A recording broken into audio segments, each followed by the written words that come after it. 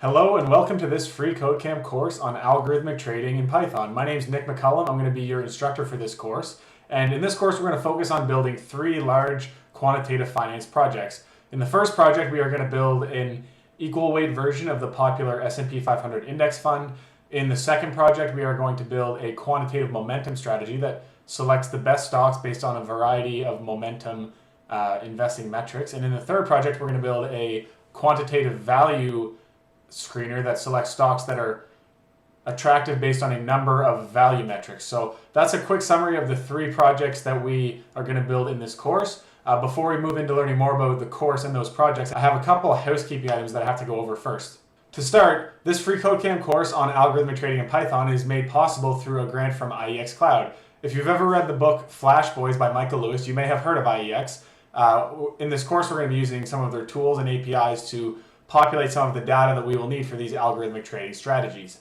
The other quick thing that you're going to notice starting now is a little message at the bottom of the screen that's going to stay there for the rest of the video. And what that message intends to represent is that this course is for educational purposes only. I'm going to be providing some high-level finance concepts, but nothing in this course or in this video should be construed as investment advice. So just to reiterate, this course is for educational purposes only, and none of this should be considered investment advice. So with all of that out of the way, let's dig into a little bit more about what this course is going to teach you. So let's start by just going over a quick course overview. The first thing that we're going to discuss is some basics of the field of algorithmic trading. Then we're going to discuss some API basics and kind of just quickly go over how the course is configured and laid out. The next thing we're going to discuss is the first project of this course, which is an equal weight version of the popular S&P 500 index fund. And then we're going to talk about our second project, which, as I mentioned earlier, is a quantitative momentum strategy. And then we're going to discuss briefly our third project, which is a quantitative value strategy. So that's kind of a 30,000 foot view of what you're going to be learning in this course. Let's zoom in a little bit and talk about some algorithmic trading basics. So for anyone who's completely unfamiliar with algorithmic trading, it basically means using computers to make investment decisions. So in the past, where you may have had a team of financial analysts or investment researchers to kind of consider stocks and decide what to buy, many of the popular investing strategies that are implemented today actually use more computers than they do humans. So algorithmic trading just means using computers to make investment decisions. Now, there are many different types of algorithmic trading. On the one hand, you have your super high frequency trading, big brain, really, really sophisticated and complex strategies. And then at the other end of the spectrum, you can kind of basically map any type of fundamental strategy that humans have implemented in the past and just make it a little more efficient by providing some computer software in there. So as this slide kind of alludes to, the main difference between the many different types of algorithmic trading is generally the speed at which those trades are executed.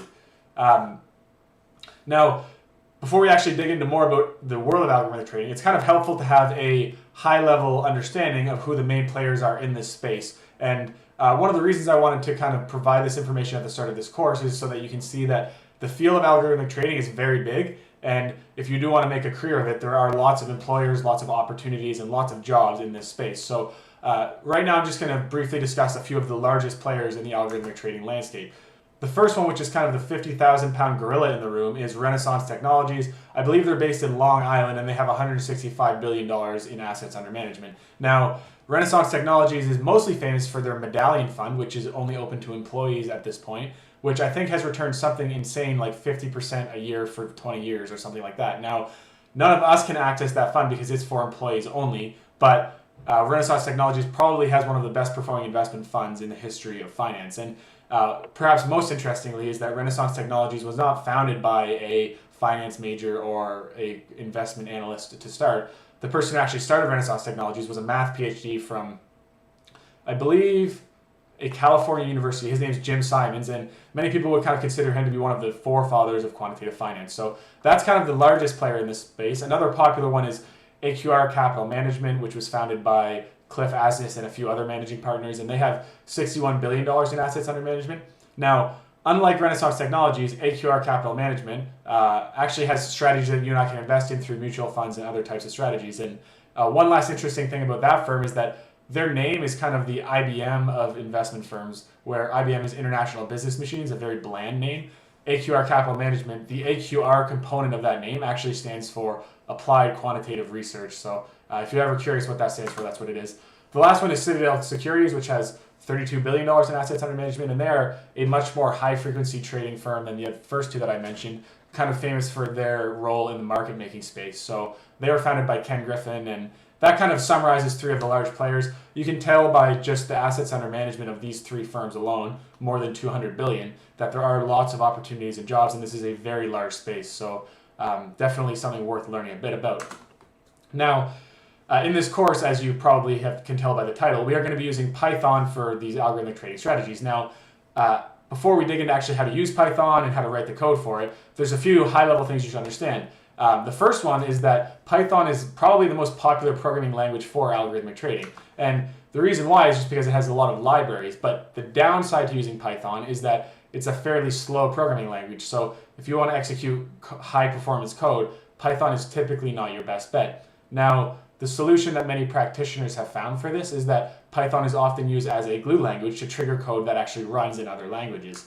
A common example of this is the NumPy library for Python, and that's actually a library that we'll be using in this course. Now, NumPy is the most popular Python library for performing numerical computing, and it's perhaps most popular for its data structure called the NumPy array, which easily allows you to store and manipulate one- or two-dimensional data structures in Python. Now, although NumPy is actually a Python library and it is called and manipulated using the Python programming language, the core underlying functionality is written in C, which is a much faster language and provides lots of performance enhancements to Python users who use the NumPy library in their code. So just to quickly summarize the main idea of this section is that Python is the most popular programming language for quantitative finance, but it's also a slow language, so a lot of times you will use Python to trigger functionality that actually runs in other programming languages that are faster. So now let's quickly talk about the algorithmic trading process. It can kind of be broken down into the following steps. The first step is to collect data. The second step is to develop a hypothesis for a strategy. The third step is to backtest that strategy. Now, backtesting just means formulating your strategy and then seeing how it would have performed historically over time. And generally, there's kind of two ways you want to do that. You want to take the strategy back as far back in time as you can and across as many markets as you can. So to provide a quick example, let's say that you have a hypothesis that the largest firms outperform. You would probably want to test that here in the United States and go back as far back in time as you can. And then you would also want to test the performance of the largest firms in Canada, Europe, Japan, China, India, all the other international markets as well. And if that strategy performs well in all of those markets, then you can be sure that you're probably onto something. Now, the fourth strategy would be to implement that, the fourth step rather, would be to implement that strategy in production. So you've collected data, you developed a hypothesis, you've back-tested the strategy, and now you're going to start actually trading that strategy with real money in real accounts moving forward and seeing how it does with real money in the strategy. Now that you have a high-level understanding of the algorithmic trading process, there's a few ways that this course will be different from a real algorithmic trading strategy, and I just want to highlight those quickly right now before we dive into some information about the three projects we'll be building. Now, just to quickly summarize, there's three major ways that this course will be different. The first is that we'll be using random data. The data provider that we're using for this course, which is IEX Cloud, is a paid API. So if you want to use real data, you can follow the steps in this course, but actually pay for an account and use a real API token. What we'll be using instead is we will be using a Sandbox API token, which provides random data, but it's also free. So what that means is you can do all of the normal things that you can with the IEX Cloud API, but the data will be randomly generated. So you may see some interesting results because of that.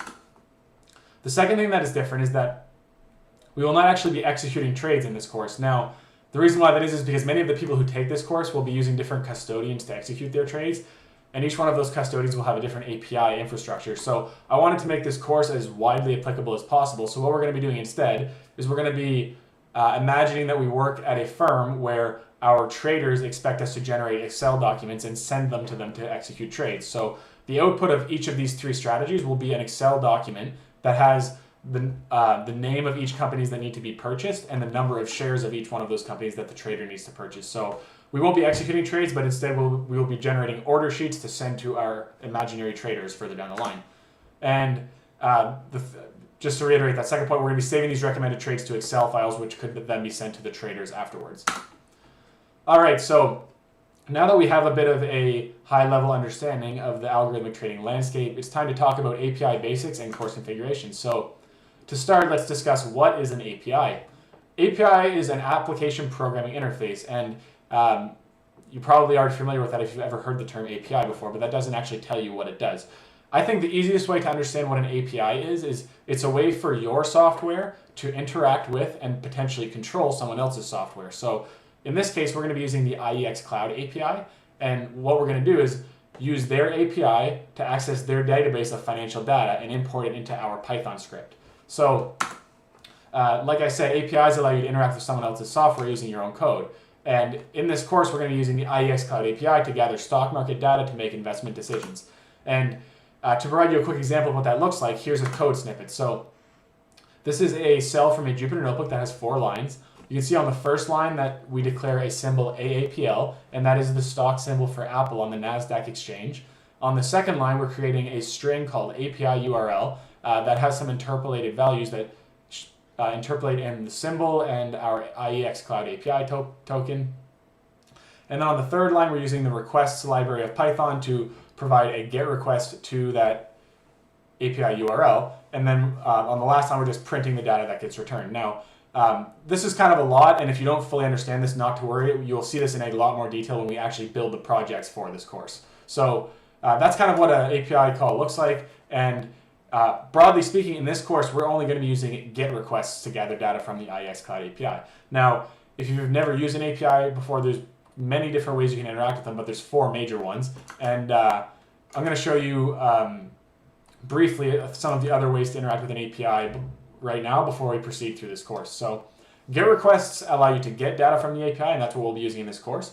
An alternative is a POST request, and that is a method for adding data to the database that's exposed by the API. So a GET request allows you to get data from the API, and a POST request allows you to push data to the API.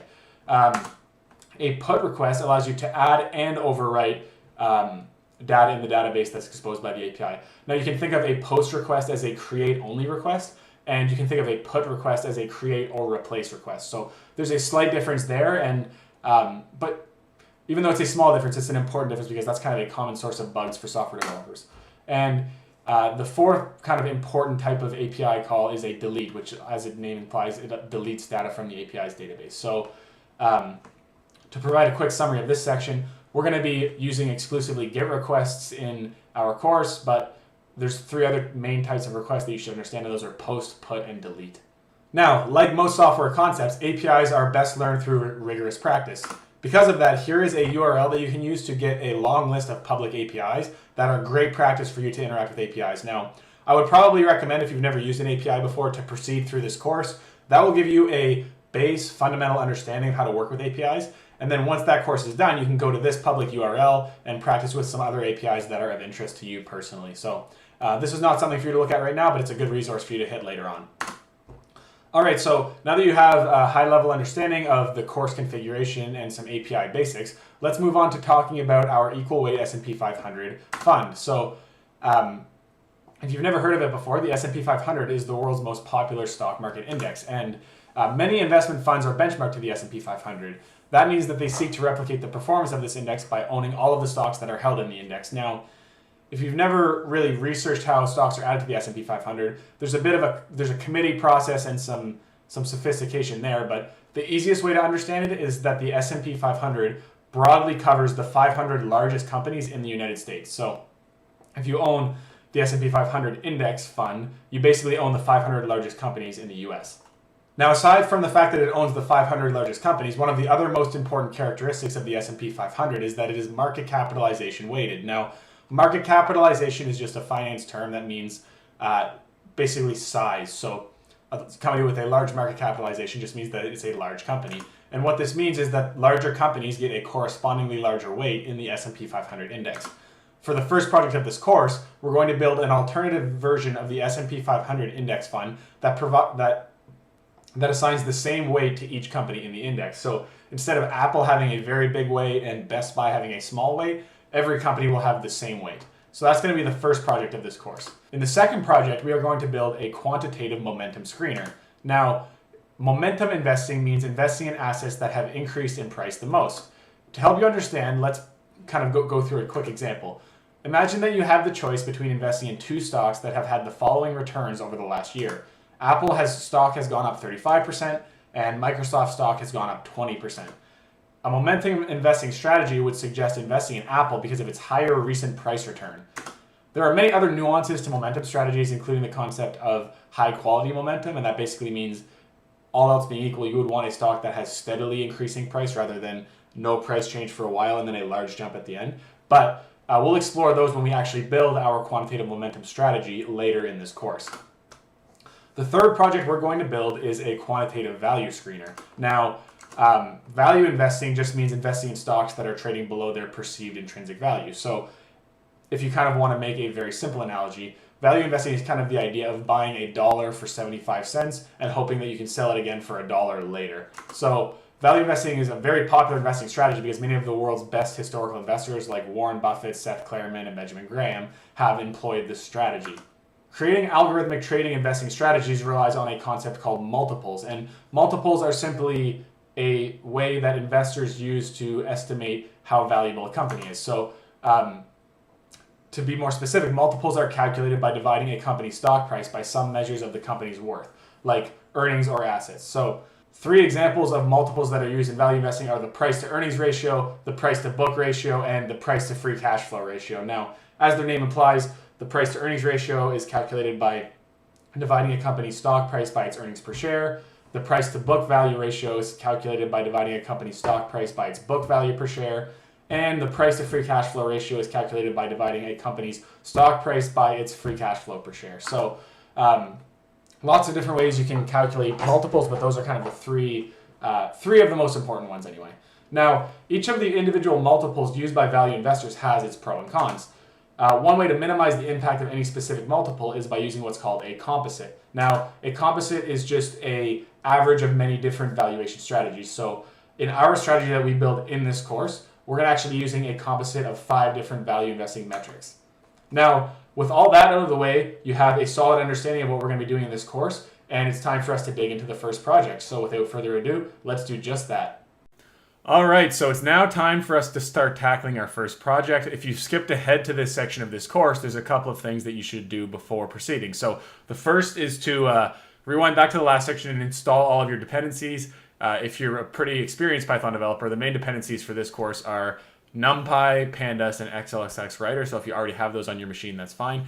If you've already been following throughout this video so far, I'm in our algorithmic trading Python folder that we cloned to our local computer. I have my virtual environment activated. And what I'm going to do now is launch the Jupyter Notebook for our first project. So to do that, the command is python-m and then notebook. So this should open up a browser window. And what we want to do is navigate into the starter files folder of the algorithmic trading repository, and then open up the equal weight S&P 500.ipymb notebook. It should look like this. So basically, this is what we're going to be working through in this video. It has some instructions written in Markdown and some blank code cells, and that's what we're going to complete as we work through this section. So let's start with just some background information. What we're going to do in this project is to build an equal weight version of the S&P 500 index fund. The S&P 500 is an equal weight, or not an equal weight, a market cap weighted basket of the 500 largest companies in the United States. Interestingly enough, it actually has more than 500 stocks in it because 5 or so of the largest companies in the US actually have multiple share classes. So an example of that is Google. It has a Class A and a Class C share that trade on the stock exchange. So since Alphabet, the company, is included in the S&P 500, both of its stocks are, and because of that, there's usually around 505 stocks in the S&P 500, despite the index only representing 500 companies. So anyways, to move on, what we're going to do now is create a different version of the S&P 500 index fund that doesn't weight the stocks in the index by market capitalization, but instead equal weights them. So what this means is that the larger companies in the index will have less weight than the traditional version, and the smaller companies in the index will have a larger weight than the traditional version. So there's some background information here. It just says that the largest fund that's benchmarked to this index is the SPDR S&P 500 ETF Trust. That's commonly known as the ticker SPY, SPY, which is the ticker that it trades on the stock exchange. And that ETF has more than $250 billion of assets under management, which is pretty crazy. Most asset management firms don't have that much AUM, so a really big fund to be sure. And it says here the goal of this section of the course is to create a Python script that will accept the value of your portfolio and tell you how many shares of each S&P 500 constituent that you need to purchase to get an equal weight version of the index fund. So the first thing we need to do is, like most Python scripts, this project will rely on a number of open source software libraries. So we're going to import those first. We install them to our local computer in the dependency section of this course. So now we just need to import them. And we're going to go through them one by one here, and I'll briefly explain what each of these libraries does in case you haven't worked with them in the past. All right, so the first library we're going to import is NumPy. And the command to do that is import NumPy as NP. Now, NumPy is a numerical computing library, and it's known for its fast execution speed. And the reason why NumPy is so fast is because it's actually a C or maybe C++ module. So when you call a Python function in NumPy, it actually executes the code in a different programming language, and that programming language is kind of faster by design. So NumPy is often used in finance and other applications to speed up basic functions like summing or multiplication because it has modules written in a different programming language that is naturally faster. So that's NumPy. We're also going to import Pandas as PD. And Pandas is a portmanteau for panel data, or panel datas, I guess, because it has an S on it. And what Pandas does is it makes it very easy to work with tabular data in Python. So tabular data is anything that has rows and columns. You can think of an Excel spreadsheet as perhaps one of the most commonly known versions of tabular data. And Pandas is most widely used for its data structure called the Pandas data frame. And a data frame is just a data structure that holds tabular data. So Pandas allows you to store data in a data frame and then use many different built-in Pandas functions and methods to manipulate the data within that data frame. You'll see lots of examples about this as you work through the rest of this course. And if you're interested in learning more about Pandas, FreeCodeCamp has an excellent YouTube video on the topic that I would highly recommend. So that's Pandas. And then there's a couple others we need as well. So actually, before we move on, one thing that's worth talking about is these aliases. So we didn't just import NumPy, we imported NumPy as NP. And we didn't just import Pandas, but we imported Pandas as PD. So why do we do that? This just saved us a bit of typing because we're going to be often calling functions from these libraries. So an example would be, let's just run this so those imports run, and then create a new code cell. If we wanted to create a Pandas data frame that, we'll just create an empty one for an example. If we had just imported Pandas without importing it as PD, we would have to write pandas.dataframe. And this calls the class that instantiates a Pandas data frame object. Now, because we imported it under the alias PD, we can just do pd.dataframe, and it's a little bit more readable and faster to type, so it's not necessary to import them under aliases. I know a few developers who just run pandas.dataframe, but importing pandas under the alias PD and NumPy under the alias NP is pretty common and kind of widely considered to be a best practice, so that's what we're going to follow in this course. All right, let's move on to importing the other libraries we need. So the next one is requests. And requests is a very popular Python library that is kind of considered the gold standard for making HTTP requests. Now, an HTTP request is just basically an internet request that you can send to an API to get back some data. And in this course, we're going to be using the requests library to execute our API calls to the IEX Cloud API to, receive our stock market data that we need to calculate the weightings for our S&P 500 index fund. So the request library is for HTTP requests, and that's basically all you need to know about it for now. The next thing we need to import is XLSX Writer. This is a library that makes it very easy to save well-formatted documents, Excel documents, from a Python script. So that's XLSX Writer. And the last library we need is Math. So Math is just a basic Python library that provides many of the basic mathematical functions that you need to, execute operations within a Python script. So, all right, so once you run that code, all of your libraries will be imported. And the next thing that we need to do is to import our list of stocks. Now, like I said, this is going to be a list of about 500 stocks, maybe a little more if there's any stocks that are dual listed in the S&P 500. And one thing to note about this project is that since these constituents change over time, in an ideal world, you would actually connect right to an index provider or an API, a financial data API or something like that, so that if a stock is added or removed from the S&P 500, then your equal weight S&P 500 strategy would reflect that. Now, all of the tools that would provide that information are paid, and this is a free course, so I didn't want to provide any paid resources in the free course. That kind of defeats the point of it being free. So what I did instead was I saved a list of the 500 stocks in the S&P 500 into a CSV file, and you can click this link here to download that file. So what we need to do is click that. It'll go into our downloads folder, and then we need to move that file into our starter files. Excuse me. We need to move this file into our starter files folder so that it can be accessed by the other files in that directory. So let's do that now, and then once that's done, we can import it into our Jupyter Notebook. So open up your Finder app, or I guess it would be Finder app or Windows Explorer or whatever app you have on your operating system to explore files, and navigate to your downloads folder in one tab, and then in your other tab you're going to want to navigate into that algorithmic trading in Python course. So here it is, and then specifically you want to navigate into the starter files folder, and then drag this S&P 500 stocks.csv into the starter files folder like that.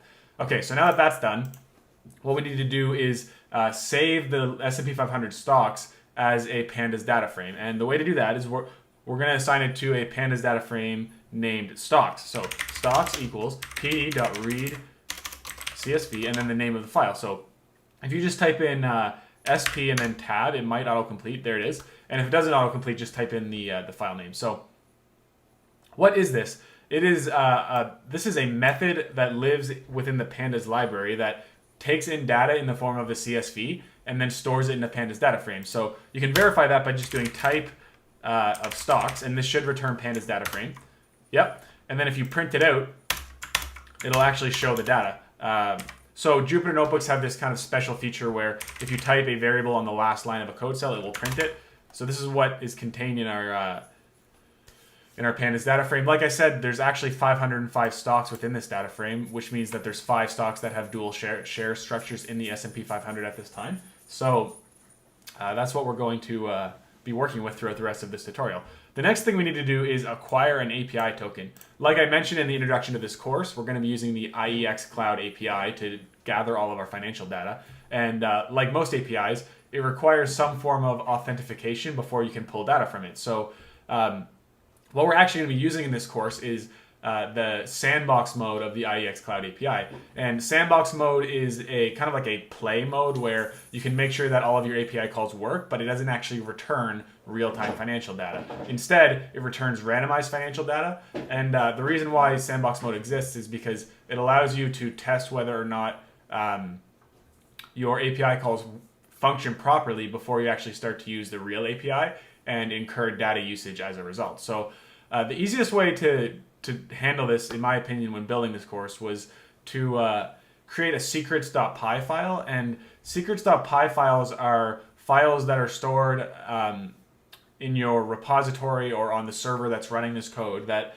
doesn't actually get pushed to GitHub or any kind of remote Git store. So the reason why is because most of the information stored in a secrets.py file is sensitive or confidential in some way, and you just don't want that type of information stored in a centralized Git repository. So you'll notice in the gitignore of this course, the secrets.py file is actually included in the gitignore, which means that if you ever fork this repository to work on it and then push your changes up to GitHub, the information contained in this secrets.py file doesn't actually get pushed up as well. So since it's actually a sandbox API key, it doesn't really matter in this specific instance whether the secrets.py file is exposed, but keep in mind for future Python courses or anything else that you work on that you should never share your secrets.py file with anyone. But this course is kind of an exception since we're working with a sandbox API key. So to start, we're going to click here, and this will download a secrets.py file to your downloads folder. Now, you may get a warning that says something like this. In my case, it says, this type of file can harm your computer. Do you want to keep secrets.py anyway? And we're going to keep it and then move it into the same starter files folder that we moved our CSV file of stocks into. So if you open back up your Finder app or whatever app that you have on your operating system, you should have your 2 tabs still open. You can click and drag the secrets.py file into the starter files folder. And then we need to import our IEX Cloud API key into our script. So what we're going to do for that is we're going to say from secrets import IEX, and then if you hit tab, it should autocomplete. it says cannot import IEX Cloud API token from secrets. I wonder what that is. User.lib. Okay, so this is equal weight 500. All right, so sometimes what happens with these Jupyter Notebooks is that when you add a file to the working directory that the Jupyter Notebook is open in, it actually doesn't recognize that it's there until you reset the kernel. So let's try that. We're going to say restart the kernel, and then we're going to go back to the top and run all of our code cells from the start.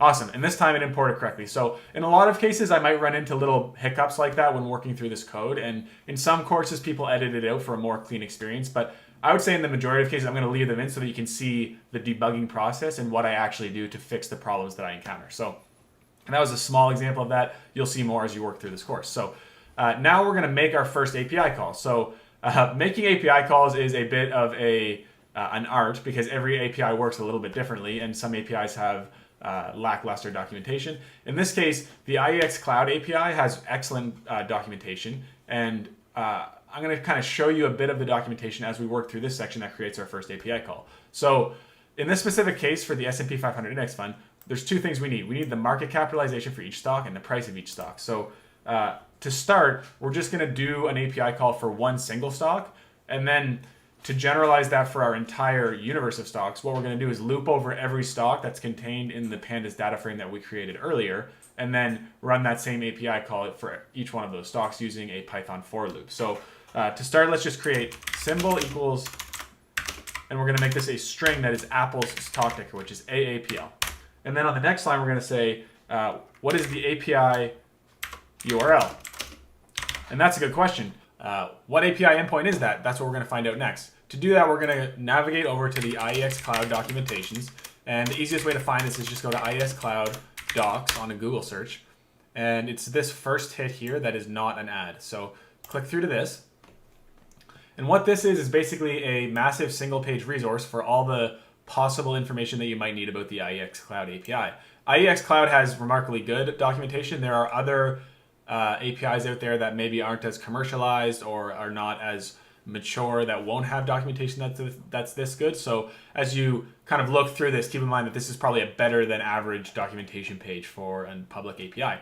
Now, the first thing we need is the base URL for the API. And what the base URL is it's basically a URL that will start every HTTP request. And then after that base URL, you have to add which specific endpoint that you want to retrieve from the API. The way most APIs work is they only expose certain data through each endpoint, which makes things faster if you only need to retrieve certain data. So one example might be if you have the Google Maps API, you might only want the name of a location. So you would send coordinates and get back its name. You wouldn't get back other information like population or other sorts of things because you only want name, and sending only that limited information is faster than sending information you wouldn't need. So API endpoints are limited in that respect, but to start, the first thing we need is the base URL. Now, you can see in this first block of text called API reference that the base URL for the API is https://cloud.iexapis.com.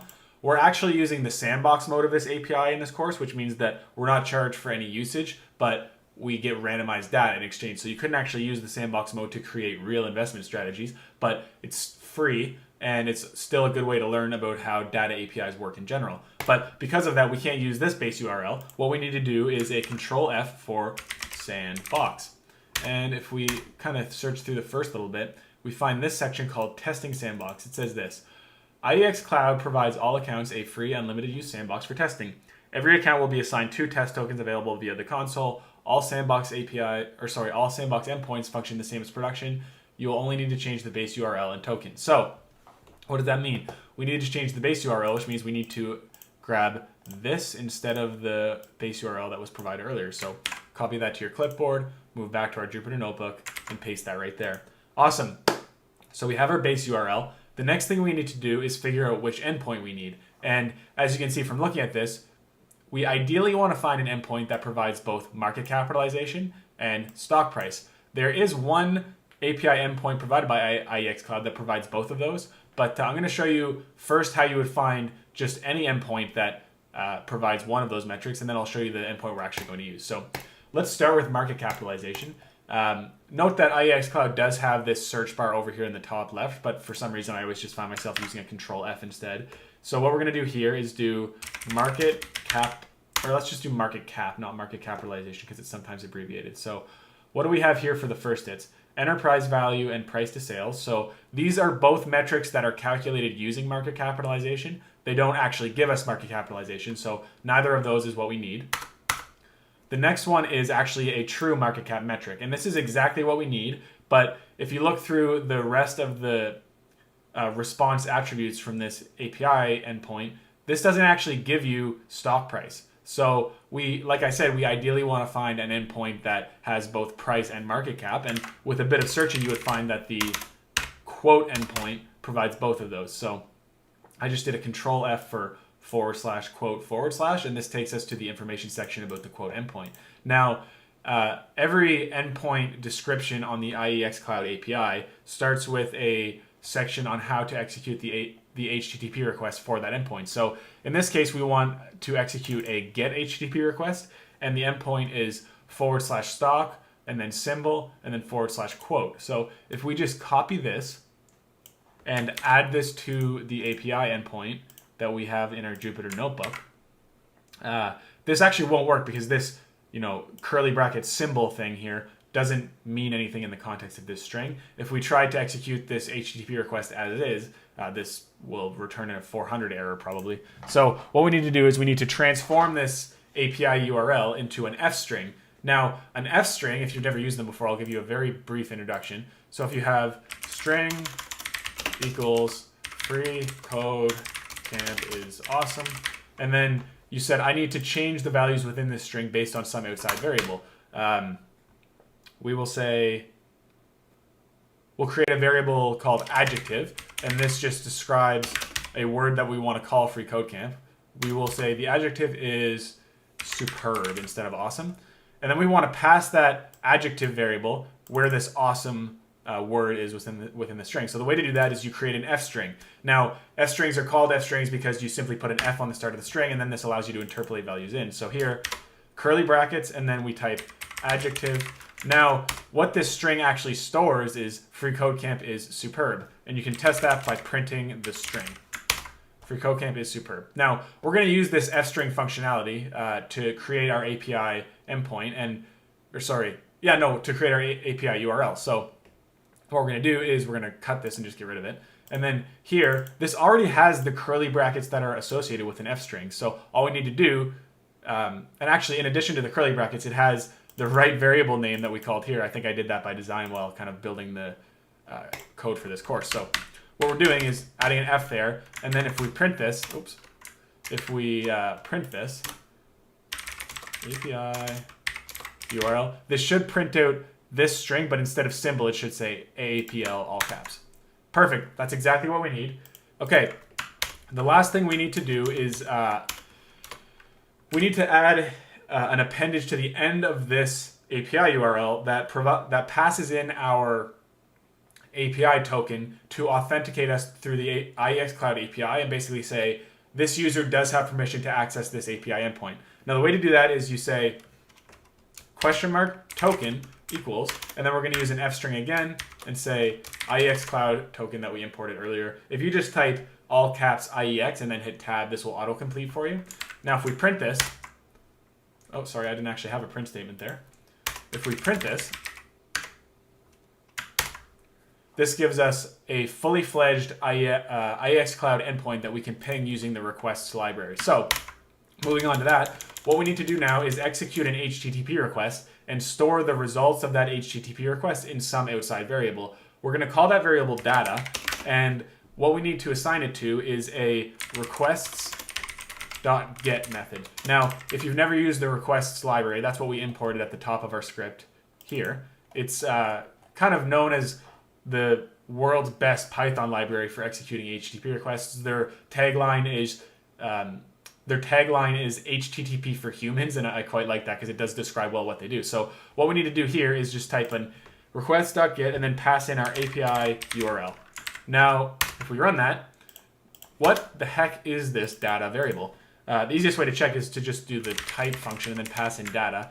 And what it is it's a response object which is contained within the models module of the request library. Now, this response object has many different things inside of it, and one of the more interesting ones is the status code. So we can do print data.status code. I'm going to hit tab and see if that auto-completes. Okay, it didn't. Oh, no, there it is. And this gives us a 404. Now, why the heck does it give us a 404? Clearly, I did something wrong here. Okay, so I just figured out the error. And what I missed here was there's an additional kind of suffix that needs to get added to the IEX Cloud endpoint called /stable. Now, why does that exist? If you look at this section here, there's two different naming conventions they can use. You can use stable or latest. Stable is kind of the latest stable API version, as you can see here, while latest, you can access the latest API version, which may be in beta. So basically, stable is what you want to use if you want to make sure that your application never breaks, and latest is what you want to use if you want access to the most bleeding edge tech that might not be fully tested yet. So all we need to do is go back here, and here type /stable/ and then run this. Now we get a response 200 error, or a response 200 code, I mean, which means that the HTTP request was executed properly. And I actually don't like this format. It's not as accessible as this status code attribute that we can access. And the reason I like this better is you can test it using equality operators. So is this equal to 200? True. And that's kind of an easy way to handle exceptions with HTTP requests. You say if it's not equal to 200, you could say if it's not equal to 200, then do something. Anyways, what we need to do now is this object is not in any format that we can really access. So what we're going to do is we're going to transform the data that this HTTP request returned to us into a JSON object using the .json method. It actually accepts no parameters, so that's all we need to do. Now if we print the data object, or the data variable, I mean, it gives us a long JSON type kind of Python dictionary object that we can use to kind of parse objects out. Now, if you've never worked much with Python dictionaries, they're very useful. I'll make a very quick example here. Dictionary equals. Now, dictionaries are always kind of created using curly brackets, and what you can say is say A colon 1 and B colon 2. So this is a Python dictionary called dictionary, very creative naming. The reason why dictionaries are useful is because you can pass in, so these entries here are called key value pairs. This is the key, this A, and this is the value, 1. The reason why dictionaries are useful is because you can pass in the key and it returns the value. Now, this data variable will behave exactly the same way. So as an example, if you want to access this, so this is one key value pair, and if you want to access the value, which is AAPL, all you have to do is pass in the key, which is symbol, in square brackets like that, and this should return apple. Perfect. So the two attributes that we want out of this are market capitalization and price. So we're going to parse that in the next section of this course.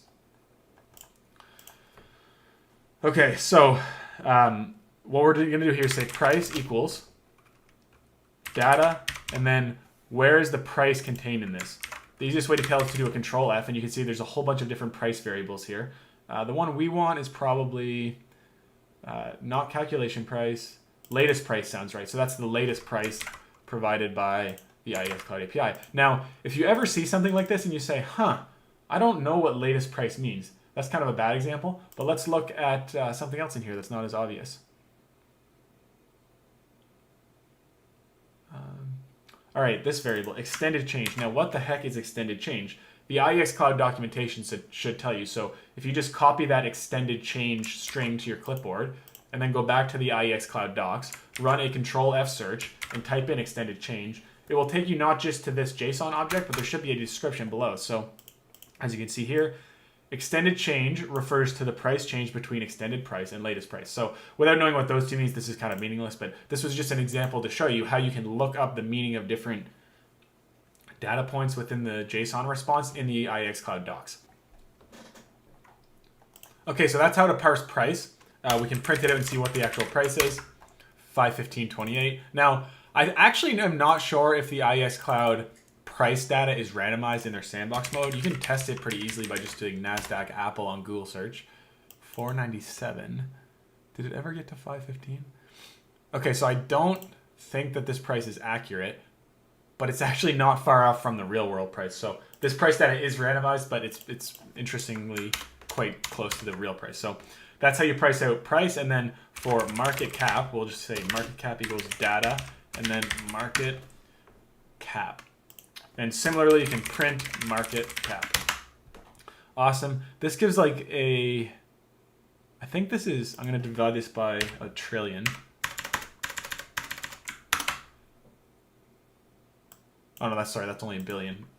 That's a trillion. So this gives us a market cap of 2.18 trillion, which again, I think is pretty close to Apple's real market capitalization. Yeah, so they're at 2.13 trillion. So in both cases, pretty similar, although still not exactly correct. Okay, so that's how you parse a API call. What we're going to do now is we're basically going to scale up that process to all of the stocks within our S&P 500 CSV, and then store all of the responses in a Pandas data frame that we will later save into an Excel file. So that's what's up next. All right, so the first thing we need to do is actually, well, we're going to exit out of this Control F box here because it was lighting that up and causing me some angst. The first thing we need to do is specify the columns of our Pandas data frame. And to do that, we're going to need to know exactly what we're building. So we're going to build a Pandas data frame that has a few columns. It's going to have the ticker for each stock. It's going to have the stock price for each stock. It's going to have the market capitalization of each stock. And then it's going to have the number of shares to buy for each stock. So let's start by specifying that in a variable called myColumns. And this is just going to be a Python list. And the entries are going to be ticker, stock price, market capitalization. Hopefully I can spell everything right. Number of shares to buy. Okay, so that's the Python list. And then what we're going to do now is create a blank Pandas data frame that has those columns specified. So to do that, we're going to call this variable final data frame because this will be the final output of this program at the end. And to create a Pandas data frame, you use the pd.dataframe class instantiation. And inside of this, we're going to pass in columns equals my columns. Now, you notice that since this is columns, I didn't want to call this columns because columns equals columns is a bit confusing, although I think it would work. Let's try it out. Yeah, so that does work. I just think it's quite a bit easier to read if you say my columns. It kind of removes that repetition. Okay, so our Pandas data frame has been created. What does it look like? Pandas data frames are, there's kind of two ways to print them, as with most things in a Jupyter Notebook. You can either use a formal print statement like that, or you can just list the variable name as the last line of a code cell. This is kind of what it looks like. There's no data in here right now, so it's kind of empty, but what we can do is just create a list of a list. That's going to be 0, 0, 0, 0. And this is kind of how Pandas data frames typically render. So one of the advantages of not using a formal print statement is that when you just list the data frame variable name on the last line of a code cell, it will render in this nice format that kind of allows you to mouse over it and it changes color, and it's just a little bit nicer to look at than the alternative. If you use a print statement, it will print like this in just plain text, and it's not quite as nice. So that's what it looks like when you print it with plain text. I actually, I'm not a big fan of it at all. So we'll stick to printing data frames specifically like this. So that's what our data frame looks like. I'm going to get rid of this line of zeros because that was just to show you how they render. And that's what we're going to be working with moving forward. So what we're going to do now is I'm going to show you how to append these data points to this Pandas data frame. So what we're going to use to do that is the append method. So final data frame dot append, and then what we need to put in here is a Pandas series that lists all of the entries in the data frame. So I'll just quickly explain what a Pandas series is before we move on. So if we add back this row of zeros to our Pandas data frame, like that. So a Pandas data frame is a two-dimensional data structure, which means it has rows and columns. whereas a pandas series is a one-dimensional data frame. If you've ever worked much in Python, it's similar to a Python list. And if you've ever worked with NumPy, it's similar to a NumPy array. It just has different methods and functions associated with it. But within a pandas data frame, every row and every column of that data frame is a pandas series. So in order to append data to the bottom of a pandas data frame, that data needs to be a pandas series. I'll show you what I mean now. So let's take this row of zeros out and rerun this code cell. And then what we need to do in here is create a pandas series with pd.series. And then the pandas series accepts a Python list. So lots of different layers here, but what we're eventually going to work out to is adding a row to this pandas data frame. So the first thing we're going to add is the name of the stock that we're adding, which was stored in the symbol variable earlier. And then we're going to add our price and market cap variables, which we created earlier, price, market, cap. And then we're going to add another cell called NA. And what does this NA mean? Well, this last column, the number of shares to buy, we actually can't calculate it until we have pulled in all the metrics for every stock. So what we're going to do is just store it as NA now, and later on we'll go back in, access that data, and change it once we've actually pulled in data for all of our stocks. So what happens when we run this code cell? Oh, we missed a comma there. Now we get an error. Can only append a series if ignore index equals true. So this is super, super common when we're working in pandas. This ignore index equals true basically almost always needs to be added to the append method whenever you're appending data to a pandas data frame. So this is what we get. Whoa, this isn't what we wanted. And as you can see, all of these columns that we created have NaN values in them, which means not a number. And then over here, we have the data that we actually wanted. Now, why is that? It's because we didn't tell the append method which columns to add that data to. So what we need to do to fix that is we need to add another argument here that says index equals my columns. Oh, I missed a comma, I think. No.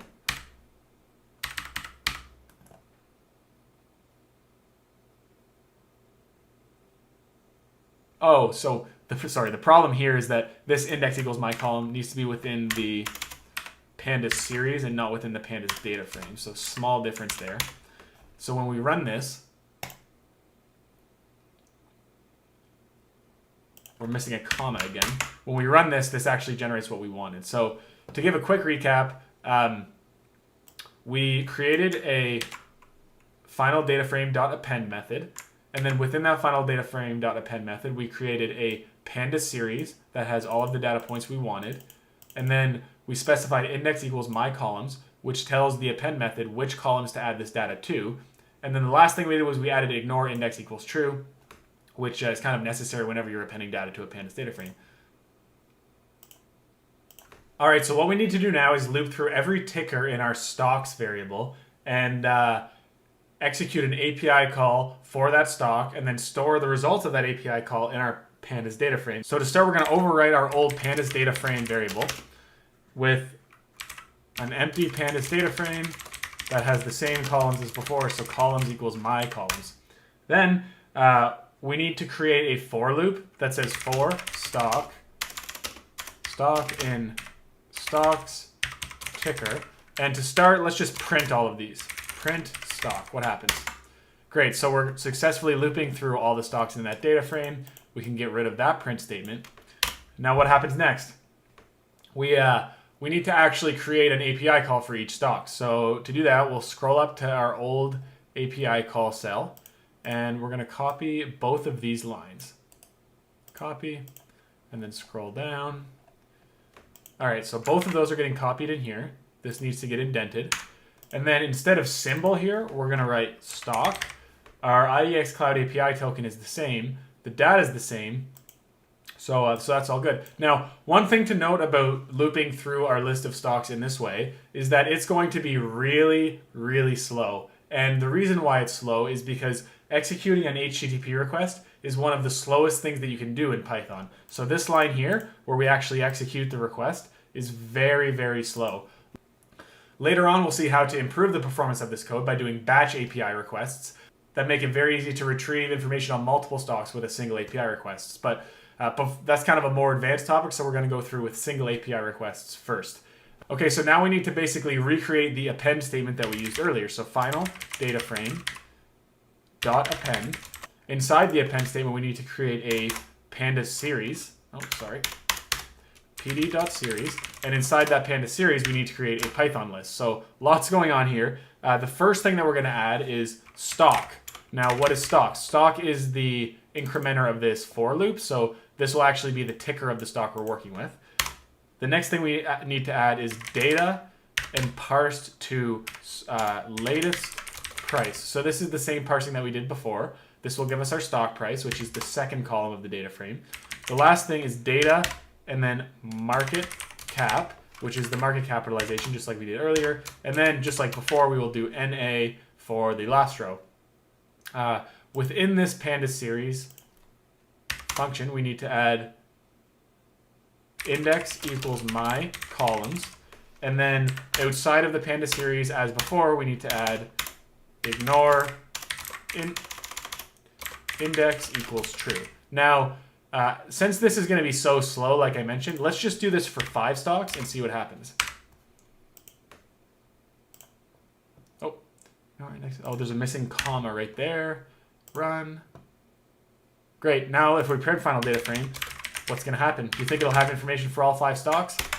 Nothing's there. Why is that? Now, the reason why that is because this final data frame.append method doesn't actually modify the original data frame unless you tell it to. So to do that, the easiest way is to just say final data frame, I can't spell today, final data frame equals, and then the append statement. So if we run this and then run the following cell, we should see a different output. Awesome. So this is for the first 5 stocks in our list of stocks. If we take off this little argument here, this will take a very long time to run. Let's just see that in action. I'm going to run this print statement too, and then while this runs, I'm going to have a little sip of my coffee and cut out the rest of this until it's done. All right, so as you can see, this is a very long pandas data frame that has all of the information we needed. Since it took so long, we're going to move on now to using batch API calls to improve the performance of this code. Now, IEX Cloud, like most data providers, actually gives you discounts if you use batch API calls because it's a lot less load on their infrastructure. So that's one reason to use them. The fact that it speeds up your code is another reason to use them. Overall, if you can use batch API calls in your scripts, it's generally a good practice. So pay attention to this section because it's really important. IEX Cloud, as a data provider, limits their batch API calls to 100 tickers. So what we need to do first is find some way to split our list of tickers up into sublists of length 100. Now, it's not super intuitive on how to do that, but basically what I did, just to show you, is I said how to split a list into sublists, and in Python.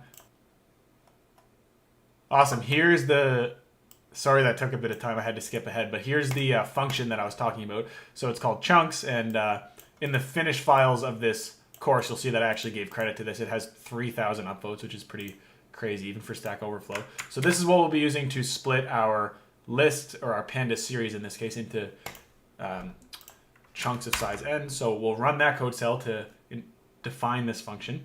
Okay, what we need to do now is use this chunks function to create a list of lists where every list is no longer than 100. So to do that, we'll say symbol groups, that's what we'll call this, equals chunks, and then the list we want to split is stocks at index ticker.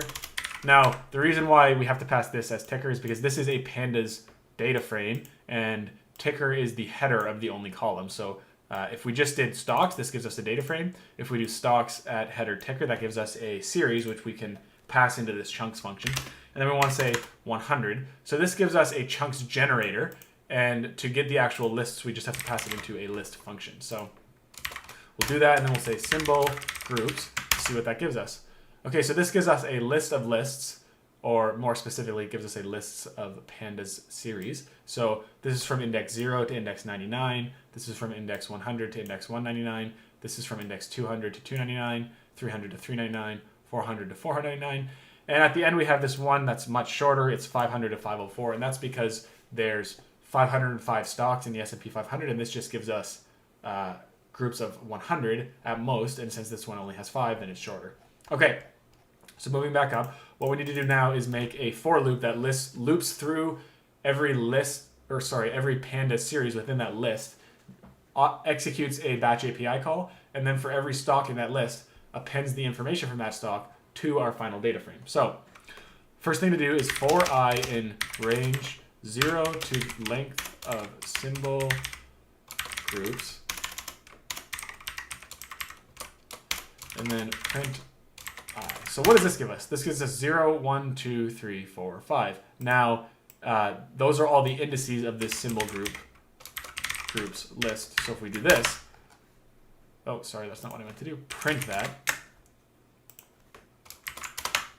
This will just print out all of the lists within our list of lists called symbol groups. So now what we need to do is we need to transform all of the stocks that's in each of those lists into a string, and that string will be passed into the URL of the HTTP request that we're executing. So first we'll just create an empty list called symbol strings, and what this is it's going to be a list of strings where each string is a comma separated string of all the stocks in this object.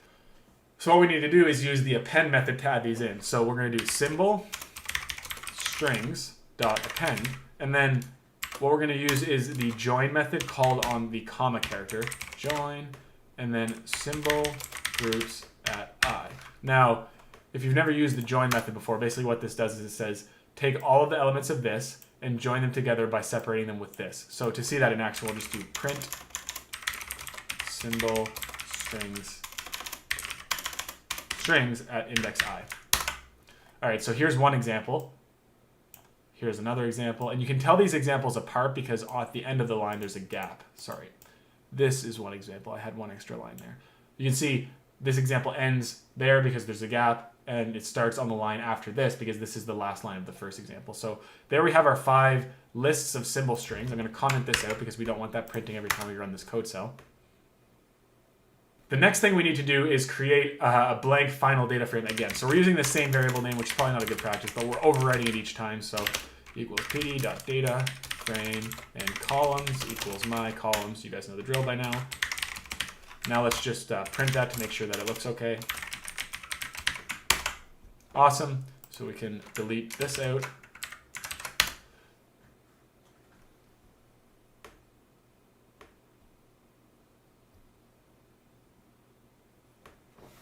Okay, the next thing we need to do is loop through every string in our symbol strings object and then use that string to execute a batch API request. So we're going to use a for loop for this. And to keep the nomenclature pretty simple, we're going to just say for symbol string in symbol strings, and then we can actually print these out to make sure that this is working right. Symbol string. Awesome, that looks good. We're going to take away that print statement now. And then we need to create a batch API call URL. And as before, this is going to be an F string where we pass in the base URL of the API endpoint and then pass in all of the strings for each of these symbol strings into the endpoint to get data for 100 stocks back. Now, if you've never run a batch API call through IEX Cloud before, you probably are unsure how to do this. Let's just go to the docs here and do a Control F for batch and see what comes up. Batch requests. Okay. So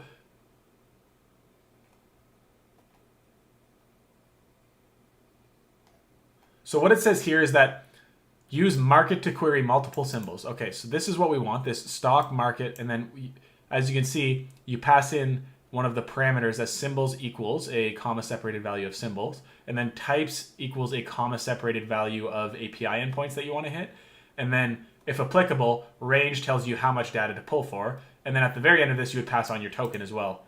Okay, so what we're going to do is, oops, I did not mean to click that. What we're going to do is copy this, go back to our Jupyter Notebook. We're going to pass that in here for now. And then we're going to scroll up to our last API call and get this base URL, including the stable that I missed earlier.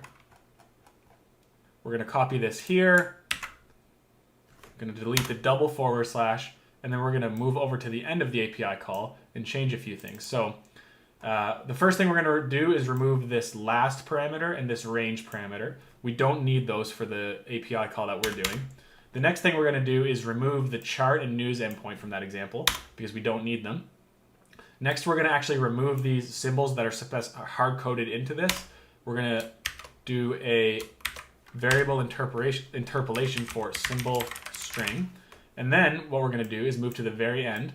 And as before, we can just copy on the IEX Cloud API token that we had in our original API call. So copy this, scroll back down, go to the end of the string, and add it. Awesome. Now, let's just do for symbol string and symbol string up to, but not including the first one. And then we're going to just print this and see what it gives us. Oh, and I spelled batch wrong here, which I'm going to correct now. And then print batch API call URL.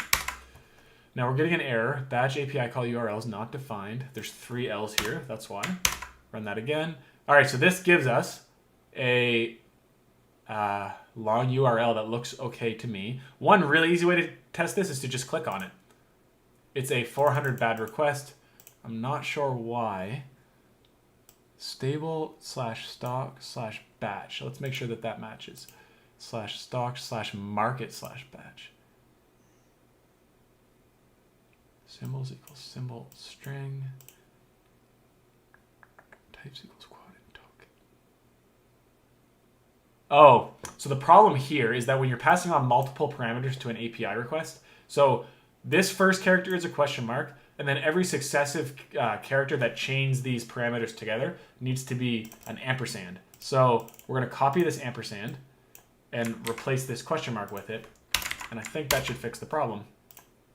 Great, so this is actually opened in a browser, the JSON that is going to be returned from this API request. So now we can do what we did before, use the requests library to get this data. So we're going to do data equals requests.get, and then that URL.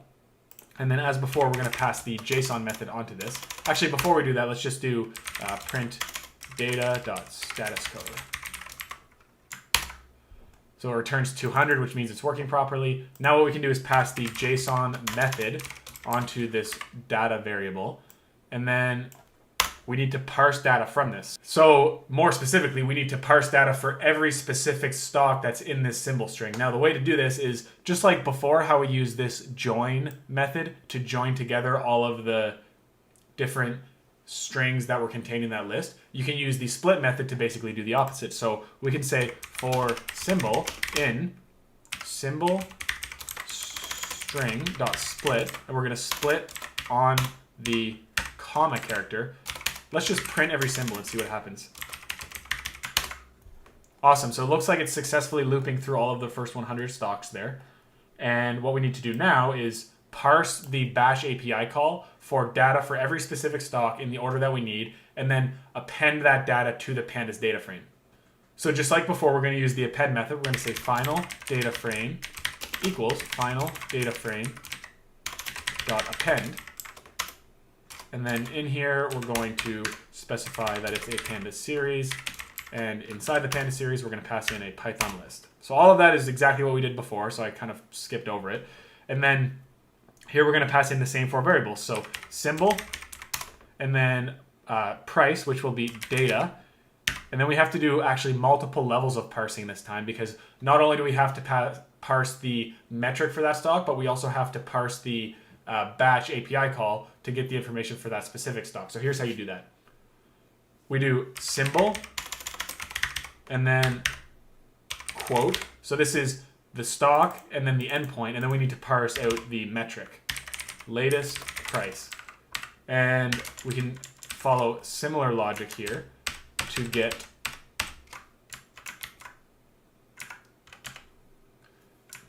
the market capitalization. So market cap, and then just like before, we are going to not specify the last column. We will calculate that later. Let's run this and see what happens. Actually, I'm going to add one last line to this that prints out our data frame. All right, let's run this and see what happens. Type error. Can only append a series. Oh, this is that ignore index specification that I mentioned earlier, so that needs to get added in right here. And actually, now that I think about it, inside this pandas series class instantiation, we need to pass in index equals my columns. All right, let's try this. Invalid syntax. Ignore index equals true. I'm missing a comma there. One more time. Awesome. So as you can see, we've successfully appended the ticker, the stock price, the market capitalization, and the number of shares to buy. The only other change we have to make to this code cell is to remove this little appendage right here that made it loop only over the first instance. So now when we run this, it will actually loop over every symbol string and add every stock within our list to our pandas data frame. So let's try that. Awesome. As you can see, that was way, way faster than using individual API calls for each stock. The other one took probably 2 or 3 minutes, and that was only a few seconds. So huge improvement there. I mean, in theory, if all the API requests take the same amount of time, using batch API calls should make it 100 times faster because it does one call for every 100 stocks. But anyways, much faster in any case. And it looks like we go all the way from A to Z. All the data looks okay. So we're ready to proceed to calculating the number of shares to buy.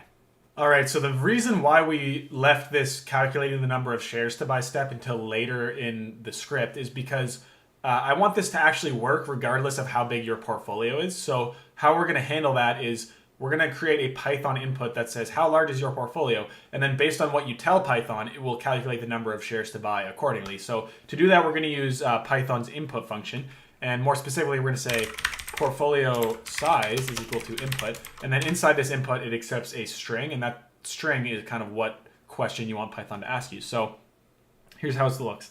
Enter the value of your portfolio. Now, if we run this, you can see there's an input that says enter the value of your portfolio. We can write, $1,000, and then we can access that value later on in the script. So now if we do, portfolio size, it'll print out 1,000. Note that this is actually a string. So that fact that this accepts a string is actually something we need to make sure we handle, because since it's a string, you could say, I don't have a portfolio. And that would actually kind of brick the rest of this script because it's going to try to do mathematical operations on this string, which is obviously impossible. So what we need to do is create kind of a try except statement. So if you're not familiar with try except, basically the way these work is try except. You could say try to do this, and if this doesn't work, it will do whatever's specified here. So one example would be like if you say 2 plus n is not defined, so then it will print out n is not defined. We're going to comment this out so it doesn't run. Now, if we run this, it should print n is not defined. Awesome. Now, if we say 2 plus 2, it will, doesn't print it, but if we wrapped it in a print statement, it would. 4.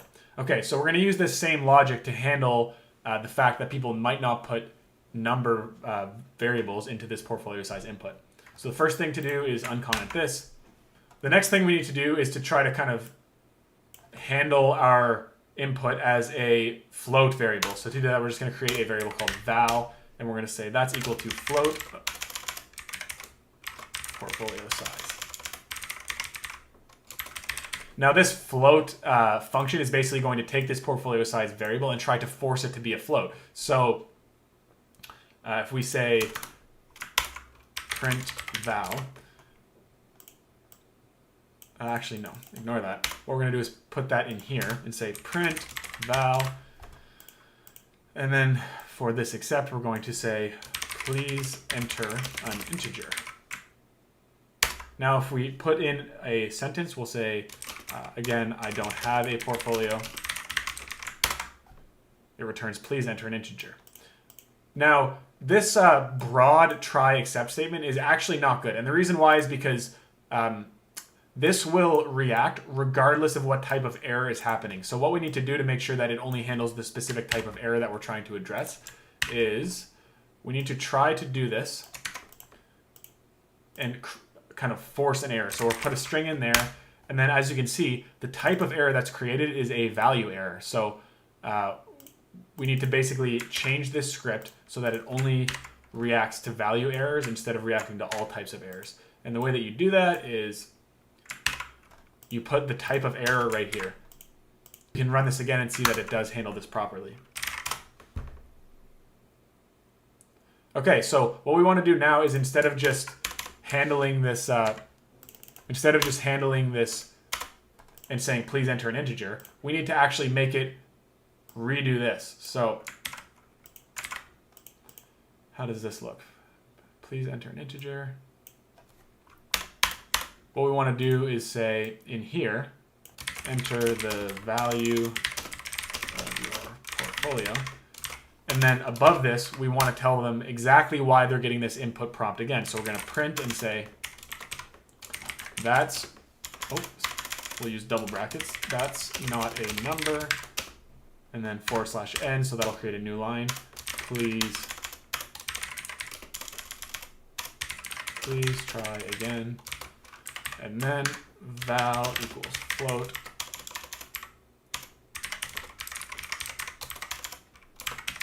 Awesome. So just to recap, we try to get the value of someone's portfolio using the input function. In the first step of the try except block, we try to force that inputted value to be a float variable and assign it to a variable called val.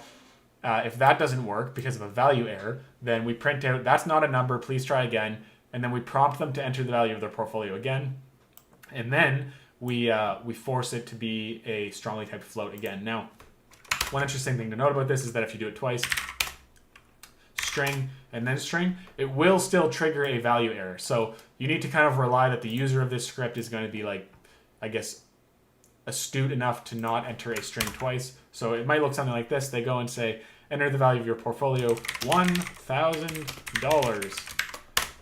And they say, that's not a number, please try again. So then you say, oh, it's $1,000. And then you can proceed through the rest of the script. Okay, so now that we've accepted the number from the user of this script, we need to actually use that number to base our share calculations on. Now, since this is equal weight, every stock in the portfolio will have the same position size. And position size is kind of just a fancy financial term that says how much money you're going to invest in each stock. Now, since there's 505 stocks, an easy example would be if your portfolio is $505,000, all you would do is invest $1,000 in each stock. So as you can see, the easiest way to calculate that is just to say position size is equal to value divided by the length of any column from the final data frame. So in this case, we'll just do final data frame.index and then print position size. So this says we made a small portfolio here of $1,000. So it's just, saying give us $1.98 in each stock. Let's use something more reasonable like $1 million. Awesome. So now it's saying invest, $19,000 in each stock. That sounds about right to me. Oh, hang on. Is this a million or 1, 2, 3? That's 10 million. So $19,000 in each stock, or almost 20,000, makes sense for a $10 million portfolio. All right. So we have the position size now.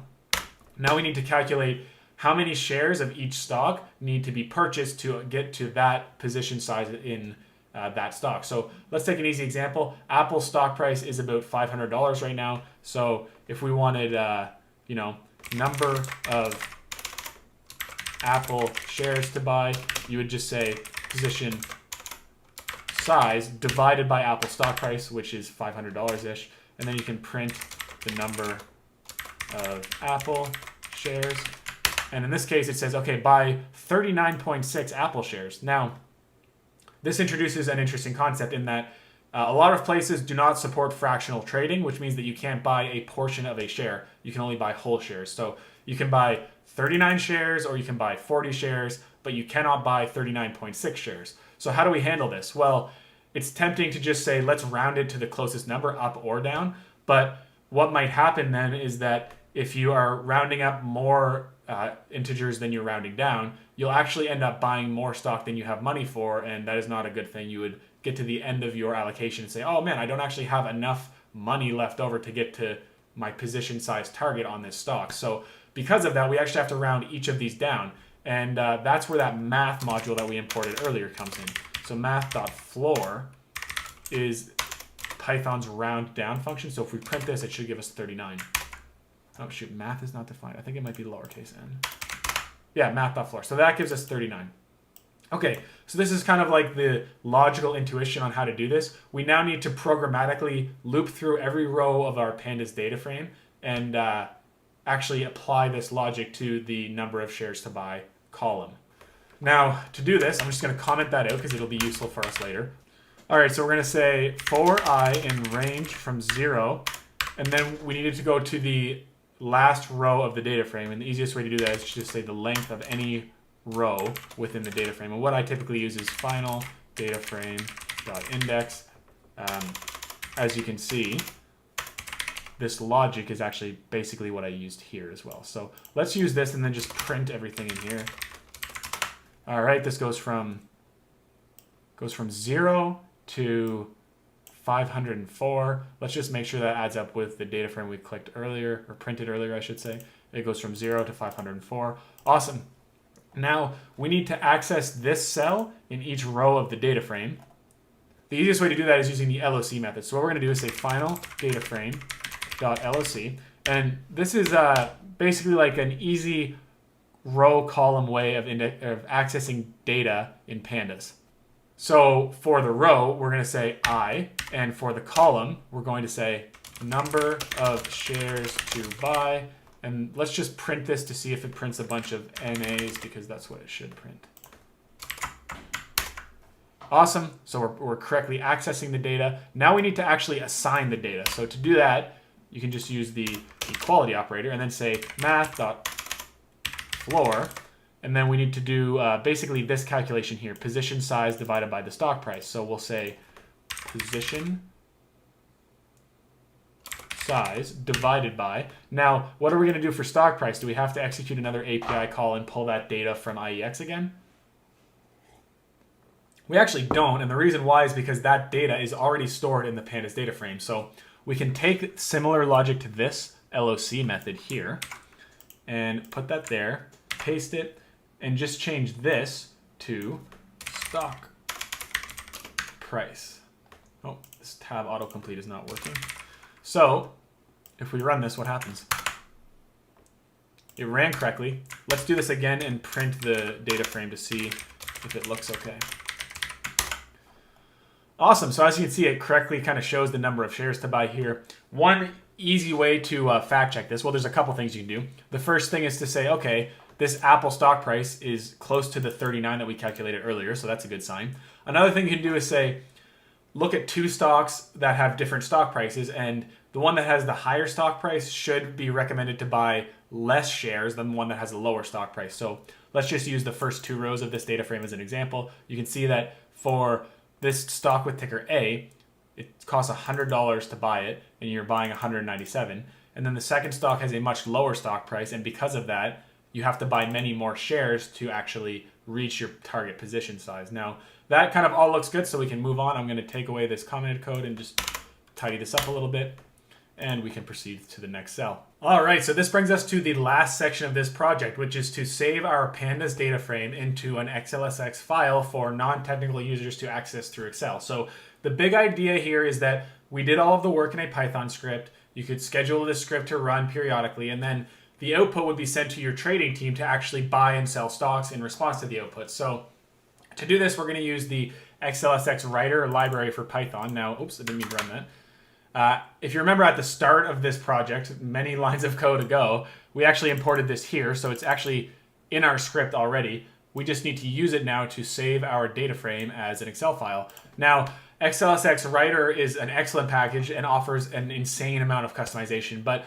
the trade-off for this is that the library can seem a bit complex to new users. I'm going to do my best to explain it well throughout this section, and because of that, this might be a bit long, so if this seems easy or you've used XLSX Writer in the past, you can feel free to speed up the speed here a bit or skip ahead. All right, so the first thing we need to do is actually initialize our XLSX writer object. And the way that we do that is by saying writer equals pd.xlwriter. And then here we need to pass in the file name that we want to save to. In this case, we're going to do recommended trades.xlsx. And then we need to specify the engine, which is XLSX writer. Now, let's break this down a little bit to kind of describe what's going on here. As you can see, the class that we're initializing here is from the pandas library and not actually from XLSX writer.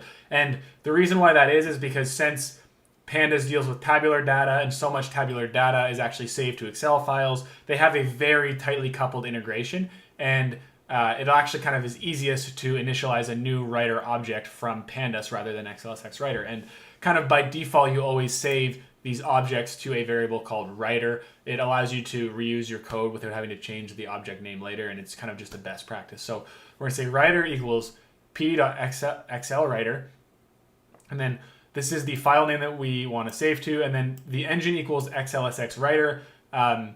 It may seem a bit redundant, but this library can also be used to save XML files, so we have to actually specify that we want to work in Excel. So that's the first thing we need to do. The next thing we need to do is actually to pass our pandas data frame into this object and specify which tab of the Excel file we want it to be saved to. So to do that, we do final data frame dot to Excel, and then the first thing we pass in is that writer object. The next thing we pass in is the name of the tab we want it to be saved to, so we'll say recommended trades again. And the last thing we pass in is an index equals false argument. All right, so our object has been created. The next thing we need to do is to create the formats we need for our XLSX file. Now, earlier when I said that this library can be confusing or complicated to new users, this is where it gets really, really complicated. Formatting Excel files with XLSX writer is a science, and there's a lot to it, but I'm going to try to keep things simple here, and hopefully you guys won't run into any hiccups.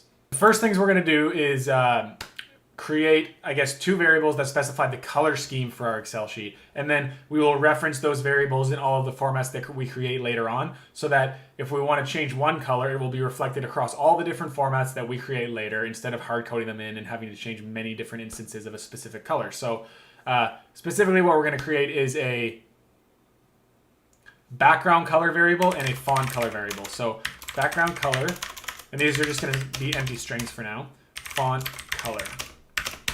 All right, so what goes in here? These actually store the HTML hex codes for the colors that we want to select. So I'm going to use two colors that kind of match the style of the FreeCodeCamp website. I really like it. It's command line chic and very modern. So we're just going to follow that to make things easy. The background color is going to be 0A0 A23, and the font color is going to be F6F. All right, so that's that. Now we need to actually create a few different formats that we will be referencing when we actually apply the formats to our cells of our Excel sheet later on. So as you can see up here, we need a string format, a dollar format with decimals, a dollar format without decimals, and an integer format. So let's start with string format. And then what we're going to do here is create a writer.book.add format method. Inside this add format method, we have to create a dictionary, and this dictionary specifies the format of the cells that are going to have this applied to them later. So what goes in here? There's three main attributes: font color, background color, and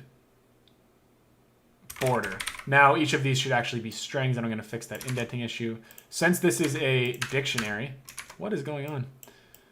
I find the indenting on Jupyter Notebooks leaves a lot to be desired. Since this is a dictionary, these should be strings, and we have to add colons to each one.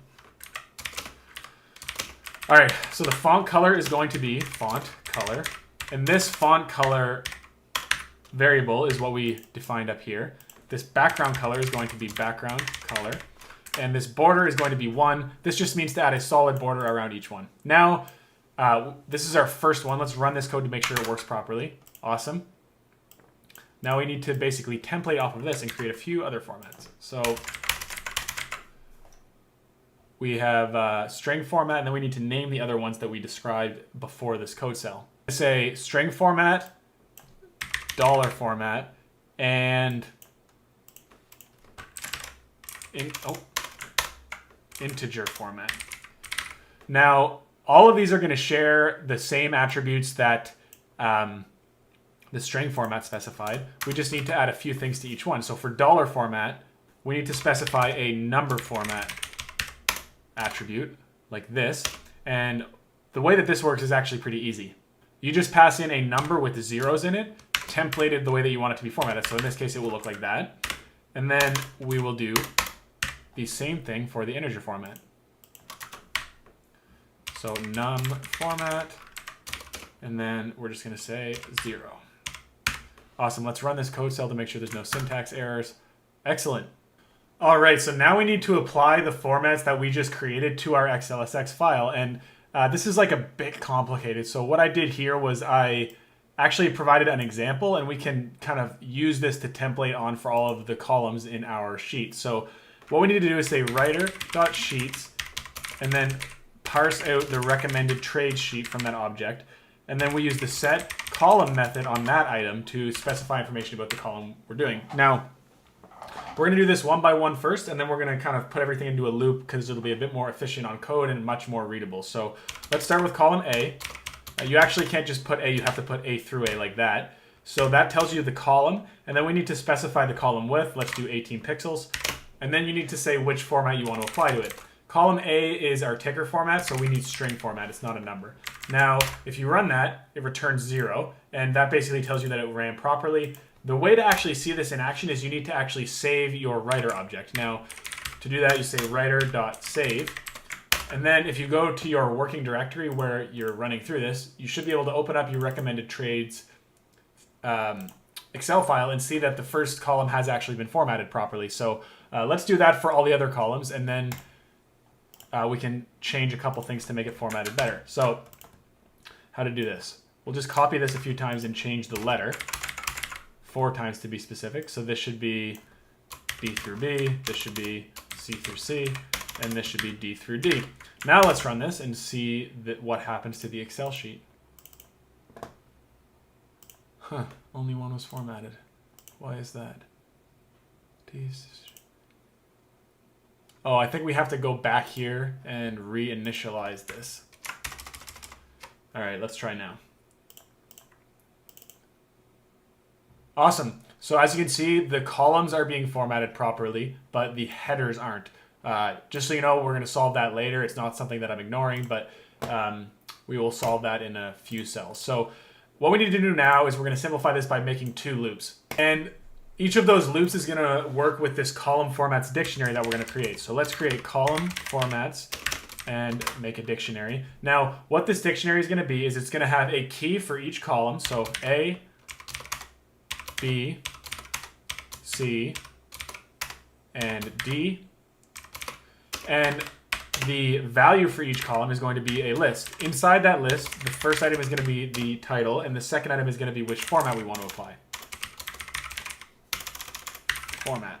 Right, so ticker string format, and then stock price dollar format. Oh, need a comma there.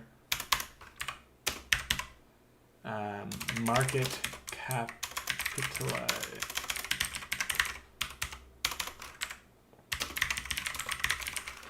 And the last one is going to be number of shares to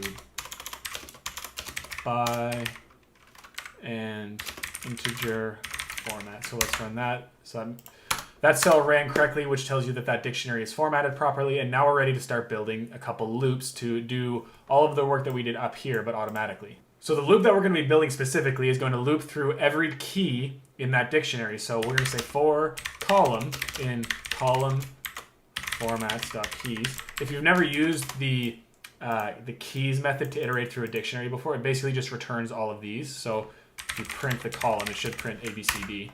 Yep. Now what we need to do is create a writer.sheets recommended trades.set column. We're basically doing all the work we did up here. So set column. Here we're going to do an F string that interpolates in column. So this would just be like, for column A would be A colon A. We're going to end that string. And then we're going to do 18 pixels wide. And then we're going to do column formats at column. So this will be this dictionary at key A. So this would return this list. And then we need the second element of this list. And since Python is 0 index, we parse 1. Great. So that runs properly. Awesome. So if we redo all of this to, okay, here's what we're going to do. We're going to comment out this. we're going to put a writer.save method there. Oops. And then we're going to go back to the start, reinitialize our writer object, and run all of this code. Awesome. Let's take a look and see what our Excel file looks like. Great, so everything's being formatted properly. In that loop, our code is a lot cleaner. It's easier to read. It's a big improvement. Now what we need to do is handle these. And columns in XLSX Writer are kind of hard to deal with. What I always do is I just overwrite them. So writer.sheets recommended trades, and then I do .write. And this write method, you pass in what information you want stored in the cell and what format you want applied to that cell. You also need to specify the location of the cell. So here's what we're going to do. We're going to do A1. We're going to say ticker, and we're going to say string format. Now, if we go back to the top again, reinitialize this and run through the rest of this, and go back to our Excel file, the first cell is formatted properly. So now we just need to do the same thing for stock price, market capitalization, and number of shares to buy. Let's go back. The easiest way to handle that is to just copy and paste. So this will change to A1, B1. No, sorry, that should be A1 or sorry, A2 or B1? Yeah, B1. Okay, perfect. All right, A1, B1, C1, D1. And this will be stock price with dollar format. This will be market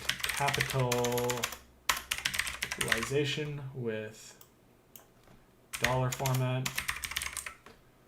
And this will be number of shares to buy with integer format. All right, as before, we're going to go back to the top. We're going to reinitialize this Excel Writer object, run our code to the very end, and then take another look at our Excel file.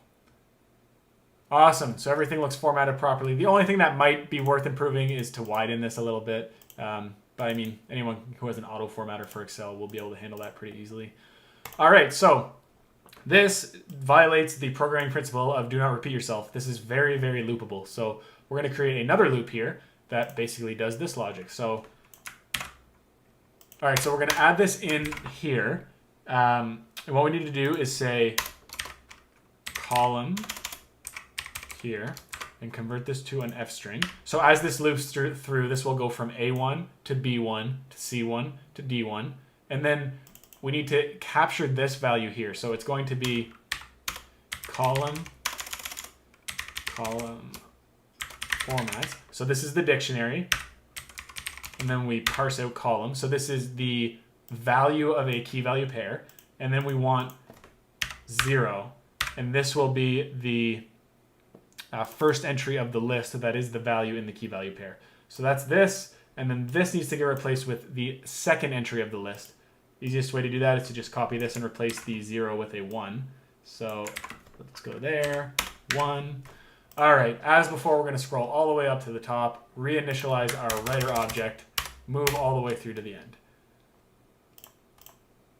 Let's open this up and see if everything looks okay. Great, so this is the final output of the first project from this algorithmic trading in Python course. It says here that the last step is to save the writer output. That's actually this line, so we're already done. And just like that, you've built your first algorithmic trading project in Python. I hope you had fun. The next two projects are going to be even more awesome, and you're going to learn a lot more. So I hope you enjoy the rest of this course, and kudos to you for sticking through it so far.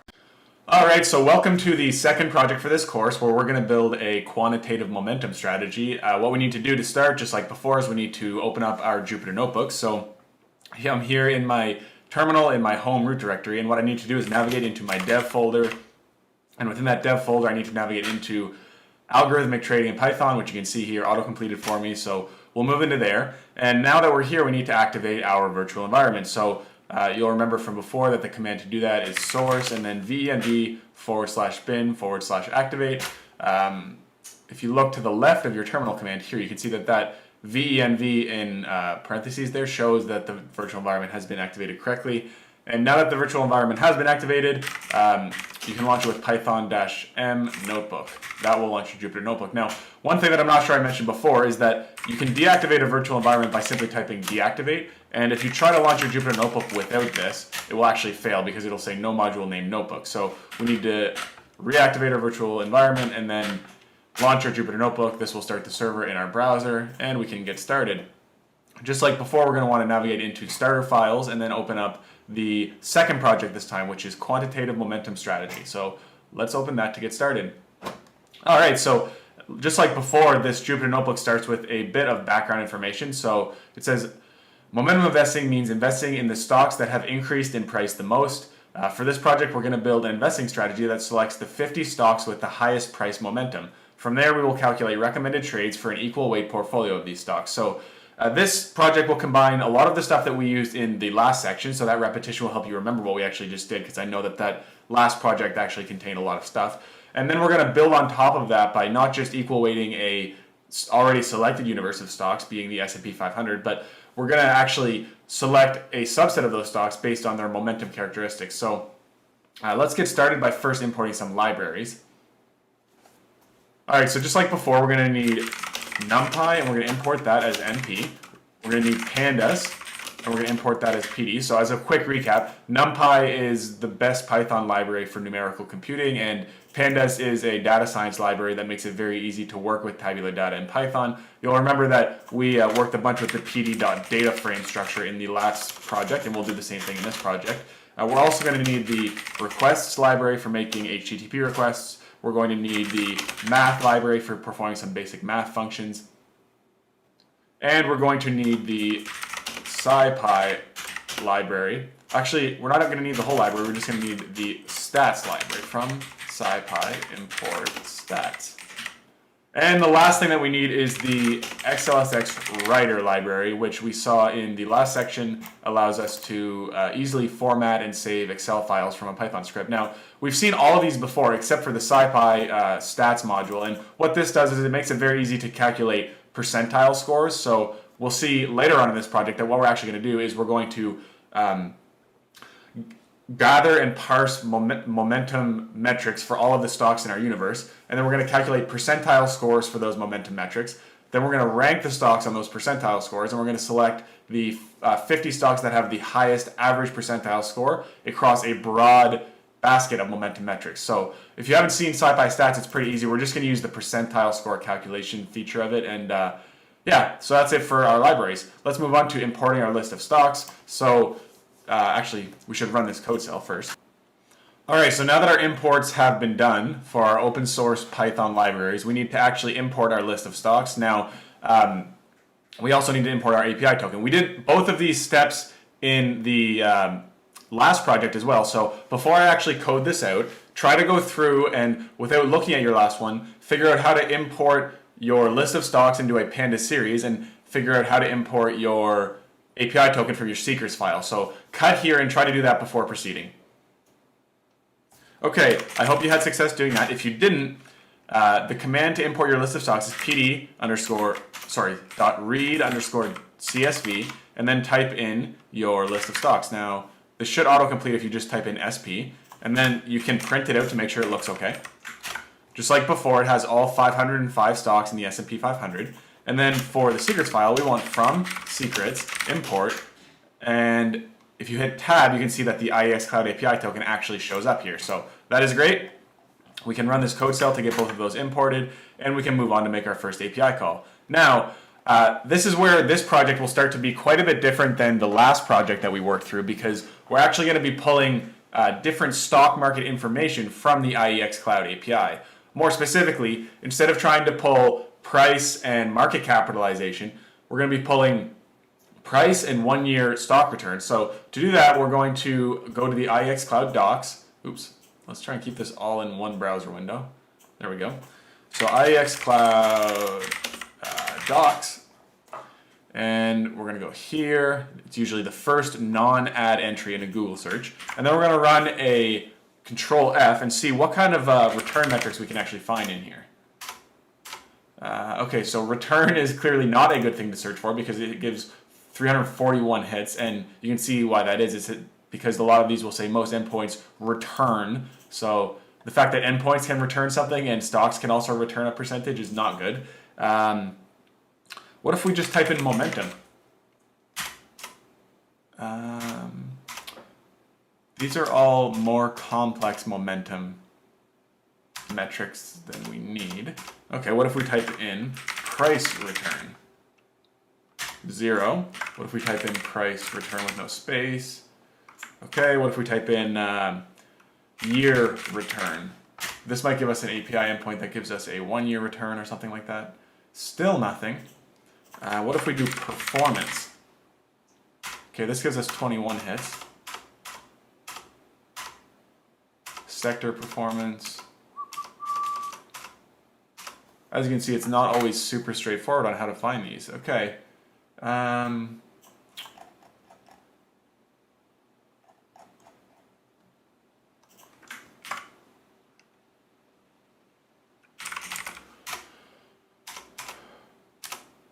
So now I'm searching through return again. It is a lot of hits, but I feel like it's going to be near the top of this documentation page.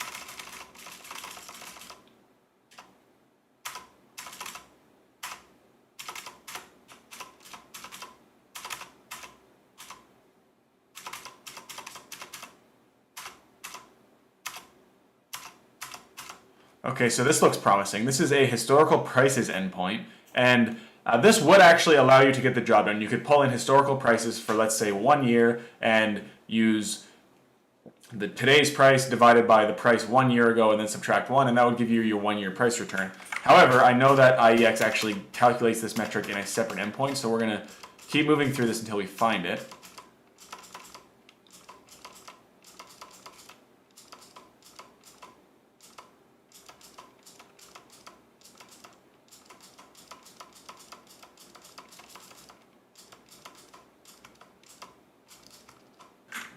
Alright, so I had to cut there. It turns out what we're actually looking for is the word change, not the word return. And I do a control F, it's the first thing we find, of course. So this is the key stats endpoint, which you can get with the stats keyword in the URL. And if you look down here, there's actually an awesome group of momentum metrics. So you can do maximum percent change, 5-year percent change, 2-year percent change, 1 year, year to date, 6 months, 3 months.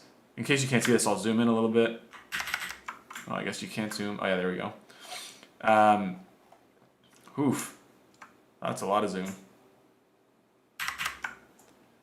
There we go.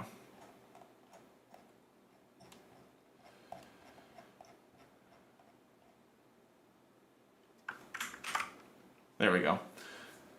All right, so max change, 5-year, 2-year, 1 year, year to date, 6 months, 3 months, 1 month, 3 days, 30 days, and 5 days. So this is the stats endpoint. What we're going to do is we're going to copy this, and we're just going to put it in our Jupyter Notebook for now to come back to later. And we also need the sandbox base API endpoint. I'm going to zoom back to normal zoom because it's a little easier for me to navigate. All right, so here's the testing sandbox. We're going to find that this is the base URL. We're going to put this in here, right here. And then remember from last time, we need to actually include stable here. So this is a example of the base URL that we need to hit with our API call. We're going to call this string API underscore URL. And then we actually need to specify a symbol. So just like before, we're going to use Apple as an example symbol. And we're going to use an F string to interpolate that symbol variable into this. We can take this right off the end because we're not actually trying to parse a specific stat. And then we can use the requests library to make an easy API call to get this data. So to do that, we're going to say data is equal to requests.get, and then we're going to do API underscore URL, and then we're going to print the status code of that HTTP request to make sure that it went through properly. So this gives 400. We did something wrong. What is it? Sandbox.iex. Oh, we didn't pass on our IEX Cloud API token, so we need to do $token equals IEX, and then tab, it should autocomplete. Try that. All right, so it returns 200, which means the API call is working properly. Let's transform this into a JSON and print this again. All right, so as you can see, this contains all the information that it should contain. The information that we specifically want is the 1 year price returns for every stock in the universe. So to do that, it's actually quite easy. We're going to cover that next. So to parse a JSON object like this, we saw in the last section that you just pass in square brackets and then the key of the dictionary. So the key that we want now is 1 year change percent. And all of these keys generally don't start with integers, they start with letters. So that's why it says year 5 instead of 5 year and etc. But this is the key we want. So we're going to copy this. We're going to move down here. We're going to add that in. And then this should give us 1.42. So what does that mean? That means that Apple has increased in price 142% in the last year, which is pretty impressive. It means that the stock has more than doubled, but I guess that's what happens when you sell a lot of expensive iPhones. So just like before, we're going to kind of loop through all of the stocks in our universe and provide API calls for all of them. Instead of looping through them one by one like we saw in the last section, which is extremely slow, we're going to move right on to executing batch API calls because that's kind of a better practice, and there's no point practicing executing single API calls when you'll generally never do that in practice. So the first thing we need to do is chunk our list of stocks into groups of 100 using the chunks function that we created last time. So to make this easy, I've actually included a bunch of reusable code from the last project here. So just run this code cell. That will give us the chunks function, and then we use the chunks function to divide our list of stocks into symbol groups of length 100. Then we create an empty list called symbol strings, and then for every 100 stocks in this symbol groups list, we create a comma separated list of strings and then add them to this symbol strings variable. So if you go through every symbol string in that list, we did this last project as well, but we're going to do it again just for practice, and then you print it, you'll see that this is basically just 5 lists, and oh sorry, this should be 4 in. Yeah, so this is just 5 lists of length 100. So, and when I say lists, they're not Python lists, they're actually strings separated by commas, but there's 5 of them. So here's one, here's another, here's where the third one ends, the fourth one, the fifth one, and I said there's 5, there's actually 6, sorry. And that's because we have this short one of length 5 at the end. Okay, so that's all of this. I'm going to delete this out. And we are going to move on to creating a blank pandas data frame. So just like before, we're going to call this final data frame, and we're going to instantiate it by saying pd.dataframe, and then columns equals, and then you'll see up in this code cell I've actually defined the names of the columns we want here. So it's ticker, price, 1 year price return, and number of shares to buy. These are basically the same column names as we used in the last project, except market capitalization has been replaced by 1 year price return here. So we can go down here and specify those columns by saying columns equals my_columns. And then if we print this, we should see an empty pandas data frame with the columns we specified. Awesome, so that's good. We're going to delete that. And then we need to loop through all of our symbol strings in the symbol strings object and create a batch API call. So for symbol string in symbol strings. And then we want to create a batch API call URL. We're going to leave that as an empty string for a moment. And then we want to create a data variable, and that's going to be a requests.get method that accepts batch API call URL, and then calls the JSON method on it to transform it from a requests object to a JSON object. So what goes in here? Let's go back to the IEX Cloud docs to look at batch API call syntax again. Alright, so I just did a control F for batch here to find this section, which tells you everything you need to know about batch requests. So stock, and then symbol, and then batch. Actually, we want to query, so this syntax here is for querying multiple endpoints for one stock, but we want to query one endpoint for multiple stocks. So we actually want to use this syntax here. So I'm going to copy this link address, and I think this just gives us the last bit. No, it gives us the entire thing. We're going to want to change this to sandbox because by default the docs give you a live URL, not a sandbox URL. And then we're going to want to move down here and change a few things here. So what endpoint do we need first? Actually, to start, Move this up here so you can actually see it. To start, let's take off this last parameter and the range parameter, so those can both be gone. And then we're going to have to add back our token equals, and then IEX cloud. Oh, sorry, this isn't an F string, so that won't autocomplete. IEX cloud. Yep, IEX cloud API token. And then we're going to want to change the endpoints next. So what goes there? Let's scroll back up to see which endpoint we actually queried earlier. All right, so we use the stats endpoint. So let's put that down into our batch API call, stats, and then here we want to change our symbols to be an interpolated variable that matches whatever the incrementer is of our for loop. So that is symbol string. All right, so now what we need to do is we're going to run over this loop once just to make sure that we're getting a 200 HTTP code to make sure that the HTTP request is being executed properly. So to do that, we're going to print data.status code.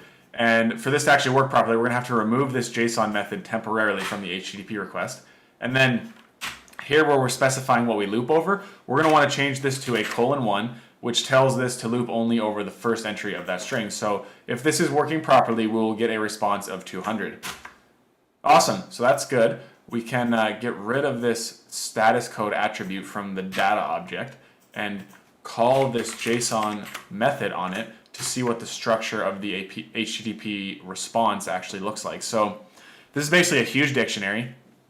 It has many levels. So at the top level, there is a key for this ticker and a value of a dictionary. And then within that dictionary, there is a key for the endpoint stats and a dictionary for the value. And then within that dictionary, there's a key for every metric with a value that corresponds to that metric. So we have to do multiple levels of parsing here, but before we do that, we actually have to loop over all of the stocks. So let's build that loop first.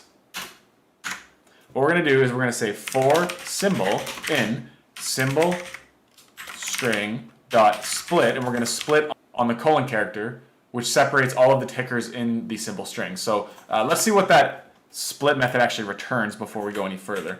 Copy that, comment that out, and then print that. Oops. Print that. No. Print this is what I want to print. There we go. Awesome. So let's run that and see what it gives us. As you can see, this is a Python list where each item in the list is a symbol that corresponds to all the comma-separated symbols in the symbol string. Okay, perfect. So we'll get rid of this. Oof, did not mean to open my DevTools. We will uncomment this, and then we will start parsing the data in this loop. So we're going to say, so what we want to do here is we want to, for every ticker in this list, we want to append the relevant metrics to the final data frame. So to do that, we're going to say final data frame is equal to final data frame dot append. And then within this append method, there's a few things we need. We need a pandas series, and that pandas series will accept a Python list, and it will also accept the index equals my underscore columns argument. As you'll recall from the first project, this tells the append method where to actually put the new metrics in the existing pandas data frame. And then outside the pandas series, we're going to actually add ignore index equals true. Okay, perfect. So this is where we want to do our parsing. The first metric we want is symbol. The second metric we want is price. So to get price, we're going to need to do data and then parse the symbol and then parse the stats endpoint. And then we're going to have to actually see what the name of the price metric is within this. So let's, right here, let's just print out one example of this. Oh, sorry, not right there, right here. Let's print data, and then we'll use Apple as an example ticker, and then we'll use stats, and then let's just see what this gives us. All right, this is giving us an error because we didn't actually format the rest of it properly, but let's look and see here what we have for price. I'm going to do Control F for price and see if anything highlights up here. Market cap employees.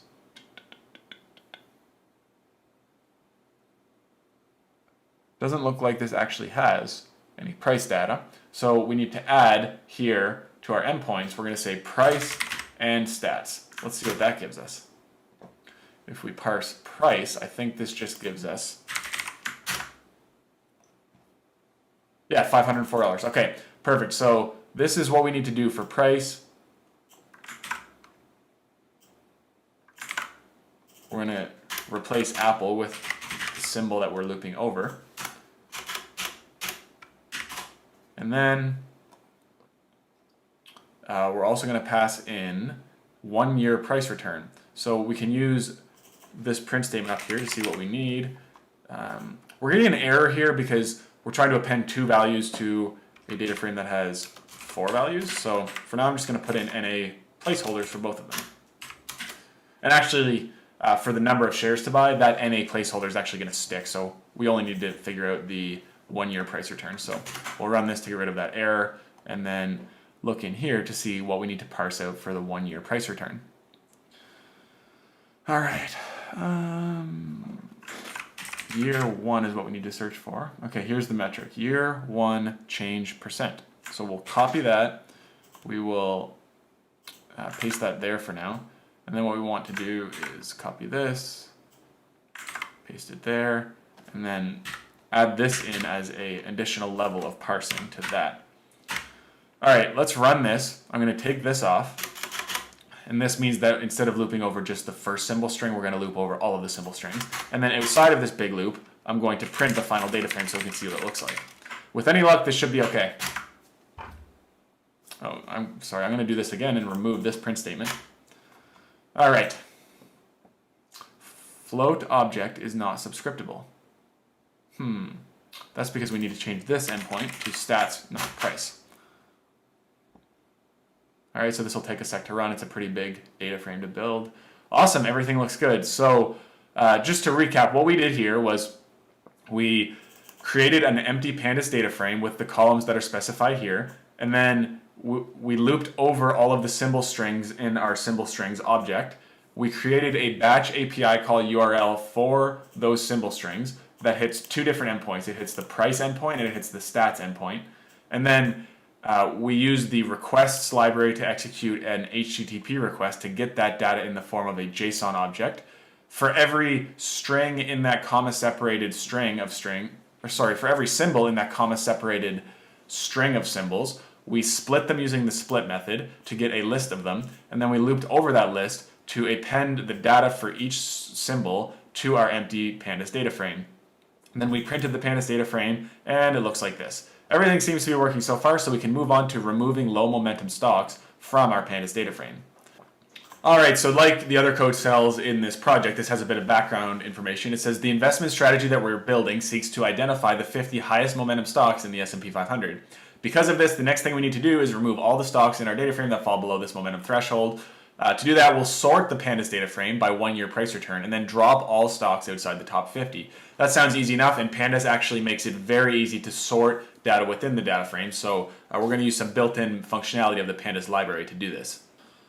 All right, so the first thing we're going to do is call final data frame, and then on this final data frame, we're going to call the pandas method that allows us to sort the data frame based on values contained in its columns, and that method is sort values. Now, this takes a few different parameters. The first one is the column that you want to use to sort. So we're going to use 1 year price return. If you just type in 1 and then tab, it might autocomplete. Now, if it doesn't autocomplete, you can just go up here and copy it. Copying is always a good idea because there's lots of different ways you could spell this, and it's just kind of avoids any typos, although typos are a pretty easy bug to fix. All right, so 1 year price return. And then the next parameter it accepts is whether or not you want it to sort ascending or sort by descending. Now, we want to sort descending values so that the highest momentum stocks are at the top. So to do that, we'll say ascending equals false. And then the last thing we want to say is in place equals true. Now, if you've worked with pandas lots in the past, you're definitely familiar with this in place equals true method. What this does is it changes the function from just returning a sorted data frame to actually modifying the original data frame. Now, to see this in action, you can take it away, run this, and it shows the highest 1 year price return stocks at the top. But then if you run that line and then print the original data frame right below it, it will not return the sorted data frame. It will just return the original one. So this shows you that without the in place equals true method, it doesn't actually modify the original data frame. Now, if you add the in place equals true method, that's not true. It will return the sorted data frame. So that's how we sort the values. Now what we need to do is modify the pandas data frame so that it only includes the first 50 rows. Now to do that, it's actually quite easy. You can just pass in the dash 50, dash 50, or sorry, not dash, colon 50 specification into square brackets like this. Now, the indices are all different now because it's been sorted. So I'm actually going to just make sure that this is right by doing length. Yeah, so it's 50. Great, so this has 50 stocks now. And then to make this so that it actually modifies the original pandas data frame, all you need to do is say final data frame equals, final data frame equals 50. And now if you print it, it will just return a data frame with 50 rows. Awesome. So one last thing that we can do is to reset the index so it doesn't start and have kind of this random list of numbers. So the easiest way to do that is just with pandas reset underscore index method. It doesn't actually accept any parameters, but as you can see, it does the job. Now, just like before, without the in place equals true method, this doesn't actually modify the original data frame, so we'll have to specify that in here. You'll notice as you work more and more with the pandas library that this in place equals true parameter works in almost all of the functions that you use regularly in the library. So there we go. So just to recap what we did here, we took our final data frame object, which contains price and momentum data on all the stocks in the S&P 500, and we sorted its rows based on their 1 year price return such that the highest momentum stocks are at the top. And then we use the in place equals true parameter to actually modify the original data frame instead of just returning a temporary copy. Once that was done, in the next line, we modified the data frame such that it only contains the 50 stocks with the highest price momentum. And then we use pandas reset underscore index method to change the index of the data frame so that it actually runs from 0 to 49, or 0 to 50, I should say. 0 to 49? Yeah, 0 to 49. And then we just printed out the final data frame on the last line. So with that out of the way, we can move on to actually calculating the number of shares to buy for this simple momentum strategy. All right, so just like in the last project, this is going to be kind of similar. The only change we're going to make is that we're going to wrap the functionality of accepting the portfolio size inside of a function, because we'll actually be using the same functionality later in this tutorial when we build a better and more robust momentum strategy. You can actually see that heading here. We start it in the next code cell. So to do that, we're going to have to wrap it in a function, and it's probably not necessary to wrap it in a function. You could just copy paste code. It is a Jupyter Notebook after all, but it is definitely better to create functions if you're ever going to reuse any code. And since we're not building too many functions in this Python course, it's kind of a good excuse to practice building Python functions. So if you're familiar with Python functions, and since we've already done this same functionality in the last project, try to pause this video here and try to complete the function yourself without watching me code through it. So break now and try that yourself. All right, so what we're going to do is we're going to say def portfolio underscore size. So if you're not familiar with function syntax in Python, this is just defining a new function called portfolio size, and the empty brackets here means that it accepts no parameters. And then the first thing we're going to do is we need to create a global variable in here, so this function can define the variable and then it can be accessed outside that function. So the keyword to do that is global, and we're going to call this variable portfolio underscore size. And then what we're going to do is we're going to say portfolio underscore size is equal to input, and then just like before, we're going to say enter the size of your portfolio. Now, as we saw in the last project, we need to make some special functionality here such that if someone tries to enter a string into this Python input, it will tell them to re-enter a float value. So what we're going to do is we're going to say try float portfolio underscore size, and if this returns an error, we're going to say print that is not a number. And then we're going to print again and say please try again. And then we are going to say basically this exact same functionality. Great, and then the only other change we need to make is to actually specialize this accept statement so that it only works on the certain type of error that would happen if someone entered a string into this. So that type of error is a value error, so we'll do that here. And actually, now that I look at this, this is a bit unnecessary with 2 separate print statements. So I'm going to copy this here and do a new line character and try that. Okay. So let's run this to see if it defines properly. Awesome, it does. So we're going to use this portfolio size function to accept a portfolio size now, and then we're going to use it again later to accept a portfolio size for our better and more realistic momentum strategy. So now we're going to make sure this works, and actually before we proceed, one thing that's worth noting is that this function should be called portfolio input, and it doesn't actually have to be called portfolio input, but it definitely should not be called portfolio size because then it has the same name as this variable, and that's kind of an easy way to introduce logical bugs into your code is by having a function and a variable with the same name. So we're going to change this to portfolio input, and then we're going to run this code cell to define it. Then we're going to test it by running portfolio underscore input, and then we are going to print portfolio underscore size. Now, here it's especially important to print the variable that's defined inside the function because we need to make sure that this global keyword is working properly. So let's run this and see what happens. So enter the size of your portfolio. We'll enter $1,000 and it should print $1,000. Awesome. Now let's try this again, but put in a string. So we'll say my portfolio is too small to matter to you. That's kind of sad, but we're going to try it. And then it says that is not a number. Please try again. Okay, so my portfolio is 1. Awesome. So our portfolio input function is working properly. We can now move on to looping through our pandas data frame and calculating the number of shares to buy. So the first thing we need to do is actually calculate our position size, and to do that I'm going to actually enter a slightly larger portfolio. So we're going to say that's 1,000, that's 1,000,000, let's do 10 million. And what we need to do is calculate position size. So to calculate position size, we're going to do position size is equal to float of portfolio size divided by the length of our pandas data frame. So we'll say length of final data frame, and then you can take the length of any column. I usually do dot index for this. So this gives us, let's print it out to see what the position size is. This gives us, is that 200,000?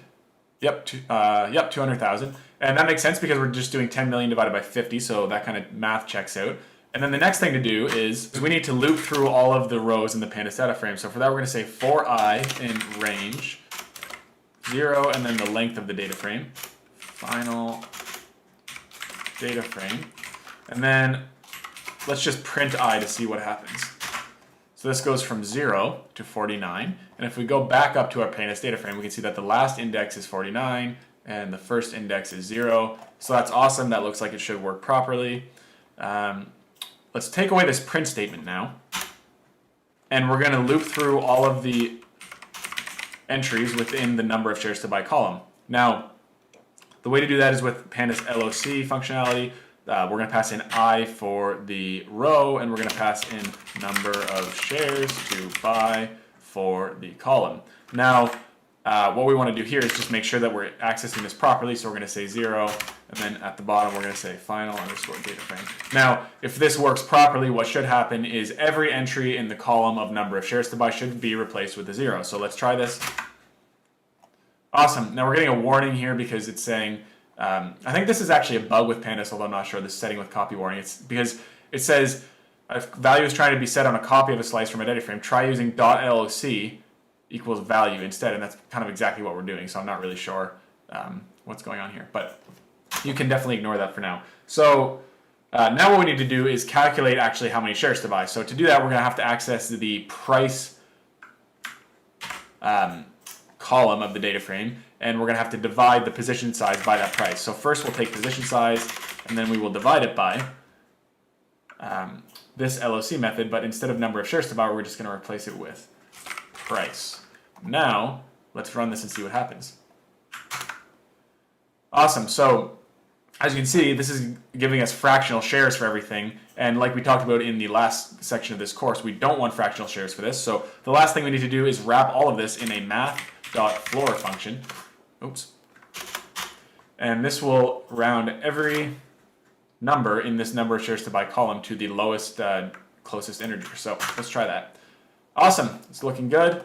I think we are ready to proceed to building our better and more realistic momentum strategy. So let's do that now.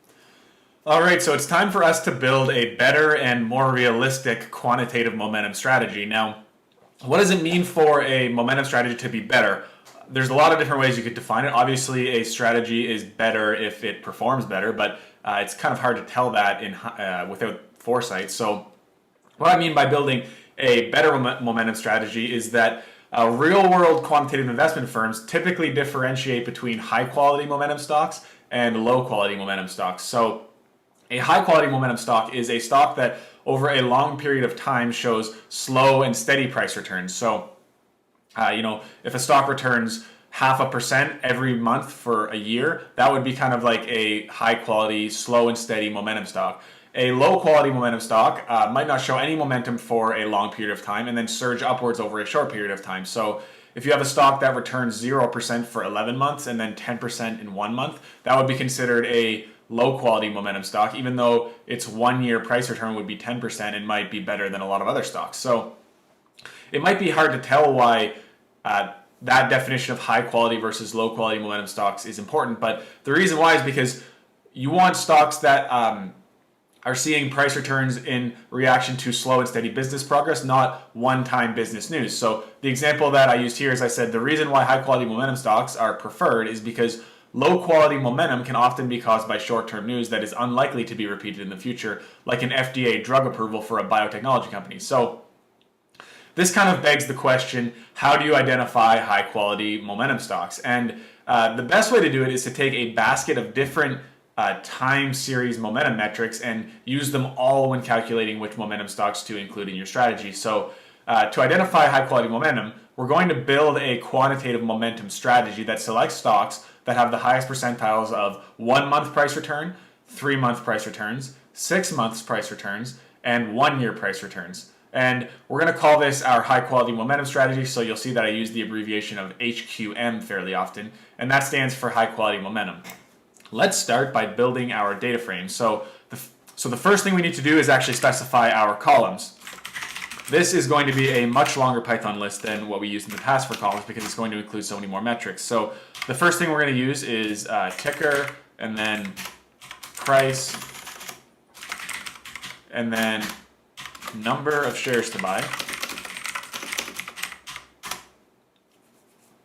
We're going to have to create a bunch of slots for our return metrics and our percentile metrics. So to give you like a broad overview, we're going to fill in one column for each time period that has how much that stock has returned in the last year. And then right beside that column, there's going to be another column that has the percentile score of that return relative to all of the other stocks in the universe. So we're going to do 1 year price return,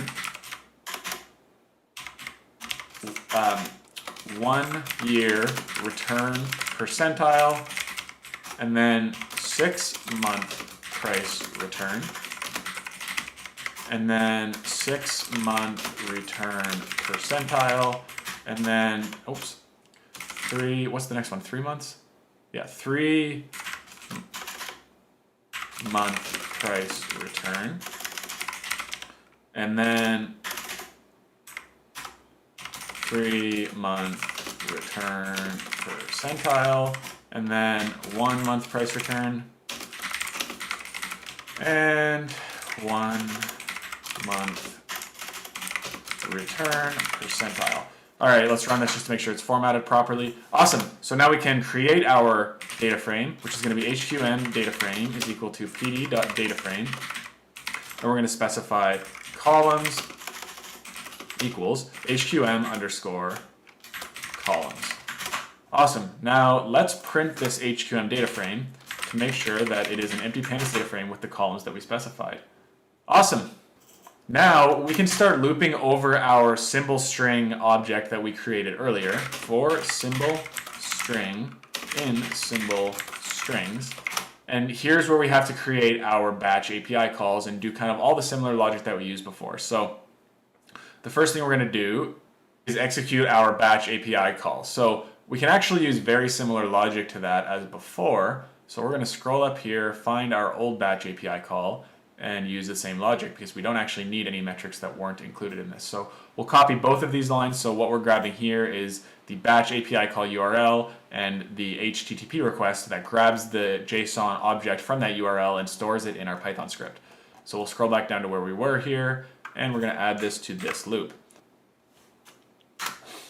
All right, and now we need to loop through all of the symbols in that symbol string. So we're going to do for symbol in symbol underscore string dot split on the comma character, just like before. And then in here, we need to parse out all of these metrics. So whenever I'm doing high-level parsing like this, I find that it's easiest to just literally copy this in, and then you can replace each metric with what you need. So this is going to be an append method first. HQM underscore data frame is equal to HQM underscore data frame dot append. And then in here, we have to pass in all the things that we've been using throughout this course. So first, it'll be a pandas series. And inside that pandas series, there'll be a Python list. We'll fill that in later. And then we have to say index equals HQM underscore columns. And then here, we have to add the special ignore index equals true. All right, let's move back inside this Python list. We're going to paste those metrics. And then I'm just going to get the indentation looking a little better here. So I'll do that. All right, so one easy thing we can do is all of the percentile metrics, we're just going to fill in to start with NA. And we will loop back through all of those metrics and use the SciPy library to calculate their percentile scores later. All right, so that's easy.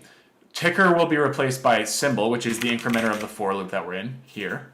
Price will be replaced by the price metric, the price endpoint from the iCloud API. So to do that, we're going to say data, and then symbol, and then price. Awesome. The number of shares to buy, just like before, will be filled in with an NA placeholder. And the 1 year price return, we actually already parsed out in our last example. So we can just go back up and copy that down to our new high quality momentum strategy. All right, so here's the original parsing of the 1 year price return. We can copy that, scroll back down to where we were.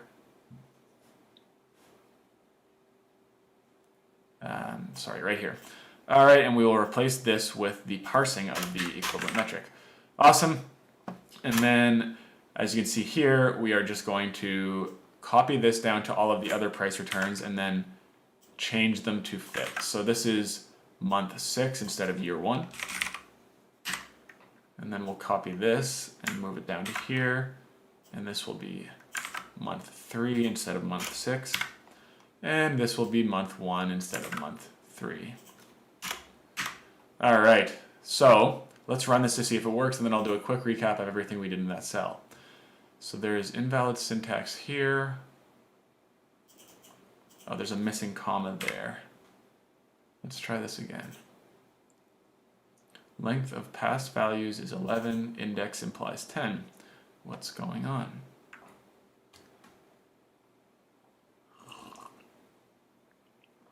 One, 2, 3, 4, 5, 6, 7, 8, 9, 10, 11. So we were missing a comma here, and if we run this now, it should work. All right, so that is running correctly, it looks like. We're going to run this again and print out the final data, or sorry, it's not the final data frame anymore, it's the HQM data frame. And see what happens.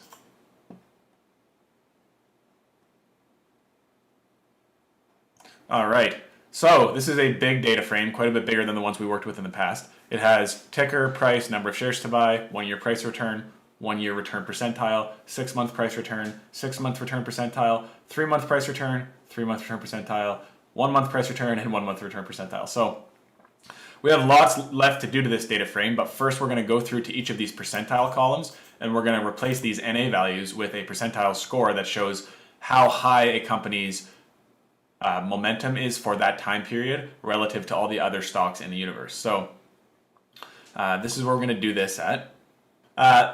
There's going to be a lot of repeated logic in this section, so I find the easiest way to do this is to create an array called time periods, and then inside this array, we're going to create a string for each time period that we're going to be looping over, and then we can use string interpolation to make this much easier. So we're basically going to say our time periods are 1 year, and 6 months, and 3 months, and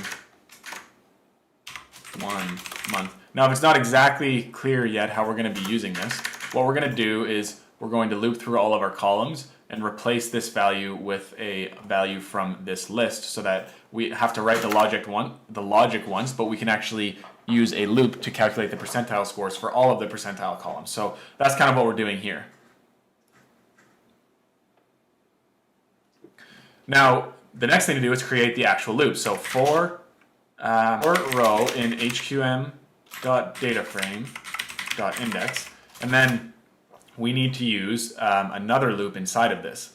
This inner loop is going to loop over the time periods object that we just created. So for time period in time periods, and then here we're going to use the pandas LOC method to change the value of each time period column. So we're going to say hqm dataframe.loc. The row is going to be this row incrementer that we're looping over here, and then the column is going to be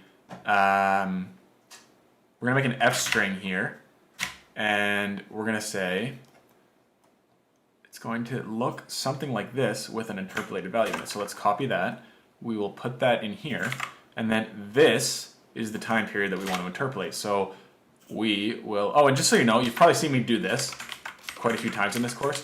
All that I'm doing there is I highlight the string, and then I do I enter the curly bracket character. So I just enter that character, and it will automatically wrap whatever you have highlighted in those curly brackets. It's quite a nice little feature. Okay, so we're going to replace this with time period, and then what we want to do is assign that to something. So to start, let's just try assigning them all to 0, and then, oops, didn't mean to edit that. And then at the end of this code cell, we will print hqm_dataframe. Let's see what happens. All right, so you can see all the percentile scores are being replaced with 0, which is awesome. But that's not quite exactly what we need to do yet. We need to actually use the SciPy stats module to calculate the percentile score based on whatever's inside of this. So let's do that now. The function we're going to use is stats.percentile of score. And then how this function works is it takes two arguments. The first argument is the entire column, and then the second argument is an entry from that column. So to start, we're going to need the column, which is simply hqm_dataframe. I'm going to scroll this up to make sure you can see it. And then we need to pass in this string. Sorry, not that string. We need to pass in this string as the column name, and then interpolate in the time period. So it will look like this. Awesome. Now, what we need to do next is interpolate in the time period value. So we need to change this to an f string, and then change this to time period.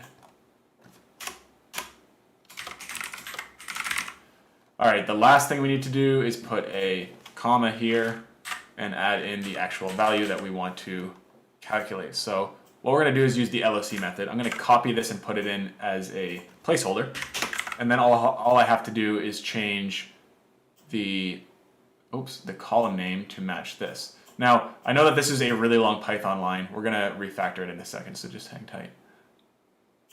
So copy that and put that in here. All right, looks like I got some duplicate F's in parentheses. Okay, let's try this. All right, so these look quite good. You can see that Apple, which has one of the highest percentile scores for 1 year, has one of the highest momentum scores for 1 year, has a 99th percentile, so that's good. Everything here looks pretty logical to me. So what we're going to do now is refactor this code so it's much more readable. So first thing we're going to do is we're going to say change change column equals something, and percentile call is equal to something. The percentile column is this. So we can copy that and replace this with this. And the return column is this. Or the change column, I mean, sorry.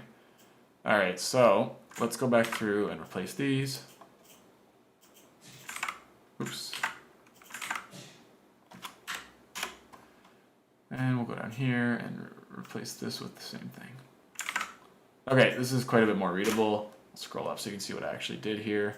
So basically this is saying we're going to take the HQM data frame, and at row of row and in the percentile column, we're going to assign it to this calculation, stats.percentile of score, and then we're going to call this HQM underscore data frame at change call. So this is the column that we're using to base our percentile calculations on, and this is the entry from that column whose percentile score we want to calculate. Now, one other thing that we could do to this is we could say change this import somehow. So if we go back to the top and we say copy this and move up to here, and from SciPy import stats, and then we could say, okay, so the percentile of score is what we want. Stats import percentile of score as score. Okay, so what this is, if we run this import now, so we're saying from SciPy's stats module, import the percentile of score function as score. So we can go down and erase that very long function call and just type score instead. And all those changes will make this much more readable. It means you won't have to scroll horizontally to actually see the entire line. Just so you know, in Python and most software development, it's kind of considered a bad practice to have really long lines. So if you can break it up like this, it's much more readable and much better. Oh, I think I deleted too much. Take this.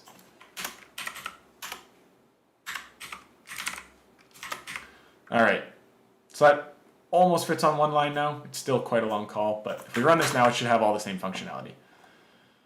Great, so now we can move on to actually calculating the HQM score. Now, we haven't actually talked about the HQM score yet, so let's do that now. The HQM score is just going to be an arithmetic mean of all the percentile scores for the momentum returns that we calculated in the last section. So to do that, we're going to import the mean function from Python's built-in statistics module. So we're going to say from statistics import mean. Let's run that to see if it works properly. Now, the way the mean function works is you can just say like a few numbers in here. What's the mean of 2 and 6? Well, this should be 4. And mean takes one position. Oh, sorry, this has to be a list in here.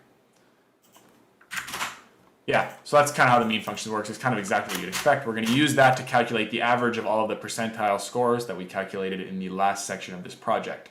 And we actually have to do this row by row. So the first thing to do is to create a loop. We've been using lots of loops in here, but it's good practice. So for row in HQN data frame dot index, and then the first thing we're going to do is create a empty Python list called momentum percentiles, and then we're going to loop through all of the appropriate columns in the data frame to get the momentum score for that row. So let's first do momentum percentiles equals empty Python list, and then we need to loop through all of the time periods in the time period object that we created earlier. So for time period in time periods, and then we need to append the momentum scores to this momentum percentiles list.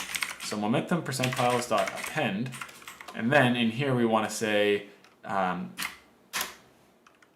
LOC method on the HQM data frame, HQM underscore data frame dot LOC. The first entry will be the row, the second entry will be an F string, and inside that F string we are going to say time period and then return percentile.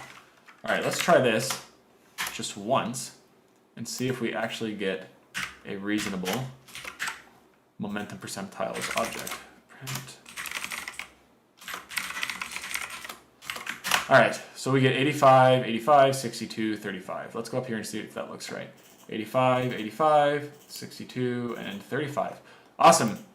So now what we can do is calculate the mean, and we're going to put that mean in the HQM score column.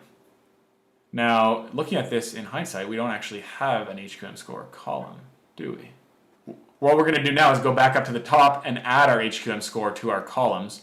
So first add this to this column. For now, it's going to be an NA placeholder, just like all of these were. HQM score. So we have to add an NA placeholder here. And now we just need to go back to here and rerun all of our code cells. If this runs correctly, then we know that everything we just did worked. Awesome. So now we need to say that HQM column needs to be assigned the mean of all of the values in the momentum percentiles list. So we can do that again using an LOC method. We'll say HQM dataframe.LOC, and then the first entry of this is row, the second is HQM score, and this needs to be assigned the mean of momentum percentiles. And now if we print the HQM data frame after running this, all of the entries in our HQM data frame should have a HQM score calculated on the very right. Now the only other change we need to make is to delete this limiter on the end of index. And let's see how this looks. Awesome, so it looks like we've successfully calculated an HQM score for every stock in our Pandas data frame. Let's do a quick recap of what we did here. So from the Python statistics module, we imported the mean function, and then we looped over all of the rows in our Pandas data frame. For each row, we reinstantiated an empty Python list called momentum percentiles, and then for every time period in our time periods list, we looped through the time periods, and to the momentum percentiles list, we appended the percentile scores for that stock. And then we used the LOC method to assign the average of all of those percentile scores to the HQM score column. Then, to conclude, we printed out that Pandas data frame. All right, let's move on to selecting the 50 best momentum stocks. So as before, we can identify the 50 best momentum stocks in our universe by sorting the Pandas data frame on the score that matters to us. So in the last section, that was 1 year price return, and in this section, it's actually going to be HQM score. So the logic here is very similar. We're going to do HQM underscore data frame, and we're going to use the sort values method. Sort underscore values.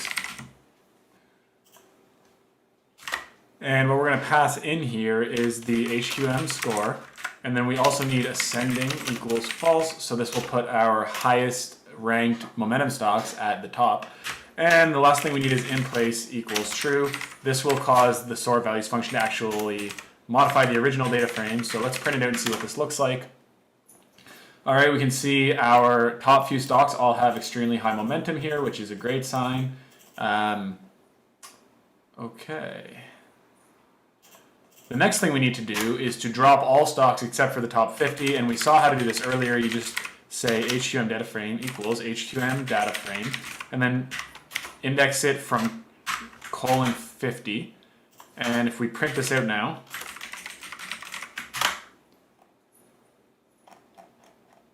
you can see that it is shorter than it was before. It's hard to tell how much because we haven't reset the index yet. So let's do reset underscore index.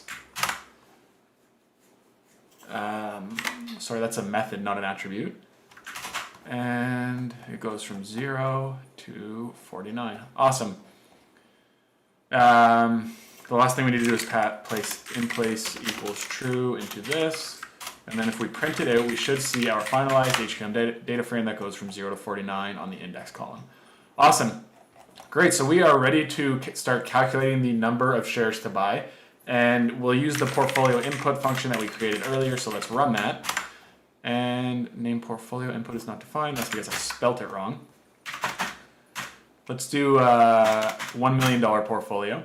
And then in the next section, we need to calculate the number of shares to buy, and this is exactly what we did before. So first we need to calculate position size, which is going to be the size of our portfolio divided by how many stocks are in it. So the first thing we need to do is take the float value of portfolio underscore size, and then divide it by the length of our HQM data frame. And you can take any column here. I usually take the index, just like that, and then let's print our position size. 20,000, that looks right. Awesome. Now we need to loop through every row of our Pandas data frame, so we'll say for I in HQM data frame dot index. And then we need to assign the number of shares to buy to the number of shares to buy column. So we'll use the LOC method to do that, HQM data frame dot LOC, and then we'll pass in I, comma, and then number of shares to buy. To test this out, let's assign in them all a value of 0 first, and then print it out to see what happens. That comma shouldn't be there. Awesome. Number of shares to buy has all been assigned 0. Great. So, like before, what we're going to do now is we're going to divide our position size by the company's stock price. And the easiest way to do that is to copy this over and replace the number of shares to buy column with the price column. Price. Okay, this looks good. We're getting decimals again. So the last thing to do is wrap this in the math.for function. And just like that, we successfully calculated the number of shares to buy for each stock in our HQM data frame. Oh, there's one thing actually that we did wrong earlier. So you notice now that there's a new column called index, and the reason why that's there is because when we did our reset index earlier, I can't believe I didn't notice this at the time, but there's an optional parameter here.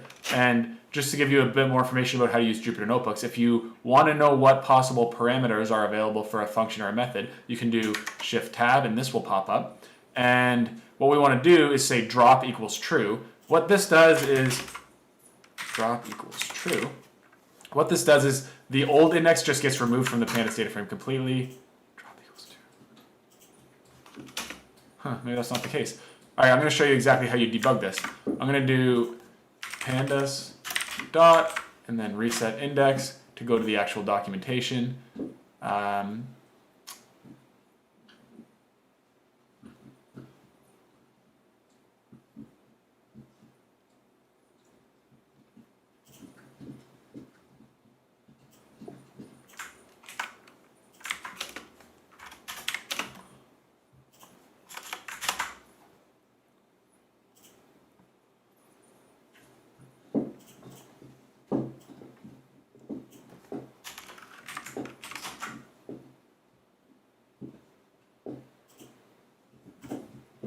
Oh, sorry. I'll tell you exactly what the bug is here. The reason why this happened is because we ran this more than once. So if we just go back up here to where we initialize the HQM data frame and then run all the way down, this problem will be solved. See, just like that, it's gone. It goes index and then ticker.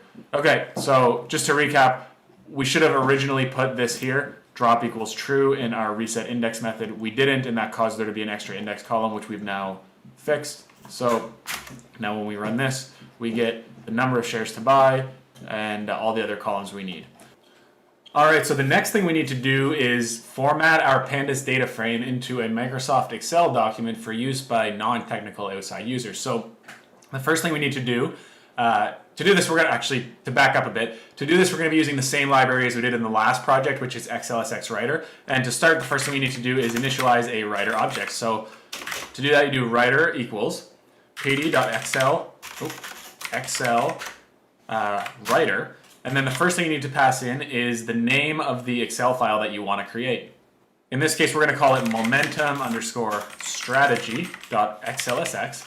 The next thing you want to add is the engine, which is engine equals XLSX writer. All right, so the next thing we need to do is say HQM data frame .to_Excel. And the first argument of this function is going to be the writer object we just created. The second argument is going to be the sheet name. In this case, it's going to be sheet_name equals momentum strategy. And the last argument is going to be index equals false. All right, so run that code cell and we can proceed. Now, the next thing we need to do is actually create the formats that we need. We actually created all of these formats in the last section of this course, or in the last project of this course, I should say. So I'm not going to make you work through this again. Instead, we're just going to run this code cell to proceed.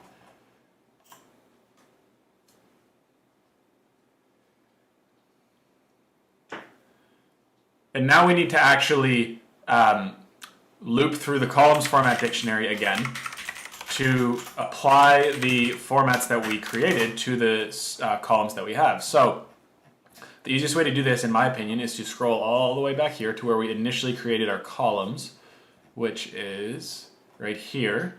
And then I'm going to copy all of these and use this as kind of a basis for our dictionary that we're going to build. All right, so we're going to paste that there. Now we need to start with column names. So we're just gonna be doing this to start. A, B, C, D, E. Now note that if I was in like an actual development environment, I typically write big programs in VS Code. I can do this much faster with multi-cursor. H. Jupyter notebooks are better for visualizations and other sorts of things though.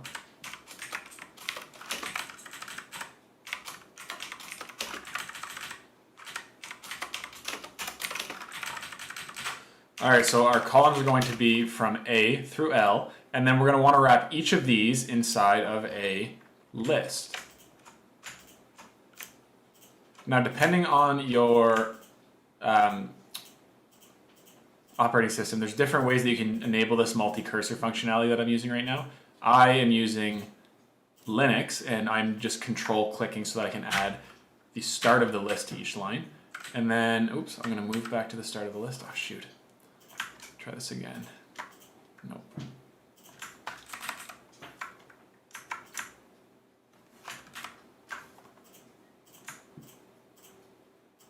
Now what I'm going to do is try to move to the end of the line and add the closing list bracket. It's not going to be super pretty because some of these have columns and some of them don't. Move back before the comma. Try that. Okay, what do we have? Any of these broken? The last one is. Great. Okay, so now we have a columns format dictionary where the keys are each column letter and the values are a list with one item where that one item is the name of that column. The last thing we need to do is work through these one by one and apply the template we want. So this will be string underscore template. Price will be dollar underscore template. Number of shares to buy will be string, no, integer template, not string template. 1 year price return will be percent template. 1 year return percentile. So most of these are going to be percent template moving down. So I'm just going to copy this and paste it. All right, this is looking good so far. Let's run this code cell next to make sure that this dictionary is actually formatted properly. So it ran correctly, which is good. All right, so the next thing we need to do is loop through every key in this dictionary and apply the right formats to that column. So let's try this. We're going to say for column in column underscore formats dot keys, and let's just print column to make sure this is working right. A, B, C, D, E, F, G, H, I, J, K, L. That looks good. All right, the next thing we need to do is use the method for XLSX Writer that actually applies a format to a specific column. As we saw in the last project, the way to do that is we need to call the writer object, and then from that writer object we need to access its sheets attribute, which is a list of all the sheets in the Excel file, and then we need to access the momentum strategy tab from that list, and then we need to call the set column method on that. Now this is going to take 3 parameters, so let's put 2 commas in here to reflect that. The first parameter is the format that we want to apply. So the first parameter is the column that we want to apply the format to. So it will look something like this, A through A. The second parameter is the column width, which we're going to say is 18 pixels. Actually, let's do something like 22. And then the last is which column we're going to want to apply to that. So we'll say string underscore format. And then let's just test that this is working, right? We'll say writer.save. And then if we run this, what happens? Writer.choose momentum strategy. String format is not, oh, it's because it's string template. All right, now let's go to our folder and see if this is working right. Starter files, momentum strategy, so it's there, which is good. If we open this up, we can see that get out of here. We can see that the first column has been formatted properly. We're gonna go format the headers in the same way that we did in the last section, so don't worry about that yet. All right, so now we need to change this set column method such that it actually is dynamically applying formats to each column in the dev frame. So first thing to do is change the column like this, and the second thing to do is to add a here we're going to access the column format dictionary. We're going to pass in the column key. All right, let's try that. What happens now? Columns is not defined. That's because that should be column. Now if we go to our Excel file, it's still not working, and that is, we saw this in the last project too. We need to go back up and reinitialize our writer object and go down to the bottom again. All right, what is happening here? We have some kind of bug on writer.save. Why is that?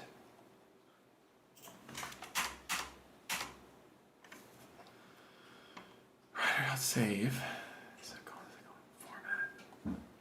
Oh, I see. Okay, so here in the writer.sheets.set column method, this is actually a list, and we need to actually parse it to get the format that we want. That format is in the second item of the list, which is at index 1. So if we pass 1 there, then this should work properly, and we can go see our, oops, ignore that.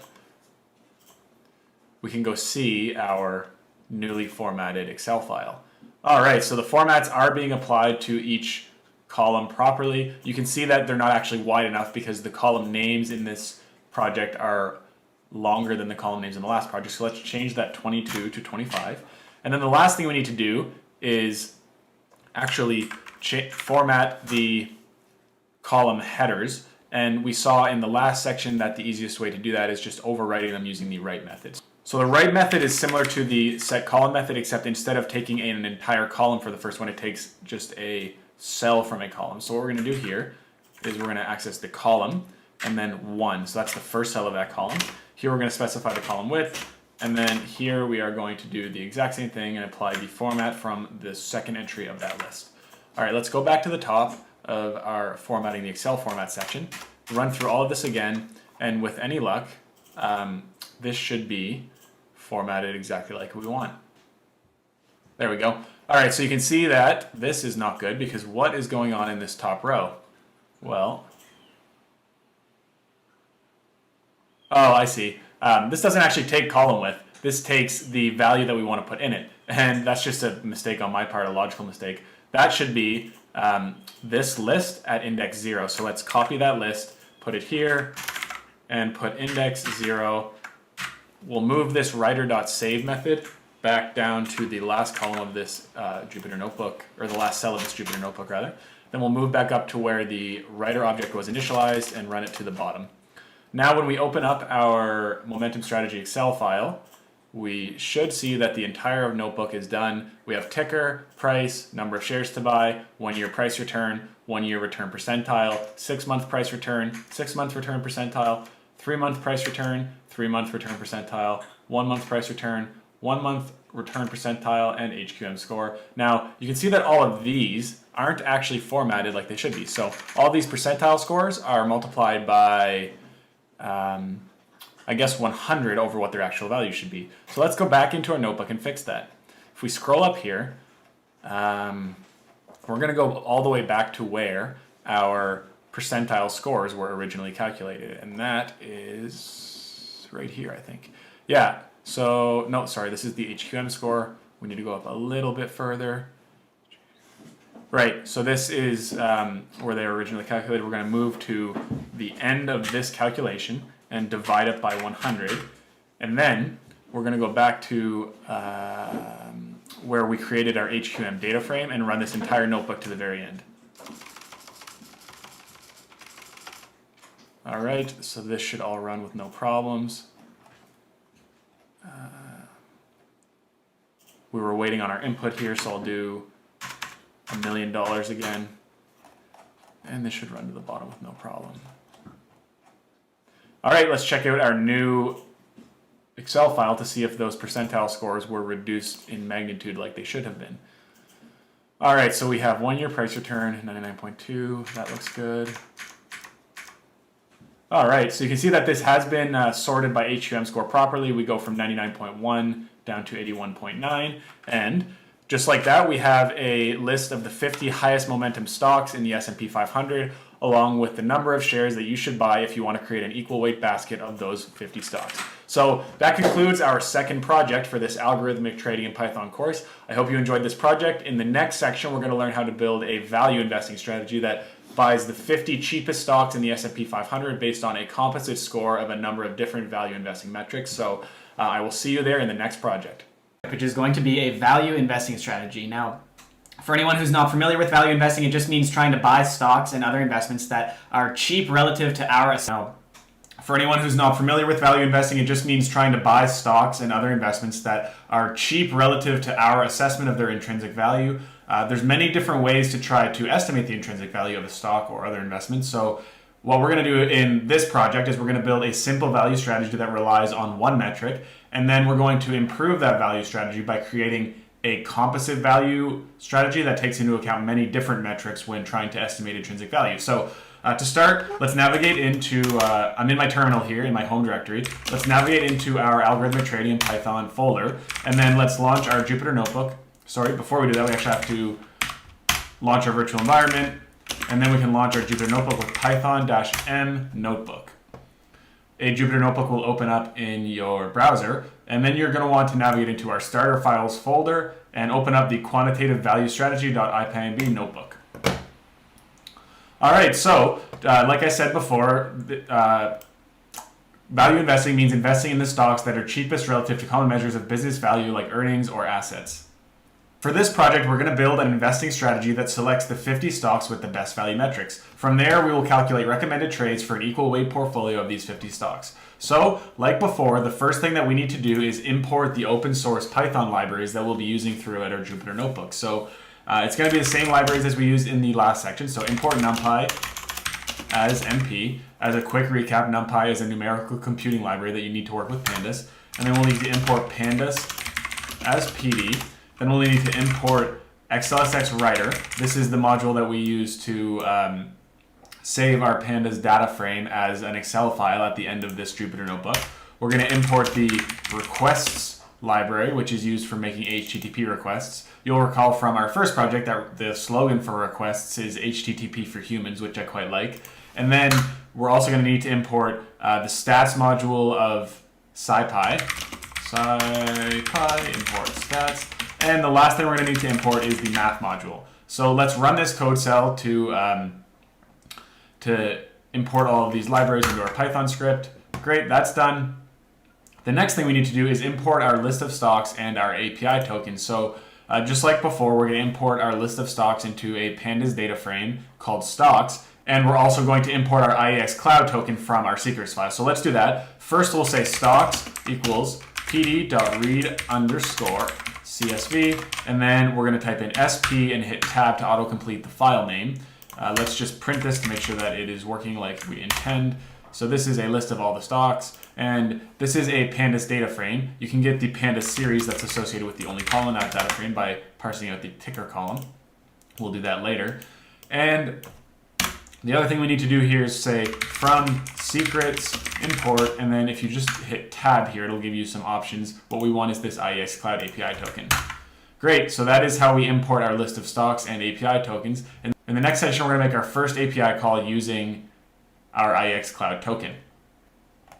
Great, so like before, what we need to do now is figure out which endpoint of the IEX Cloud API that we need to hit. So I said in the introduction to this project that we're going to start by building a simple value strategy that screens for stocks based on a single value metric. And that value metric is going to be the price to earnings ratio. Now, for anyone who's not familiar with a company's price to earnings ratio, it's basically you take their stock price and you divide it by how much earnings you expect them to have over the next year. So as a basic example, let's say we'll look at Apple again.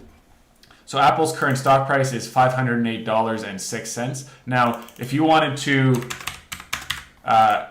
calculate a price to earnings ratio for Apple, we need to find an earnings estimate. So we'll just type Apple earnings estimate. And it looks like, oh, these are all quarterly estimates, and we want an annual estimate. So whenever you're calculating a price to earnings ratio or any other kind of valuation metric, you always use annual numbers in the denominator. So looks like this chart from NASDAQ provides some estimated earnings metrics. So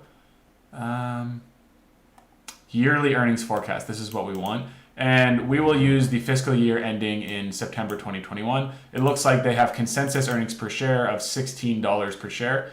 And that means that to calculate the price to earnings ratio, we just calculate take the company's current stock price and divide it by 16. So what does this give us?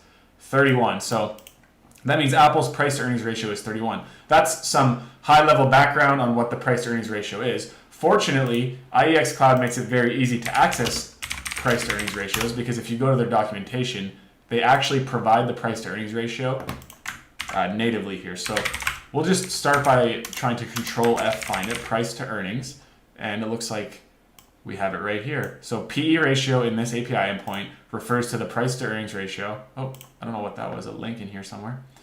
I clicked the Epic timestamp there. So anyways, PE ratio refers to the price to earnings ratio for the company. Now, what endpoint is this? This is the quote endpoint.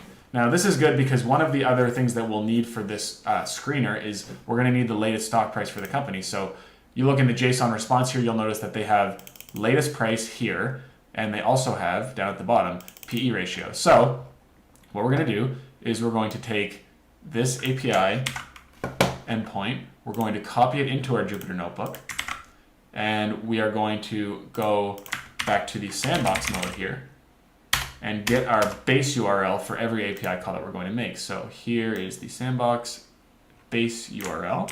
We're going to copy that, move it back here, put it there, and you'll recall from the first project that we actually have to add stable here to show that, we'll have to add stable there to show that we want the latest stable version of the API and not any kind of bleeding edge version of the API that might have beta features that aren't fully tested yet. So this is going to be kind of a sample API endpoint that we'll use to get our price to earnings ratio. We're going to call this API URL, and we're going to make it a string. Now, we need to make two small changes to this. First of all, we're going to take this field off the end because we don't actually want to parse a single metric out of this endpoint. We want to parse the entire JSON response. We're going to leave symbol there, but we're going to turn this into an F string so that that symbol actually becomes interpolated. Now we need to make a symbol variable here, and we're going to say the symbol is Apple. And the next thing we need to do is create an actual API call using the requests library. So to do that, we're going to say data equals requests.get, and then inside of this get method, we're going to pass in this API underscore URL, and then we are going to print out the status code of this HTTP request. Now, we've talked about this before, but status codes tell you whether your HTTP request was successful or not. A successful HTTP request will return a status code of 200, and most erroneous HTTP requests will return a status code that's somewhere in the 400 range. So 500 is actually also indicate error. So we're going to do a print statement that prints out data.status underscore code. And if this gives us 200, then we know that our first API call was executed correctly. All right, so this gives us 400. And the reason why, I've done this actually before in this course, but I forgot to add on our authentication token. So to do that, we're just going to interpolate in this question mark token equals, and then inside these curly brackets, we're going to add our IEX Cloud API token, and this gives us a status code of 200. Awesome. Now, we'll transform this data variable into a JSON object using the JSON method, which accepts no parameters, and then we can print out this JSON response to see what it actually contains. Okay, so you can see that it has a number of different data points available in this HTTP response, including symbol, company name, primary exchange, calculation price, whole bunch of other stuff. You can see actually, since we're using sandbox mode, this primary exchange, Quadans, that's not a real stock exchange. It looks like they actually just took the company's real exchange, which is NASDAQ, spelled like this, NASDAQ, and then they scrambled it, or, yeah, it looks like they scrambled it somehow.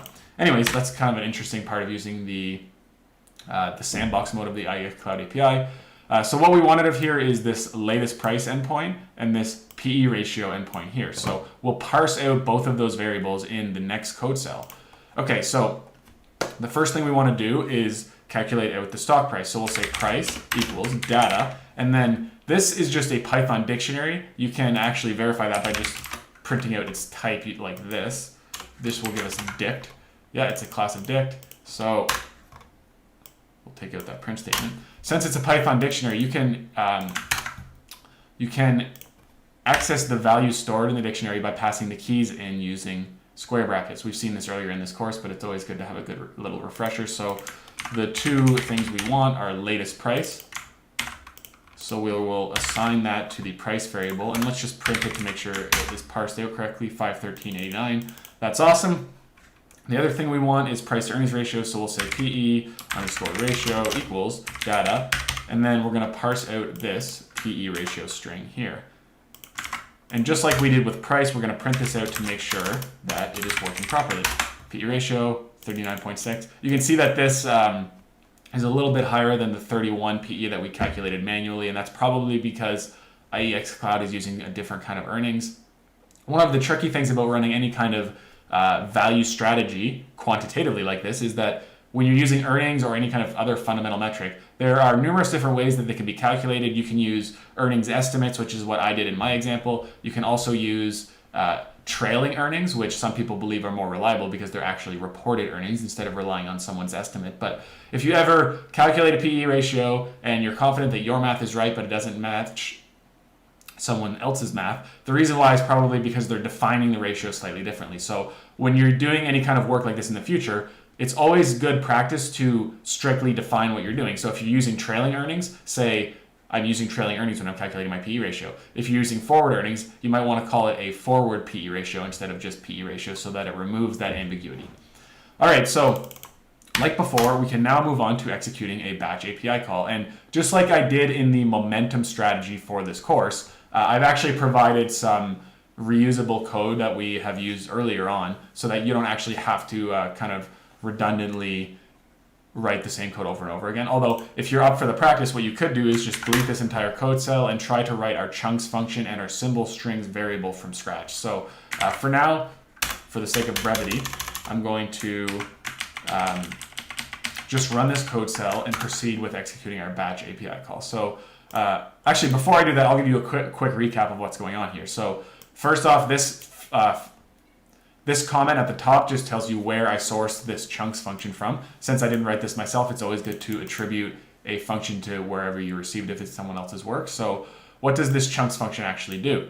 This chunks function takes in a list, which is this LST, and it also takes in this variable n. And what it does is you can see in the doc string here that it yields successive n-size chunks from list. And to be more specific, if you have a list of 505, which is what we're going to pass in, it will return 5 lists of, you pass in a list of 505 and a value of n of 100. It will pass you back a list that is 5 entries of length 100 and 1 entry of length 5. So that's what that is.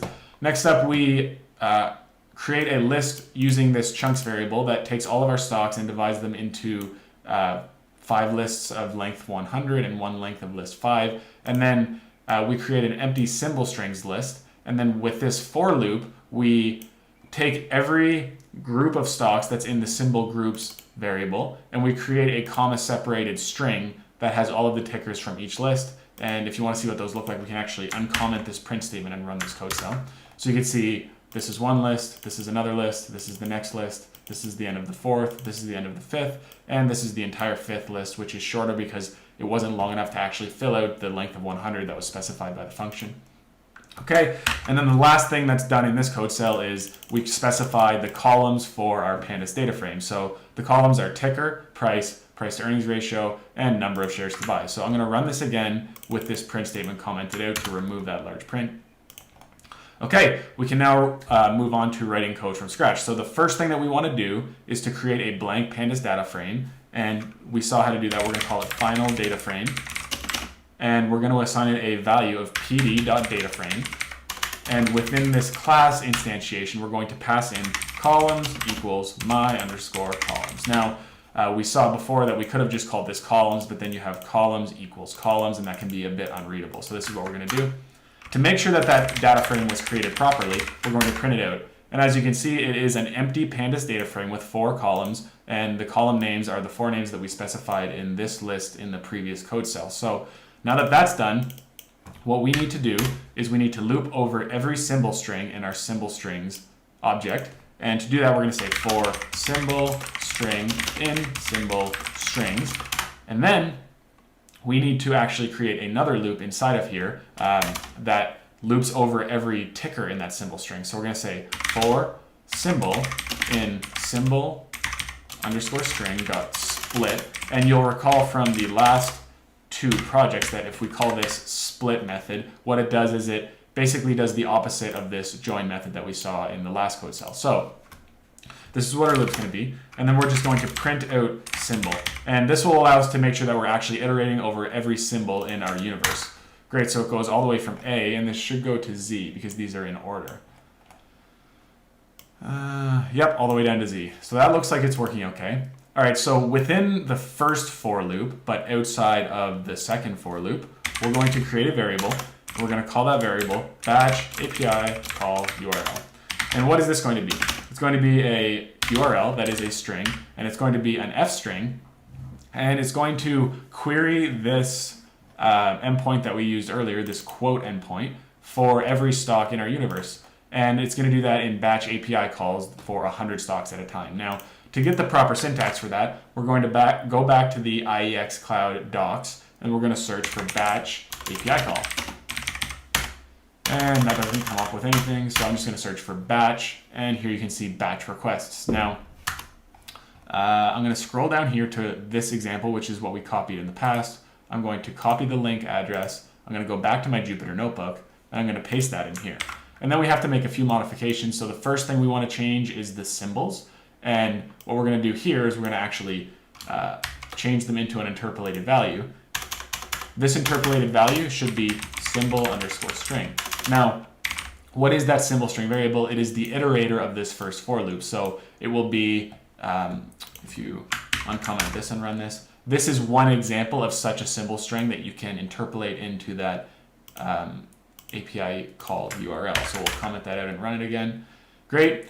So there's a few other changes that we have to make to this batch API call URL. One of the first things is that if you look at the types of API endpoints that we're hitting here, we have quote, we have news, and we have chart. We actually only need the quote endpoint, so let's take away all the other ones.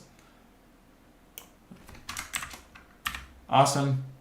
And then there's two other parameters specified here, range and last, and we don't need either of those, so we can take them both off and replace them with our token equals IEX Cloud URL. All right, so let's just run this to make sure that that's formatted properly, and instead of this print statement, we're going to comment it out and just replace it with a pass keyword. Oops, ignore that. All right, so we're going to replace this with a pass keyword. Great, so that ran properly, which indicates that the syntax is okay. Now it's time for us to actually, so we've created our API call URL, but we haven't actually executed the HTTP request yet, and that's what we'll do next. So to do that, we're going to use the requests library to execute a GET request, and we're going to store that response in a variable called data. So data equals request.get, and we're going to pass in batch API call URL, and then we're going to call the JSON method on that. Actually, no, we're just going to leave it as is, and we're going to print data.status underscore code for each one. Now, since there's 6 entries in our list, if everything's working properly, then this should print 200 6 times. We get 403 for each one. Now, this is actually interesting. So I mentioned earlier that 400 and 500 codes, and when I say 400 and 500 codes, I don't mean exactly 400 and exactly 500. I mean anything from 400 to 499 and anything from 500 to 599. These are generally indicate errors. So let's go look exactly what type of error this is. I'm just going to type HTTP 403, run a search, and Wikipedia is actually a pretty good resource for this. It says the HTTP 403 is an HTTP status code, meaning access to the requested resource is forbidden for some reason. Now, this is a very, very specific HTTP response that usually means that you're not entering the proper API token, and I'll show you exactly why that is. I know without looking, because we didn't change this cloud keyword to sandbox. If we do that again and run it, we should get 6 200 codes. Awesome. 1 2 3 4 5 6. Great. So the next thing we need to do is actually parse the data, and using an append method, add it to the final data frame. So we've seen this before. What we need to do is add that here. We'll take away this print statement and the pass keyword, and then we'll say final underscore data frame equals final underscore data frame dot append. And then within this append method, we need to create a Panda series. We've seen this before.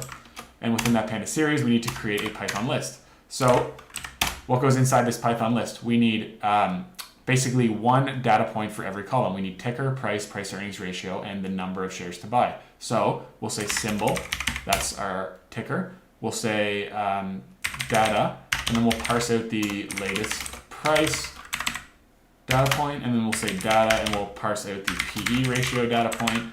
And then for the number of shares to buy, we will parse out nothing and just say n/a.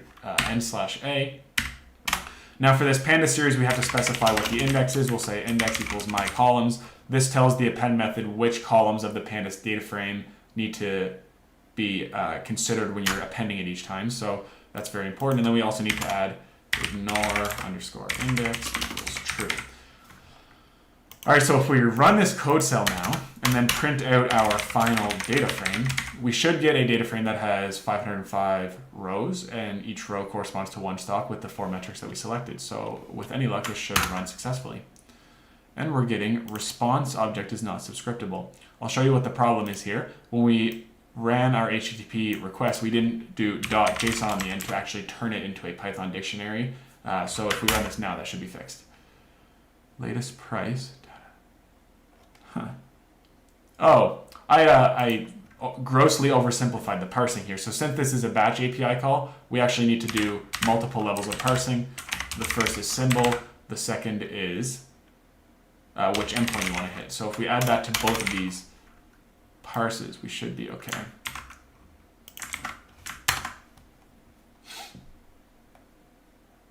All right, so here's our data frame. It goes from index 0 to index 504, which indicates that all 505 stocks have been successfully added. And it has 4 columns: ticker, price, price to earnings ratio, and the number of shares to buy. So now that that's done, we can move on to removing glamour stocks.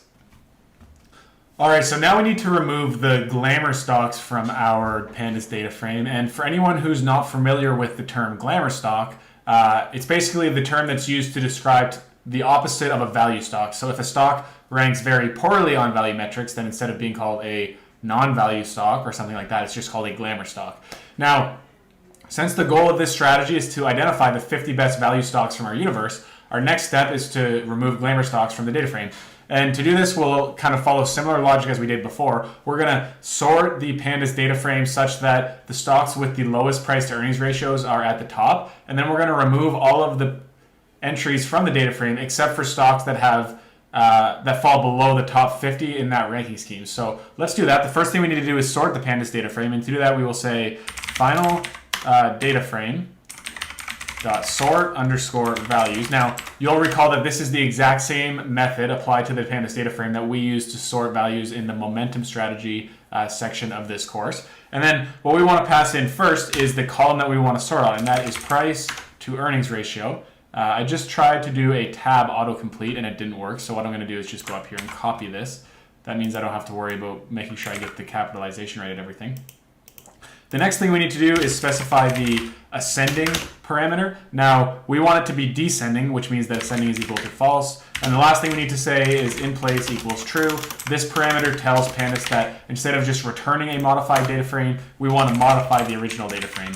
Let's print out the final data frame object to see if this worked correctly. So as you can see, we have a price earnings ratio of 2400 at the top and a price to earnings ratio of none at the bottom. I actually did this backward. This should be true. Now we see that our lowest values are at the top and our highest values are at the bottom. Now, one important thing to know about this is that since ascending defaults to having a true value, we can actually remove this completely and it'll give us the same output as you see. Another thing that's worth mentioning is that all of these stocks that have negative price to earnings ratios, if you think about the mathematical definition of the price to earnings ratio, it's price divided by earnings. So in order for price to earnings ratio to have a negative value, then either price has to be negative or earnings has to be negative. Now, stocks can't actually have a negative price. So what this means is that these stocks have negative earnings. There is kind of a wide body of evidence to say that you might not want to invest in stocks that have negative earnings. So in a real investment strategy, you may want to remove all stocks that have negative price to earnings ratios. And one easy way to do that would be something like this. Final data frame such that final data frame at the price to earnings ratio column is greater than 0. Now what does this return? Should return the final data frame with all of the negative values removed. So we're going to include this, and to actually modify the original data frame, we have to assign it. You'll notice that if we print this, this gives us the final data frame with negative values. So what we're going to do is take this out. We're going to say final data frame is equal to that. And then we need to return just the top 50 stocks according to this order schema. We saw how to do that in the momentum project of this course. It's pretty easy. You just say final data frame is equal to final underscore data frame, and then you want to access out with square brackets colon 50. Now if we print this, it should be a data frame that ranges from 0 to 50. Okay, so this looks good to me. There's a couple things we can do to make sure that this is working properly. We can print its length. This should be 50. Awesome. And then the last thing we want to do is reset its index so that the index actually runs from 0 to 50. So we'll do reset underscore index. What does this give us? All right, as you can see, this now goes from 0 to 49, which means there's 50 entries in the pandas data frame. The only other thing we need to do is get rid of this new index column. We saw one way to do it in the last section of this course. I'm going to show you a different way now. First, one thing I forgot here is we want to say in-place equals true within this, and that means that the reset index method will actually modify the original data frame. Now if we print this out again, we should see the modified data frame. Awesome. And since I ran this twice, we actually have two separate reset indices. So let's go back up here and we'll rerun this, and rerun this, and we should just have one duplicate index. Okay, what we want to do now is we're going to call the drop method, and we're going to pass in the index column. We're also going to pass in place equals true. Okay, what does this give us? It gives us a key error because index is not found in axis. Okay. The drop method by definition automatically acts on rows, not on columns. So to change that, we have to say axis equals 1. What does this give us? Cannot insert level underscore 0 already exists. That's because we already ran that cell. So if we run this now, what happens? All right, everything appears to have worked properly. So we'll print this out again to make sure it looks good. Awesome. So now let's just do a quick recap of what we learned in this section. I explained briefly what a glamour stock is. We sorted our final data frame such that the stocks with the lowest price to earnings ratios were at the top of the data frame. And we specified the in place equals true parameter so that the original data frame was actually modified and it didn't just return a modified data frame. So that's what that line does. Next up, we sorted the data frame such that all rows that have a price to earnings ratio value below 0 were dropped from the data frame. Then we trimmed the data frame to only include the stocks with the 50 lowest price to earnings ratios. We reset the index, and then we dropped the new index column that was created by way of this reset index method. Now, one important thing to note about this is that we could have actually specified the drop parameter in here to do the same thing. That's what we did in the last section, but the reason why I showed you this method instead is just to reinforce the idea that whenever you're doing any kind of software development, there's usually multiple different ways to solve a given problem. So that's that. Let's now move on to calculating the number of shares that we need to buy. Just like we did in the momentum strategy section of this course, we're going to use the portfolio input function to do this. And to make things easy for you, I actually included the portfolio input function there. I encourage you to try to delete that formula and recreate it from scratch if you want the extra practice. For now, I'm just going to run this, and then I'm going to use the portfolio input function to accept a portfolio size variable. So let's do that. And I'm going to test here that the try except value error statement is working by putting in a string. So I'm going to say my portfolio is $1 million. And then if I enter this, then it should print out that's not a number. Try again. Awesome. Now I can say $1 million. So that's 6 zeros. 1, 2, 3, 4, 5, 6. Awesome. The next thing we need to do is calculate the position size. So just like we did before, position size can be calculated by dividing the portfolio size by the number of shares in the portfolio. So we're going to do position size divided by the length of our final data frame. And you can take any column of this data frame to find its length. I'm going to use the index, and there's no kind of right or wrong answer here. The index is what I typically use for this, so that's that. And this position size should be $20,000, I believe. Now here it says type error unsupported operand type. That's because this portfolio size, despite it actually being a number, is still formatted as a string, so we need to wrap it in a float function. This gives us $20,000.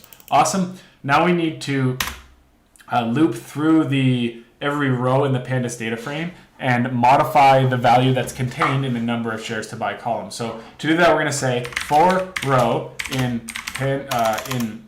final data frame dot index, and then we are going to say final data frame dot LOC. This is the exact same method that we used to modify this before. We're going to do row and then number of shares to buy.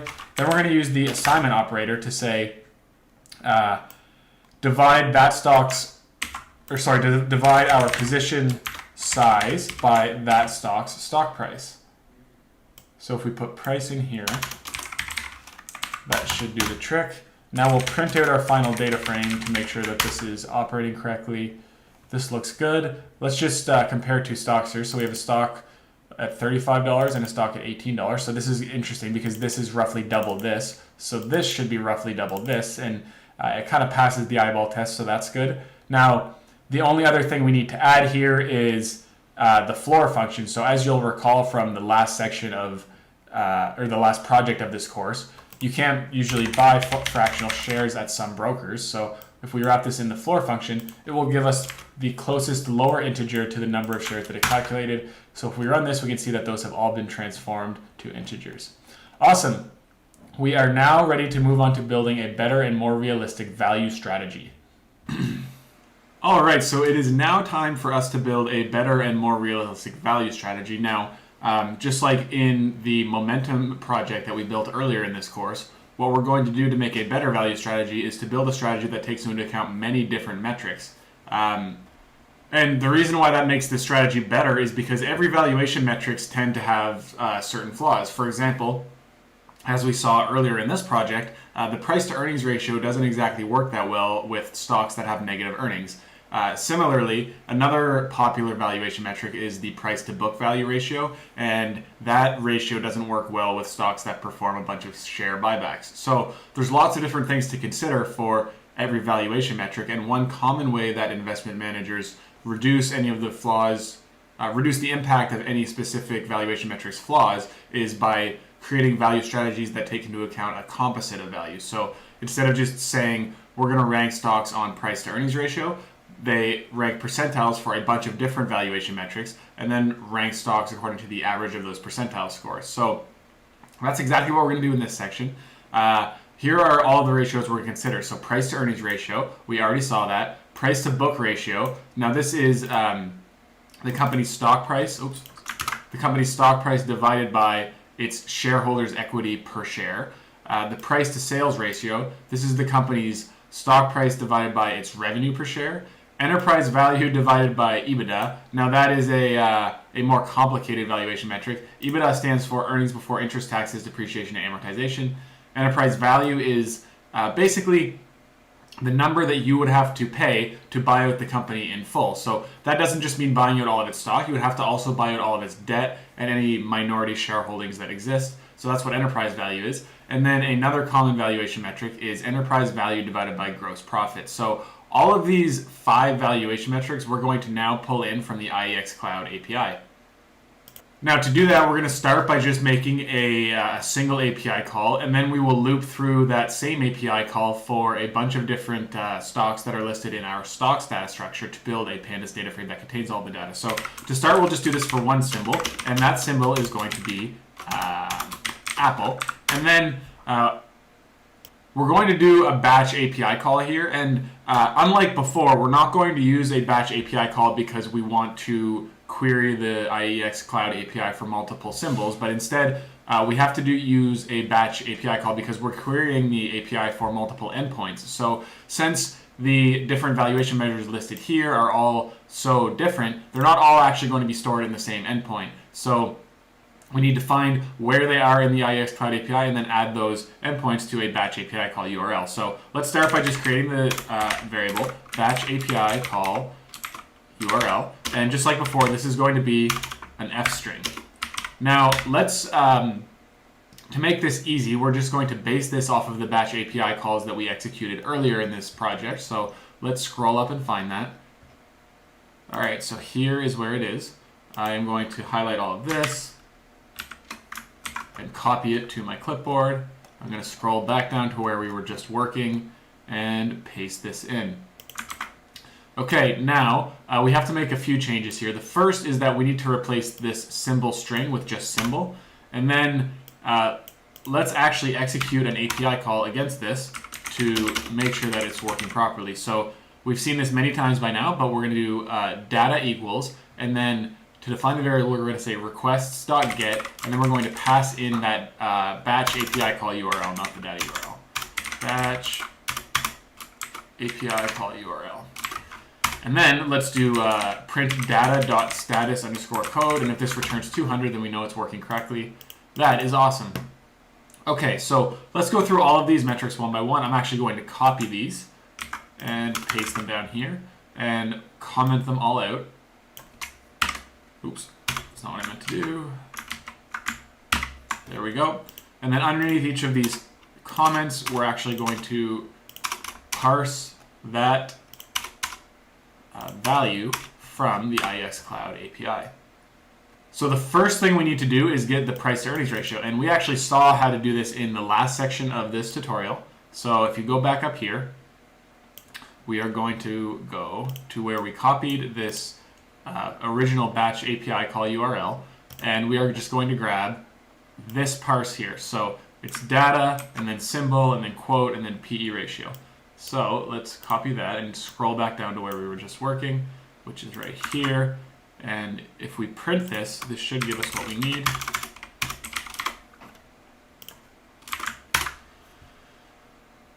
Okay, now we're getting this error, response object is not subscriptable, and that's because I haven't called the JSON method on our API call, so we're going to add that here, and then we're going to remove this data.status code because that's now going to return an error. Let's run this code cell again. Great, so this tells us that Apple has a current price to earnings ratio of 38.84 according to the IEX Cloud API.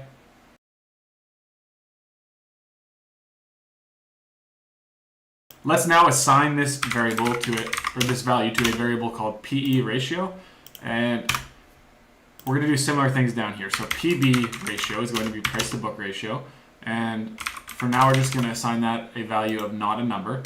So this is a not a number data structure that's stored within the NumPy library, if you've never seen that before. And then we're going to do PS ratio, same thing, np.nan. And then down here we're going to do EV to EBITDA, same thing, np.nan. And then we're going to do EV to gross profit. EV to gross profit equals np.nan. Okay, we've now filled these all with placeholder values of np.nan.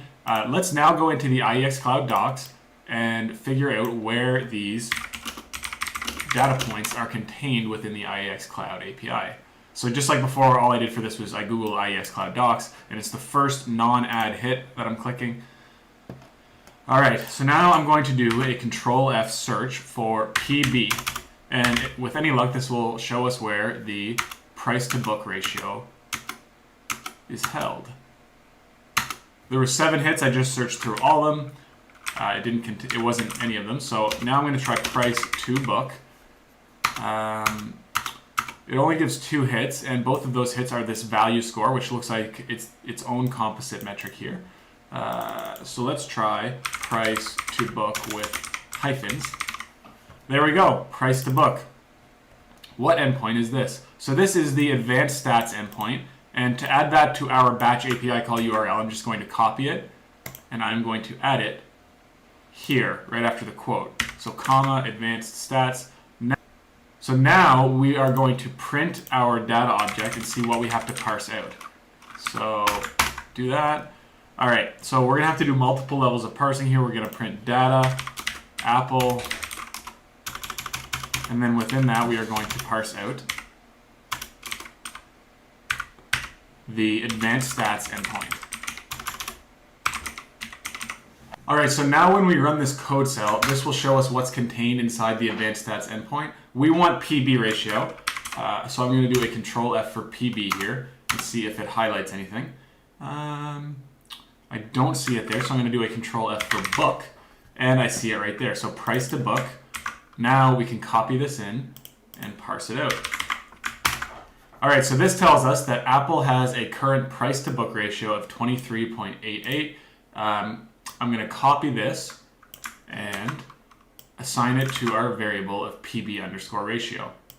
And then what I'm going to do is I'm going to remove the final section of parsing from this line. I'm going to print out the JSON object again, and I'm going to try to find the price to sales ratio.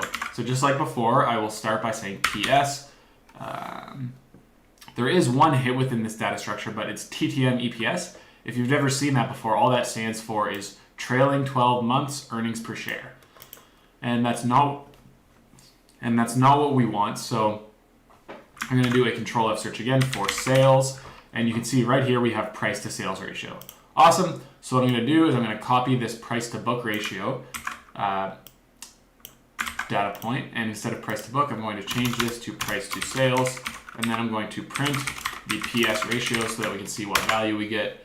So this tells us at the bottom here that Apple has a current price to sales ratio of $8.28. So I can delete that. Now we have to parse out enterprise value to EBITDA and enterprise value to gross profit. Now, both of these are a little more complex, but we can still make it work. The reason they're more complex is because the EV to EBITDA ratio and the EV to gross profit ratio, they aren't actually provided explicitly by the IEX Cloud API.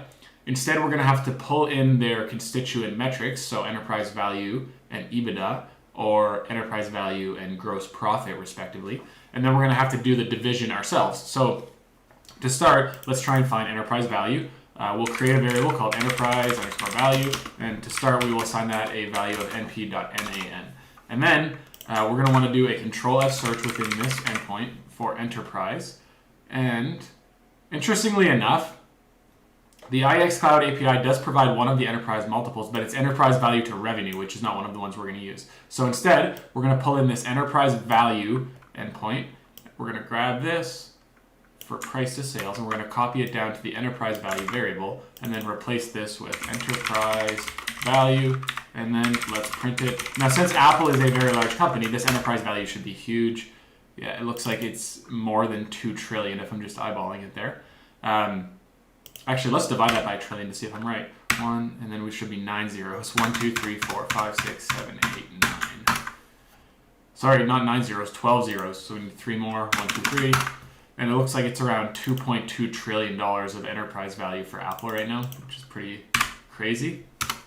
All right, so we have our enterprise value. Now we need our EBITDA. Let's do a control F search for our EBITDA and see if it pops up in this endpoint. You can see right there that it is pretty easy to access. What we'll do is we will just copy this, paste it there, change the variable name to EBITDA, and then change the parsing to EBITDA as well. It's all capitals, so make sure you capitalize this as you're working through it. And then for our EV to EBITDA ratio, what we're just going to do is say enterprise underscore value divided by EBITDA. And that ran correctly. What we need to do now is print it to see what value we're actually storing there, EV to EBITDA. So this tells us that Apple has a current EV to EBITDA ratio of 28.2. Awesome. So using this information, we can now proceed to calculating our EV to gross profit. We already have our enterprise value, and it's stored in a variable up here. So what we need to do now is create a variable called gross profit and parse out the gross profit number from this JSON object. So to do that, I'm going to do a control F search for gross. And you can see the gross profit metric is right there. So what I'm going to do is copy the parsing that we did for our EBITDA variable earlier in this code cell. I'm going to paste it here. And then I'm going to replace the EBITDA parsing with a gross profit parsing. Now if we print out gross profit, what does it give us? This shows you that Apple had gross profit of, I'm going to say that's 10 billion. I'm not really sure. Just by looking at it, there's no commas, which makes it a little harder to read. Anyways, the number is being pulled in successfully, and that's the main thing. So now what we're going to do is say EV to gross profit is equal to enterprise value divided by gross profit. And then we will print this on the next line, print EV to gross profit. And I'm actually going to run this code cell again without that print statement. So this shows us that Apple has an EV to gross profit ratio of 22.6. Okay, so we've now done all of the parsing and calculations that we need to get all of our value metrics for one stock. Now it's time for us to generalize this logic and build a pandas data frame that stores all of this information. So we'll do that next. Now you'll see in the header for this code cell that it says, you'll notice that I use the abbreviation RV often, and that's sort of the acronym that we're going to use for robust value, which is kind of the name I'm going to use for this investment strategy. It's kind of the equivalent to high quality momentum that we used in the last project. So as before, the first thing we need to do is say RV underscore columns, and then we need to create a Python list that defines all of the columns that we're going to use in our pandas data frame. So the first thing will be ticker. That's the stock ticker of the company we're looking at. The next thing will be price, and that is the stock price of the company we're looking at. The next thing is number of shares to buy. Just like in our first two projects, that tells our trader team how many shares of the specific security to buy when they're rebalancing. And now we're going to start working through all of our valuation metrics. So more specifically, we're going to say price to earnings ratio. And then we're going to say a percentile score for price to earnings ratio. So we'll call that PE percentile. And then we need a column for our price to book ratio. So price to book ratio. And then we need a column for the percentile score of price to book. So PB percentile. And then we need a column for our price to sales ratio. So that's price to sales ratio. And then we need price to, actually we'll just say PS percentiles. And that matches the abbreviation that we used for our first two percentile scores. And then we need enterprise value divided by earnings before interest, taxes, depreciation, and amortization. So for that, we're just abbreviating it right from the get-go because it's quite long. And we will say EV to EBITDA. And then on the next line, we will do a percentile score for that metric. So EV to EBITDA percentile. And then we need our EV to gross profit. So we'll say EV to GP. And then EV to gross profit percentile. The last thing we need to do is calculate our robust value score. So we'll do that right from the get-go this time. Our RV score. Awesome. I'm going to run this code cell just to make sure that the syntax here is all working. That is awesome. We can now move on to creating an empty pandas data frame. So we'll call this data frame RV data frame, and that stands for robust value data frame. And to instantiate it, we're going to say pd.dataframe. And then inside of this class call, we're going to say columns equals RV underscore columns. And what does that look like? It doesn't look like anything because I didn't print it out yet. So let's add RV data frame on the last line. And as you can see, this has all of the columns that we specified, and we are ready to start creating our loop. Now, we have already created our symbol strings object earlier in this project. So if you scroll up here, a little further, what am I looking for? Here it is. So this code cell was already provided when you guys opened this up, and this has created symbol strings that we can loop through when creating our data frame. So we don't have to do that again because those variable values are already stored in this Jupyter notebook. So we're ready to create the loop. What we need to do now is say for symbol string in symbol strings. And to make sure this is looping correctly, let's just print out the symbol string. Awesome, that looks good. And then within this loop, we have to create our batch API call. And we're going to do that in the same way that we did before. We're first going to create the URL. And then once the URL has been created, we're going to use our requests library to actually execute the HTTP request. So we'll call the URL batch API call URL. And then we already created this URL a few cells earlier, so we can just go up to here and copy this with a few minor changes. So the minor changes I was referring to are that we have to replace this symbol with symbol string, and then it should be good to go. To make sure this is working properly, I'm just going to print the batch API call URL. And let's see what happens. Awesome. You can test easily whether any of these is working by just clicking on it. And what that will do, it was in a separate browser window, it will open up the JSON object that you'll be pulling in. So let's see. Awesome. In a browser window like this is pretty useless because you can't really manipulate it. But that's a quick, easy way to tell that your API call is working right. Now let's execute our HTTP request. So we're going to do that in the exact same way that we did before. Data is equal to requests.get. And then inside that get method, pass in batch API call URL. And then we're going to print out data.status code. And since we already clicked on the URL to open up the JSON object in a separate tab a few moments ago, we know that these API calls are working, but printing the status code is another way you can check it. So if these API calls are functioning as we want them to, this should print out HTTP code of 200 for each API call. So let's see. 1, 2, 3, 4, 5, 6. And there should be 6, so that is awesome. All right, so now we're ready to start parsing our data frame. And to do that, the first thing you need to do is add the JSON method to the request.get method. And what this does is it turns this object, which is a request response object, into a JSON for us to manipulate. Now, if you print out the data for each one, we'll get a bunch of big JSON objects, and this is what we need to start manipulating. So now that we're in here, we need to loop through every ticker within our symbol string and append the data for that ticker to our empty pandas data frame.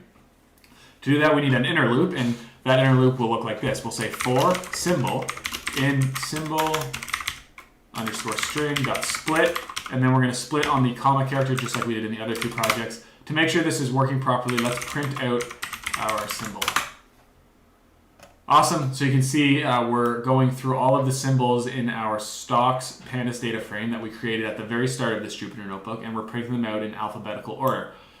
Okay, so now that that's done, we can start using the append method to add data to our empty pandas data frame. And to do that, what we're going to say is rv data frame is equal to rv underscore data frame dot append. Now we're going to use similar logic inside of this append method as we've used earlier in this course. So we need a pandas series, and then inside of that pandas series, we need a Python list, and we also need to specify index is equal to rv columns. Now, in case you're not remembering what this does, this index equals rv columns specifies which columns of the empty pandas data frame each item of this pandas series should be appended to. And then outside of the pandas series, we want to add the ignore index equals true. Now, I haven't really done a super good job of explaining this, but to be very specific, what this does is it means that every row that you add to the pandas data frame will have its index column automatically calculated for you. So the first row will have index 0, the second row will have index 1, the third row will have index 2, the 50th row will have index 49, and so on. So that's what this ignore index does.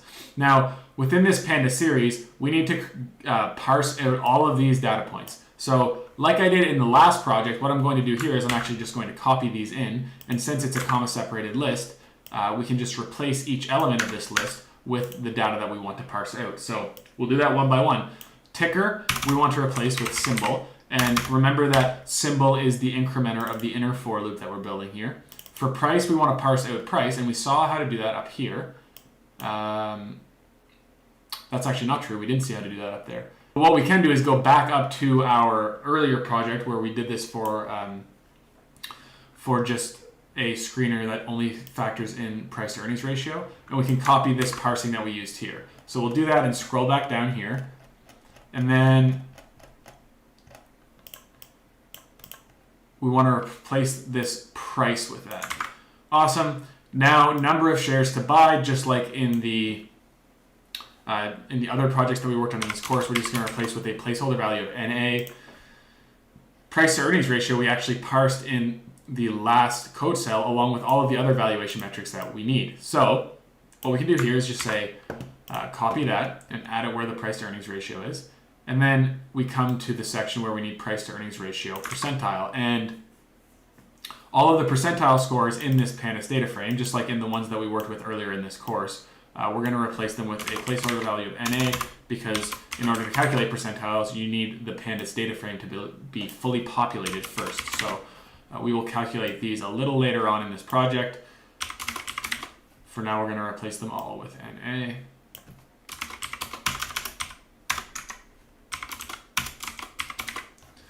And one more. And for that matter, this robust value score in the last column also needs to get replaced with NA. So let's do that now too. All right, the next thing we need is our price to book ratio. And just like the price to earnings ratio, we had parsed that out in the last code cell. So I'm going to copy that. I'm going to add that here. Oh, sorry, not there, down here. I knew something didn't look right. So we'll add that there. We're going to do the same thing with our price to sales ratio, so that's right here.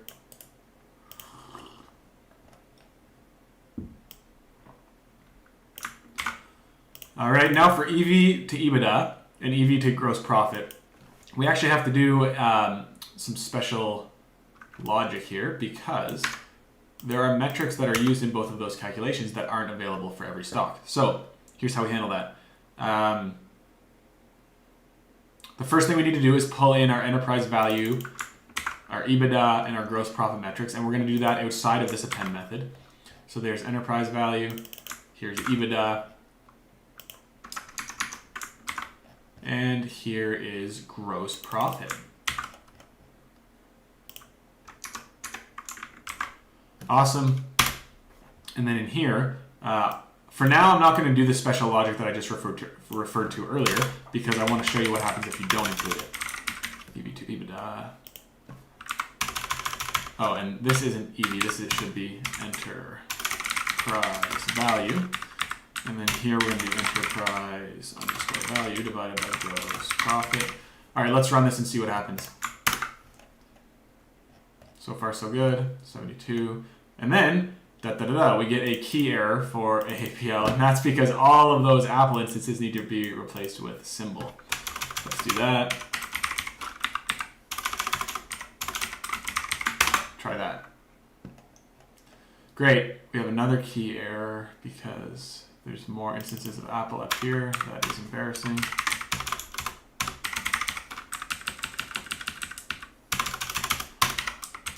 Like I said earlier in this course, I'm not going to edit this out because I want you to see how I debug stuff in real time. It might be useful to see the debugging process of a different developer. Okay, what happens now? Here's what we're getting. So it says unsupported operand type for division, integer, and none type. And that's referring to this line right here. Okay, what's going on? Let's print out our enterprise value. So we have a value for enterprise value. Now let's print out our EBITDA. None. Now that is the source of the error. So to fix this, we need to find some sort of workaround to fill this value even when there's a none type for one of the metrics that it contains.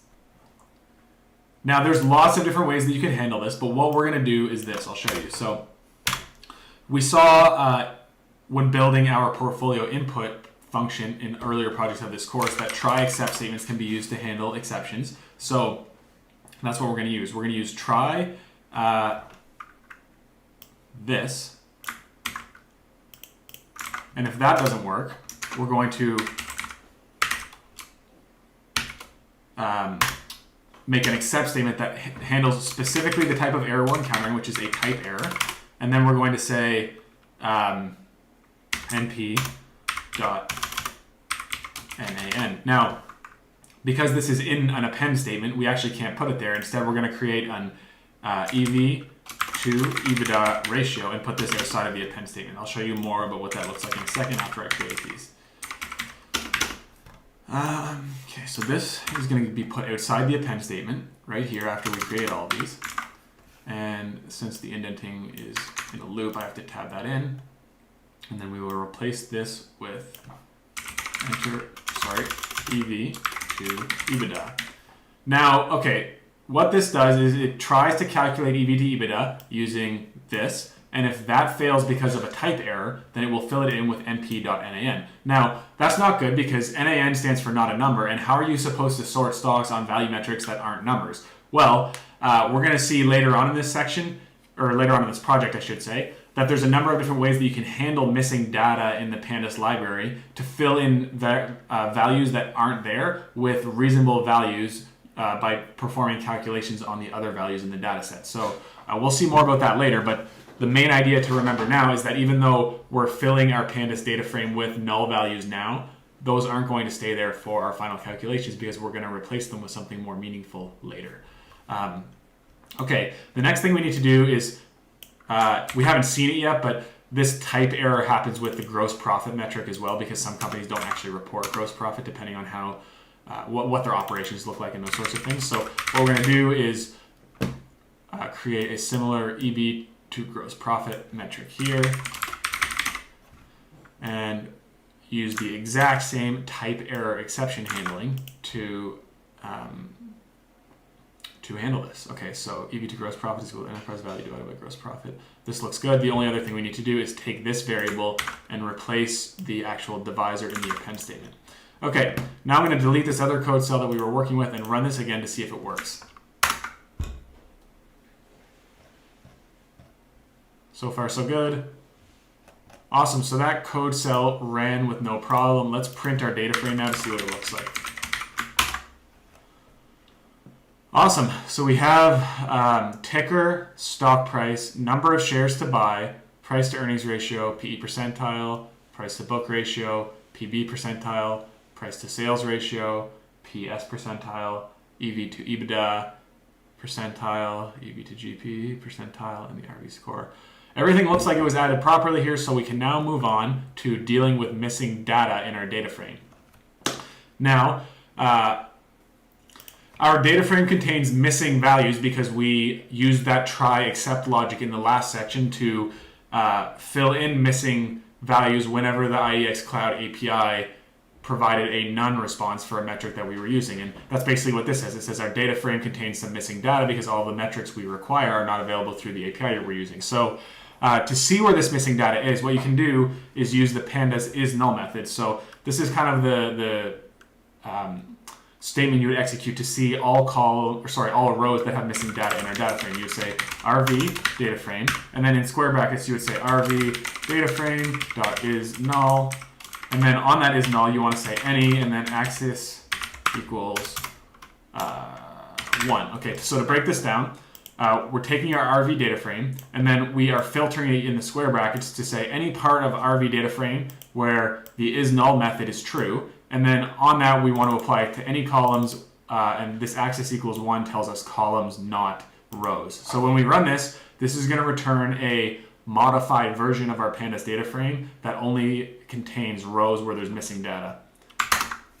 All right, so as you can see, there is quite a bit of missing data. And you can actually see how much there is by calling the length of this dot index. So there's 55 rows that have some sort of missing data in the pandas data frame, which is about 10% of the entire data set. So let's look at this again. As you can see, not all of the indices of the pandas data frame exist. So it starts at 17, 18, 20, 26. There's lots of missing rows because all the missing rows have no missing data. So let's take a look at this first row, which covers the stock Aflac, which is an insurance company. There is a none value here for price to sales ratio. There is a none value. Actually, that's the only none value for that column. Now, if you look in other columns, like this column, there's a none value for price to earnings ratio. And overall, these none values aren't super problematic because in the next section, we're going to see how to deal with it. So this says dealing with missing data is an important topic in data science, and there's two main approaches. You can either drop the missing data using the drop NA method, or you can replace the missing data with a fill NA method. So the fill NA method is pretty interesting because you can actually pass it information that allows it to fill in missing data with summary data from that same column. So as one example, if we have missing data in our price to earnings ratio column, we can fill it in with the average value of all price to earnings ratios for all the other stocks in the data set. So that's exactly what we're going to do. We're going to replace missing data with the average non-null data point from that column. So here's the code to do this. We need to create a for loop that loops over all of the columns in our pandas data frame. So we'll say for column in rv underscore data frame dot columns, and then let's just print this out to see what is happening. Great, as you can see, this is successfully looping over our pandas data frames. And then what we want to say is rv underscore data frame dot fill NA. Now, if you've never used this before, one easy way to see which parameters it accepts is to mouse into the parentheses of the method and then hit Shift Tab, and this will pop up a little bit of documentation. So what we're going to do is we're going to say fill in the missing values with the average value from that column. So to get the average value, we're going to say fill NA, and then we're going to say rv underscore data frame. We're going to select that specific column from the data frame, and then we're going to call the mean method on it. dot mean. And one other thing I forgot to add here is that we don't want to apply this to the entire data frame. We want to apply it to the specific column of that data frame. Now, the reason why you have to add this is because if you didn't, for the first iteration of this loop, when it loops through the ticker column, it would fill the entire data frame with the average value of the ticker column, which is not what we want. So if we run this, we get a value error, and it says could not convert string to float. Now, the reason why this is because you can't actually, so what this is doing is it's trying to calculate a mean for the ticker column, which is obviously impossible. So we actually need to create a subset of our columns. And to do that, the easiest way is probably to just print out our columns. So RV data frame columns. We will grab this, and then we need to modify our for loop so that it only loops over certain columns of the pandas data frame. So we will put that there. And then, does it still work with it being multi-line? It does, awesome. So we want to take out all of our non-numerical columns. So that would be all the percentiles. It would be PB percentile, PS percentile, EV to EBITDA percentile, EV to GP percentile, and RV percentile. And I'm actually going to take out this price column too because there's not going to be any missing price data. All right, so if we run this, this should look a little better. I'm actually going to put these all in one line just for readability. There we go. All right, what happens when I run this? Awesome. Now, if we run our same command from earlier to identify missing data in our data frame, if we have done this properly, this should return an empty data frame because there shouldn't be any null values anymore. And there still is. Why is that? This price to sales ratio still has quite a bit of null values. Why is that? Oh, I see. So within this fill in a method, you actually have to pass the in place equals true. And this says don't just return the modified column, modify the original column instead. So we'll do that. And then when we run this, we get an empty pandas data frame, which shows us that we have successfully dealt with all of the missing data in the original data frame. So that's kind of a high-level introduction of how to deal with missing data in pandas. There's lots of more information you could learn about this, and dealing with missing data is a full topic in and of itself. So this is just a high-level introduction. We can now move on to calculating value percentiles.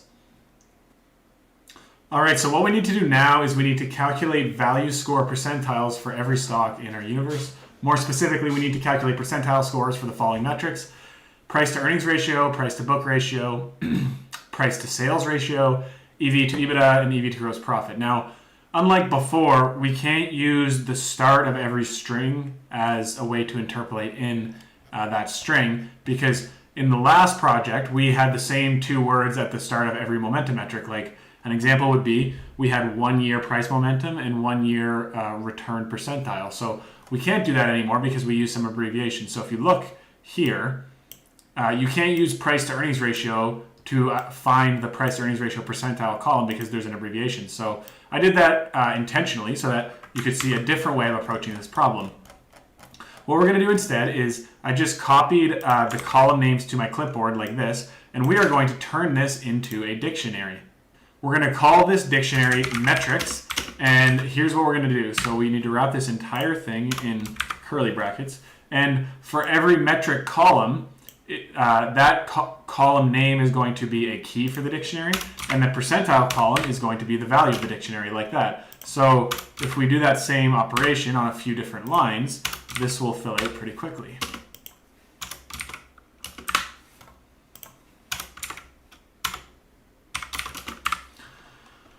All right, let's put these on their own lines like that. Okay, so basically what this does, I'm going to run this code cell to make sure it's formatted properly.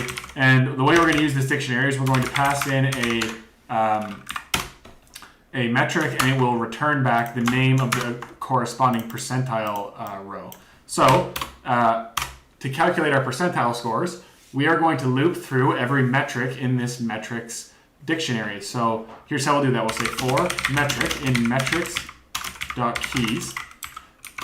And then within here, we need to calculate percentile scores, and we need to do that for every row. So we need to create an inner loop that says for row in rv underscore data frame dot index.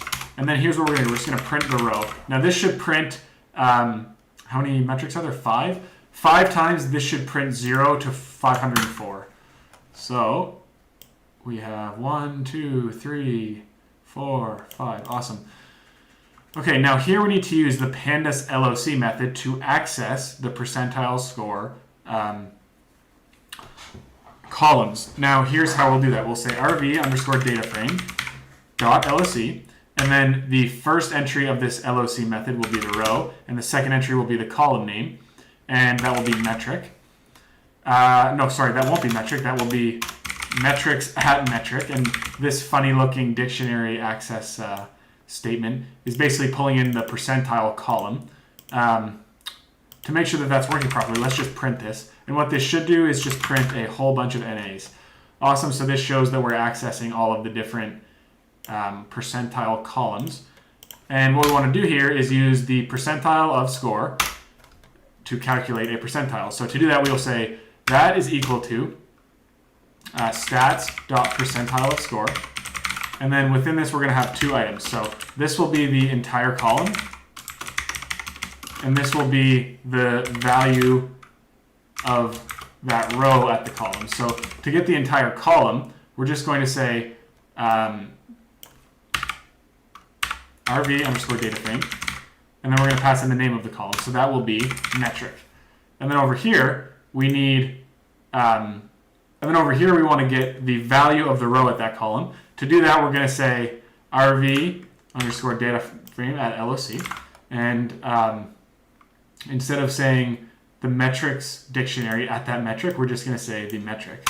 So let's run this and then print our pandas data frame to see what that looks like.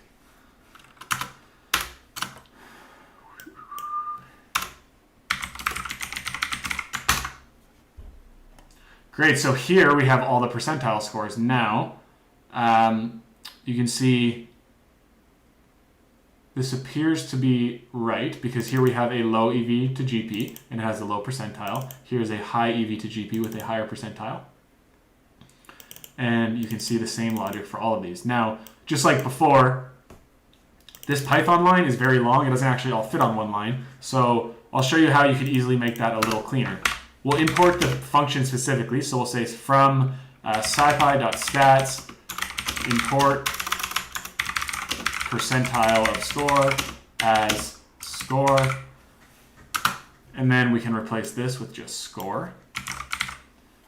And actually, since we used a different dictionary method, this now fits on one line and is much more readable. If you run it, it'll give the same output. Great. So that's how we calculated our percentile scores. As a quick recap of what is done in this code cell, we imported the percentile of score function from the scipy.stats module, and we named it score. And then we created a dictionary of metrics where every key in the dictionary is one of the valuation metrics that we're using, and every value of the dictionary is the corresponding percentile column of our pandas data frame.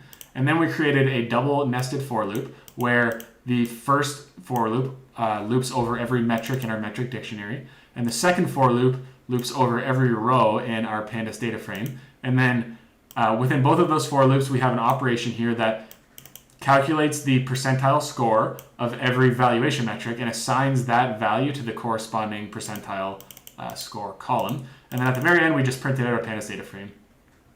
Now we can move on to calculating our RV score. So just like before, we're going to use the mean function from the built-in Python stats module. So we'll say from stats import mean, and then we're just going to calculate the mean of 5 and 10 to make sure that this is working properly. We say no module name stats. That's because I should have said statistics. Great, so the mean of 5 and 10 is indeed 7.5, so that seems to be working properly. Now what we need to do is we need to loop through every row of our pandas data frame and calculate the RV score for that row. So to start, we'll just say for row in RV underscore data frame dot index. And let's just print that row. So this should print a bunch of numbers from 0 to 504. So it goes 0 all the way to 504. That is excellent. Now we need to access this row of the pandas data frame. And like before, we can do that with the LOC method. So what I'll do is I'll just copy this, paste it here, and then I'll change which column we're accessing to RV score. And to make sure this is working properly, let's just print this.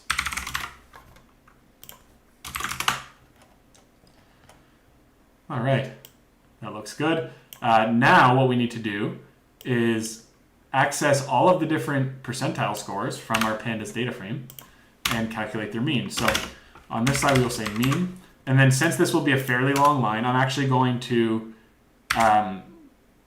create variables for all these. So PE ratio, PB ratio, PS ratio, EV to EBITDA ratio, and EV to gross profit. Now, I need to grab the LOC method from up here. Actually, I just thought of a better way to do this. What we're going to do is we're going to delete this. We're going to create an empty pandas list, and we're going to call that value percentiles. Then we want to grab this same for loop here, so for metric and metrics.keys. And we are going to say value underscore percentiles dot append. And then we are going to grab the value from the corresponding percentile. Awesome. We want metrics at index metric. All right, we are going to now just do this over one iteration of the loop to make sure it works properly. And before we do that, we actually have in here to calculate the mean of this value percentiles list. And outside the loop, we are going to print the RV data frame. Awesome. Now, one other thing we can do to test this actually is print that value percentiles. All right, so to make sure this is working properly, all we have to do is compare this to this. You can see they're the same. We have to compare this to this. You can see they're the same. We have to compare this to this, and you can see that they're the same. And we have to compare this to this, and this to this. Awesome, so that is working properly. And what we can do now is delete these print statements, make this loop iterate over the entire pandas data frame, and then outside the loop, we can print the RV underscore data frame. Awesome, you can see all of our percentile scores were correctly calculated, and now we can move on to calculating, selecting the 50 best value stocks. Great, so as before, we can use the pandas sort value method to identify the 50 best stocks in our universe according to the RV score column. So to do that, we access our RV data frame. We call the sort values method on it. And then in here, we have to pass in a few things. We have to pass in the column we want to sort on. And then we have to specify the ascending method. And we want this ascending to be true because we want the lowest valuation metrics at the top. And then we have to specify in place equals true. Once that's done, we can print our pandas data frame outside of the sort value statement like this to see what modifications have been made. All right, so now you can see the cheapest stocks according to a basket of different valuation metrics. We have Kohl's, we have FTI. I'm not actually sure what company that is, but we can find it pretty easily. FTI stock quote. And it's Technic FMP. It looks like they're a global oil and gas company. It makes sense that they're cheap right now because oil prices are so low. HFC is Holly Frontier Corporation. They are also an oil and gas company. And AAL is an airline. They are priced very cheaply right now because the entire travel industry has experienced significant headwinds due to the COVID-19 pandemic. And HPE, I believe, is Hewlett Packard. Let's find out. Yeah, Hewlett Packard Enterprises, and they make printers and those sorts of things. They've kind of always traded at a pretty cheap valuation, so that's that. On the other end of the spectrum, you can see what stocks are trading at extremely high valuations. So DXCM, I believe, is Dexcom. They make continuous glucose monitoring. They make continuous glucose monitoring systems for diabetes management. Now, I'm not sure what stock that is, but we can find out. Now, stock. This is ServiceNow, and they're an American software company. Every software company in the world is trading at pretty high multiples right now. Then we have AMD. They make CPUs and other sorts of computer hardware, just like NVIDIA. And then PAYC, I think, is Paychex, which is if it is Paychex, they are a payment processing company. No, Paycom, although they're in the same business. It's an American online payroll and human resource technology provider based in Oklahoma City. Okay, so that's done. What we need to do now is we need to drop all of the stocks that are after the 50th index. So to do that, we will say RV underscore data frame is equal to RV underscore data frame at index 0 to index 50. And I actually didn't print that, so what we can do now is RV underscore data frame. Great, so this looks like it's been truncated to only contain the 50 cheapest stocks in our universe. To make sure that there's only 50, what we can say is we want to calculate the length of the index of the data frame, and that is 50. Awesome. The only other thing we need to do is we need to we need to reset the index of the pandas data frame. And we saw before that we do reset underscore index, and then we want to pass drop equals true into it to avoid duplicating the existing index of the pandas data frame. And then we also want to pass in place equals true. And like all the other instances, including right here, what this in place equals true parameter does is it means we're going to actually modify the original pandas data frame instead of just returning a modified version temporarily. So we'll do RV underscore data frame and see what this looks like. Awesome. So now our index goes from 0 and it should finish at 49. Yep.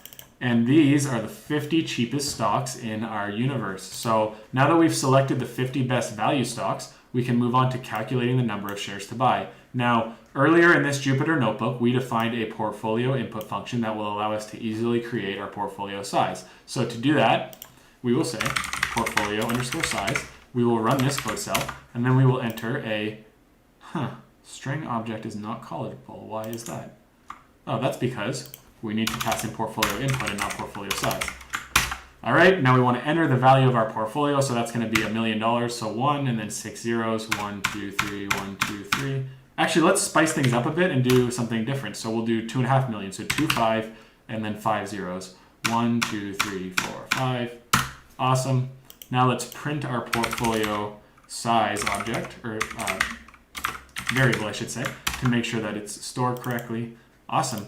Now we need to calculate our position size, and we've done this twice now, first in our equal weight S&P 500 strategy and then in our momentum strategy, so you should be good to do this on your own. I would encourage you to pause this video and try to do it by yourself, but if you want to follow along, you can. So to do this, we will say position size is equal to, and then the numerator of this division is going to be the portfolio size variable that we just created, and the denominator is going to be the length of our pandas data frame. So I've mentioned this in earlier videos, but I prefer to just do length of the RV underscore data frame dot index, and then we can print our position size. Now, what does this give us? An unsupported operand type for string and integer. That's because I actually ran into this problem in the momentum project as well. We need to force this to be a float. Now, what is this giving us? $50,000. And if you think about it, our portfolio is $2.5 million, and there's 505 stocks in our, 50 stocks in our universe. So if we want to make sure that this is right, we can just test using the double equality operator, whether the position size is equal to 2.5 million divided by 50. And if this returns true, then we know that the calculation has been done properly. Awesome. Now, we need to figure out how many shares of each stock we need to buy to reach a position size of $50,000 in each stock. So to do that, just like before, we're going to create a for loop that loops through every row of our pandas data frame. So we'll say for row in RV underscore data frame dot index. And to make sure that's looping properly, we'll just print them. It should go from 0 to 49, and it does, which is awesome. And then we will say RV underscore data frame dot LOC. And in here, the first thing that we need to put in is the row. The second thing we need to put in is the number of shares to buy column. And to make sure that's working properly, let's just print it. The reason I always test these LOC methods is because sometimes if you type the column title wrong, it won't work. And it looks like that's exactly what happened here. So let's see what happened. We have number of shares to buy. And to see what the difference is, I'm going to scroll up to where we originally defined that column title. And I'm going to paste it beside it. So that's way up here. And so we have number of shares to buy, number of shares to buy. Huh, they look the same to me. Maybe that's not actually what the error was. Let's go back down and actually read the error message. That could help, hey? During handling of the above session, okay, key error.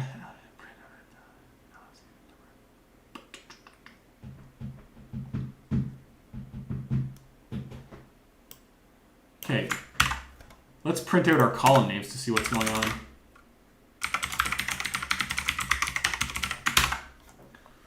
Number of, oh my soul.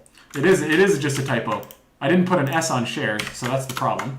And now this prints out all the entries in our number of shares to buy column. Of course, that's not what we want. We need to actually change the value of those cells in the pandas data frame. So to do that, we'll use the assignment operator, the equal sign. And then we need to do a division. So what goes on the top? It's our position size. And then in the numerator, we need to figure out our stock price. So to do that, we will use another LOC and paste it there. We will replace the column with price.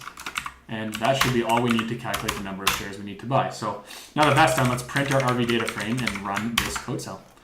Great, so we can see here that for Kohl's, it says buy 2,000 shares. For FTI, it says buy 6,500 shares. And you'll notice that since we used a bigger portfolio size, these numbers are just broadly larger than when we used a $1 million portfolio size, which makes sense. You can also quickly sanity check this by looking at this stock. It has a lower stock price than this stock, and because of that, you need to buy many more shares of that stock to reach the required position size. So everything looks to be good here. The only other thing we need to modify is to say math.floor.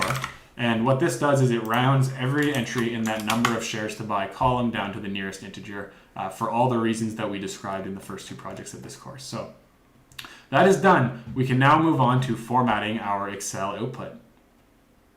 Great, so just like before, the first thing we need to do is create our writer object, and to do that we will say writer is equal to pd.excelWriter.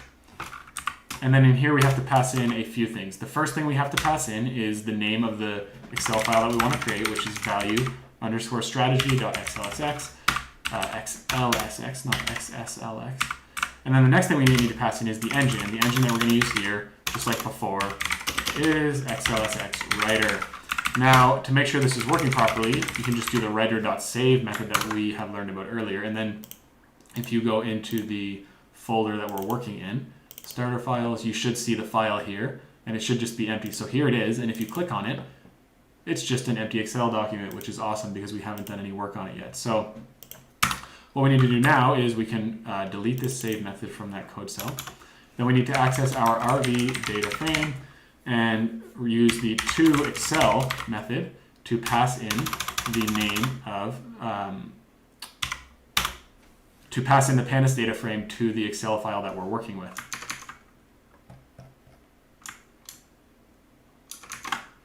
Now this takes three things. You have to say writer, and then you have to say sheet_name is equal to value strategy, and then you have to pass in index equals false. And this just means that the index here won't get passed into the pandas data frame. So we'll do all that. That creates our pandas data frame. The next section is that we need to create the formats that we'll need for our XLSX file. And you'll recall from our first project that we already have lots of practice with creating these formats. And since we've already done this, we're just going to run this code cell and then continue through this tutorial. So the next thing we need to do is actually apply these formats to each of our columns. And to do that, we're going to start by creating a dictionary, and then we will loop through that dictionary afterwards. So let's go up here to where we first created the columns of our pandas data frame. And from there, we will paste them in and create a dictionary. So here's all of our columns. we will scroll to the bottom, paste those in here. We'll get the indenting set up properly. And then we will say column formats equals. And there is that. I'm going to add this to its own line, and then I'm going to put this ticker on a new line, and then I'm going to get the indenting all set up nicely. Awesome, that looks a bit better. What we need to do now is actually format this like a dictionary. So I'm going to use the multi-cursor functionality of this Jupyter Notebook to add my cursor to every one of these. And then I'm going to add some boilerplate to each of these lines. So the first thing we're going to do is specify a column. I'm going to put A on each line, and then we'll fix it afterwards. Then we need to put the semicolon, which basically is the defining characteristic of a Python dictionary. And then I'm going to create a Python list. And to do that, we're going to move every cursor to the end of each line. There we go. Move back one, and then add the closing list character. The other thing we're going to do is move back another one and add in a comma and then string underscore format. Now, this worked well for every line except for a few, so it's always good to go through and just sanity check these. That one needed a bit of work, and this one here, there's something wrong with it. That needs to go there, and we can delete that. Okay, I'm going to just run this code cell to see if this is formatted properly. It's not. String format is not defined. Okay, that's because it's called string template. That is not good. What I'm going to do is do a find and replace. So I haven't showed you guys this yet, but it's an interesting feature of a Jupyter Notebook. If you hit edit here and then scroll down to find and replace, what I'm going to do is I'm going to search for string underscore format and replace all of those with string underscore template. Boom, that fixes that problem. Now if I run this code cell, we should be good to go, and we are. So that is awesome. What I need to do now is change the column letters for each of these. So I hope you guys all know your alphabet. We'll go A, B, C, D, E, F, G, H, I, J, K, L, M, N. All right, now we can actually move on to formatting our Excel file. So what we'll do to start is we will say for column in column underscore formats dot keys. So what this does is it loops through all of the column letters that are keys of this dictionary. And to make sure that's working properly, let's just print out all the column letters. It loops from A through N, and the dictionary goes from A through N, so that is good. Now what we need to do is we need to call writer.sheets, and then we need to access the sheet that we named our pandas data frame, and that is value strategy. So we will copy that, we will move back down here, and we will paste that in there. And then we will call the set column method, and you'll recall that this takes a few different parameters. It takes the column, so that will look like that. It takes the column width, so we'll use 25 pixels. And then it takes the format, so that will look something like this, string underscore template. Now, I'm going to run this loop, and you'll notice that the statement that is being run with each loop doesn't actually change with response to the loop. So this is just going to make sure that this is working properly for column A. And then once that's done, we can go in about changing the values for each iteration of the loop. I'm also going to call the writer.save method to save it, and we can now look in our working directory to see if this has formatted column A successfully. And it has, so we can now move on to interpolating some values into this. So here we want to use column, and we need to change this to an F string so that it actually interpolates properly. We need to use column there, and then here we need to access the second item of this list. So to do that, we will say, I can't quite scroll this up enough to get it away from my webcam. There, that should be okay. So here we want to say column underscore formats at column. So this gives us the list, and then we want the second item of that list. So we'll try that, and now we'll see what our data frame looks like. Actually, to do that, we need to go back up here and run all of this. Awesome. Go to our working directory, open this up, and they've all been formatted with the string format, so that is good. What we need to do now is we need to go up here and actually change the format that's being applied to each one. So we have string template, dollar template, integer template, float template, and percent template. And this float template here I actually did wrong. This should be 0.0. So we'll run that. And then we'll go through here and change each format accordingly. So this should be dollar. This should be an integer. This should be a float. PE percentile should be a percent. Price to book ratio should be a float. Price to book ratio percentile should be a percent. Price to sales ratio should be a float. Price to sales ratio percentile should be a percent. EV to EBITDA should be a float. EV to EBITDA percentile should be a percent. EV to GP should be a float. EV to GP percentile should be a percent. And robust value score should also be a percent because it is an average of all the different percentiles in our pandas data frame. So we'll run all this again and see what this looks like. Awesome, so we have ticker, which is a string, price, which is a dollar, number of shares to buy, which is an integer, price to earnings ratio, which is a float, PE percentile. Everything looks to be good here. Great, so the only other thing that needs change about this is that we need to format our columns, and we also need to change our percentiles because just like in the Momentum project, they are 2 orders of magnitude bigger than what they should be. So we'll fix the percentile score calculations first. That's pretty easy. All we need to do is scroll up to here, find the loop where we calculated our percentile scores. Calculated value percentiles. So if we divide this by 100, then that should fix the problem. So we can do this, run a bunch of code cells,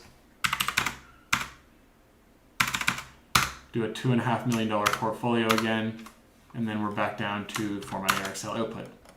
Awesome, I'm actually going to go through all of this and save it again just to make sure that that was done properly. If we open this up and we go here, we can now see that the percentiles all range from 0 to 100 as desired. Awesome.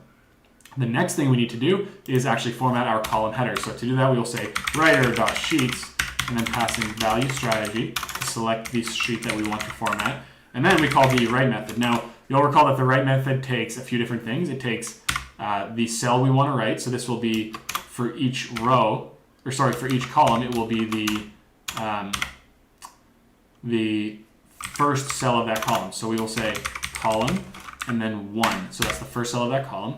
The second thing we need is the actual value that we want to write into that cell. So that will be the first entry of each of these lists, just like before. So we paste that in and use index 0.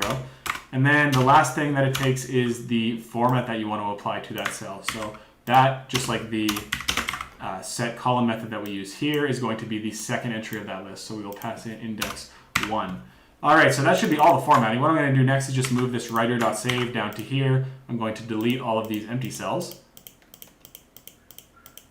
And then I'm going to scroll back up to where we created our Excel file. I'm going to run all the code, and you should be good to go. So this started here, so I'm going to click that and then do Shift-Enter until I reach the end of the Jupyter Notebook.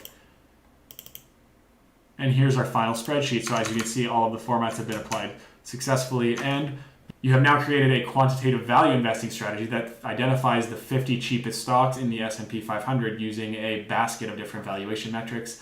And that concludes our third project. So kudos to you for making it all the way through this algorithmic trading in Python course.